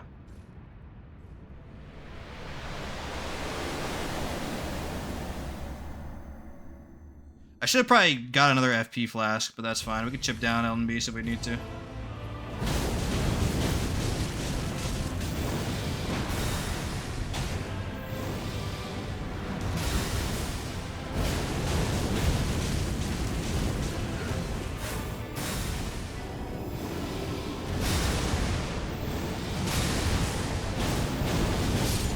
GG, no damage. Let's try to get as many buffs up again. Flame Grammy Strength priority, though. Okay, that's good enough, that's good enough.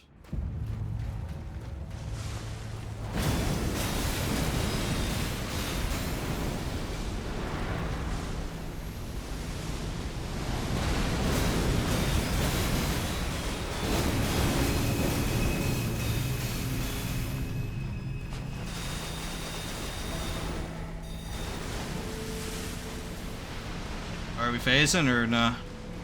Okay, we can golden bow here.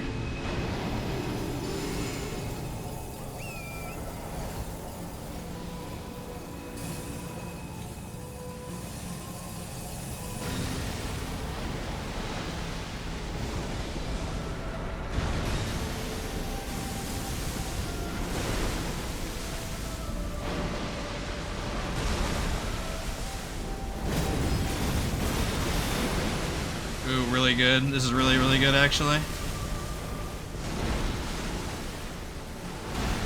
Because now I can stun lock him like crazy.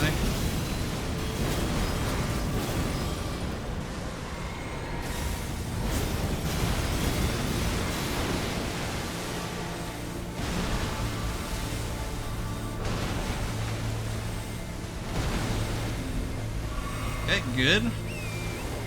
Let's get away from Elden Stars.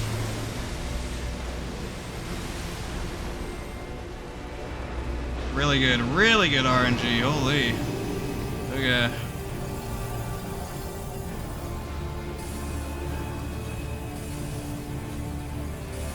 I don't know where he's gonna spawn here, actually. Here? Yeah, okay.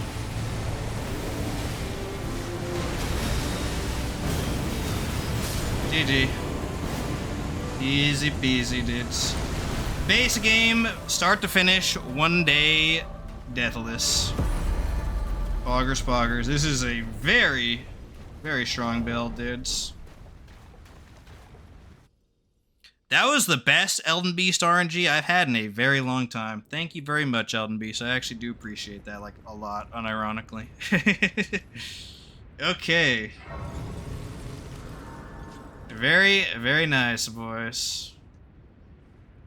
Hopefully we can get the whole thing together in the DLC. Let's actually see how much we have to get to Leyndell. I think we can get to it, like, really closely, right? It's real close. It is real close. Let's put 2 more points in. Because once I get that, I think I'm going to dump into dexterity for the rest of the game. Still? Wow. Okay, maybe we're not as close as I thought we were.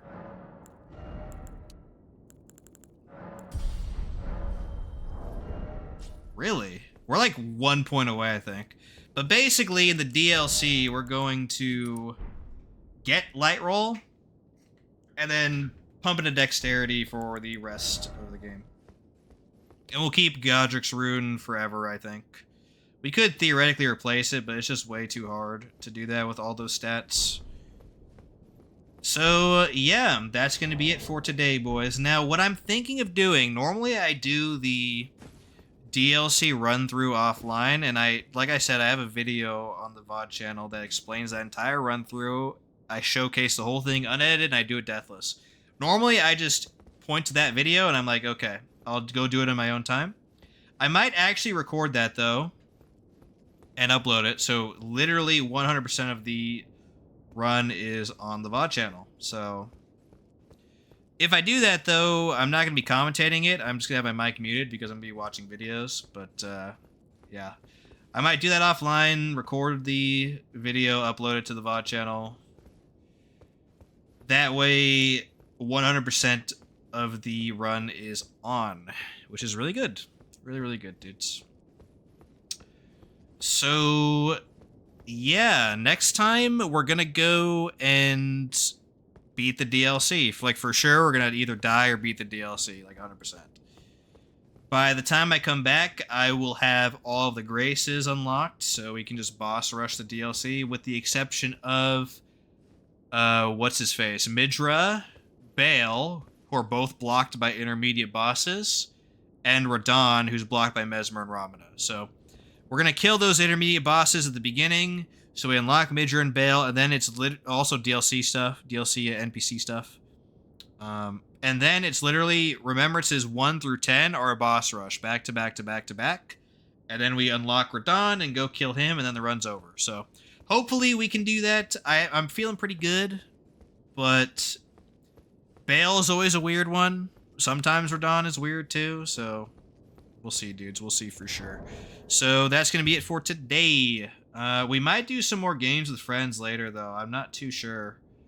But for now, I should go raid somebody. I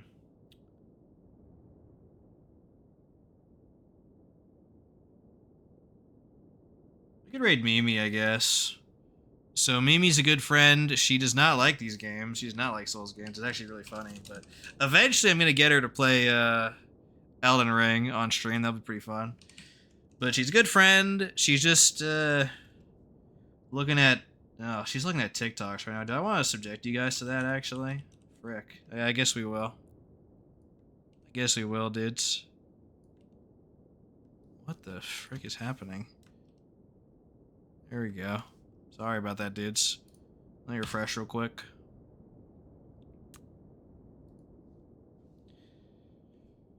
Stream's being weird. 1 second. There we go. She's a good friend. Be sure to give her lots of support. And I will see you guys. I guess we could finish this run tomorrow, actually. Maybe. We'll see. If not, then Tuesday. But also maybe games with friends tonight as well. But, yeah. Thanks for watching, everybody, and see you next time. And hopefully we don't die to some stupid BS. Alright, peace.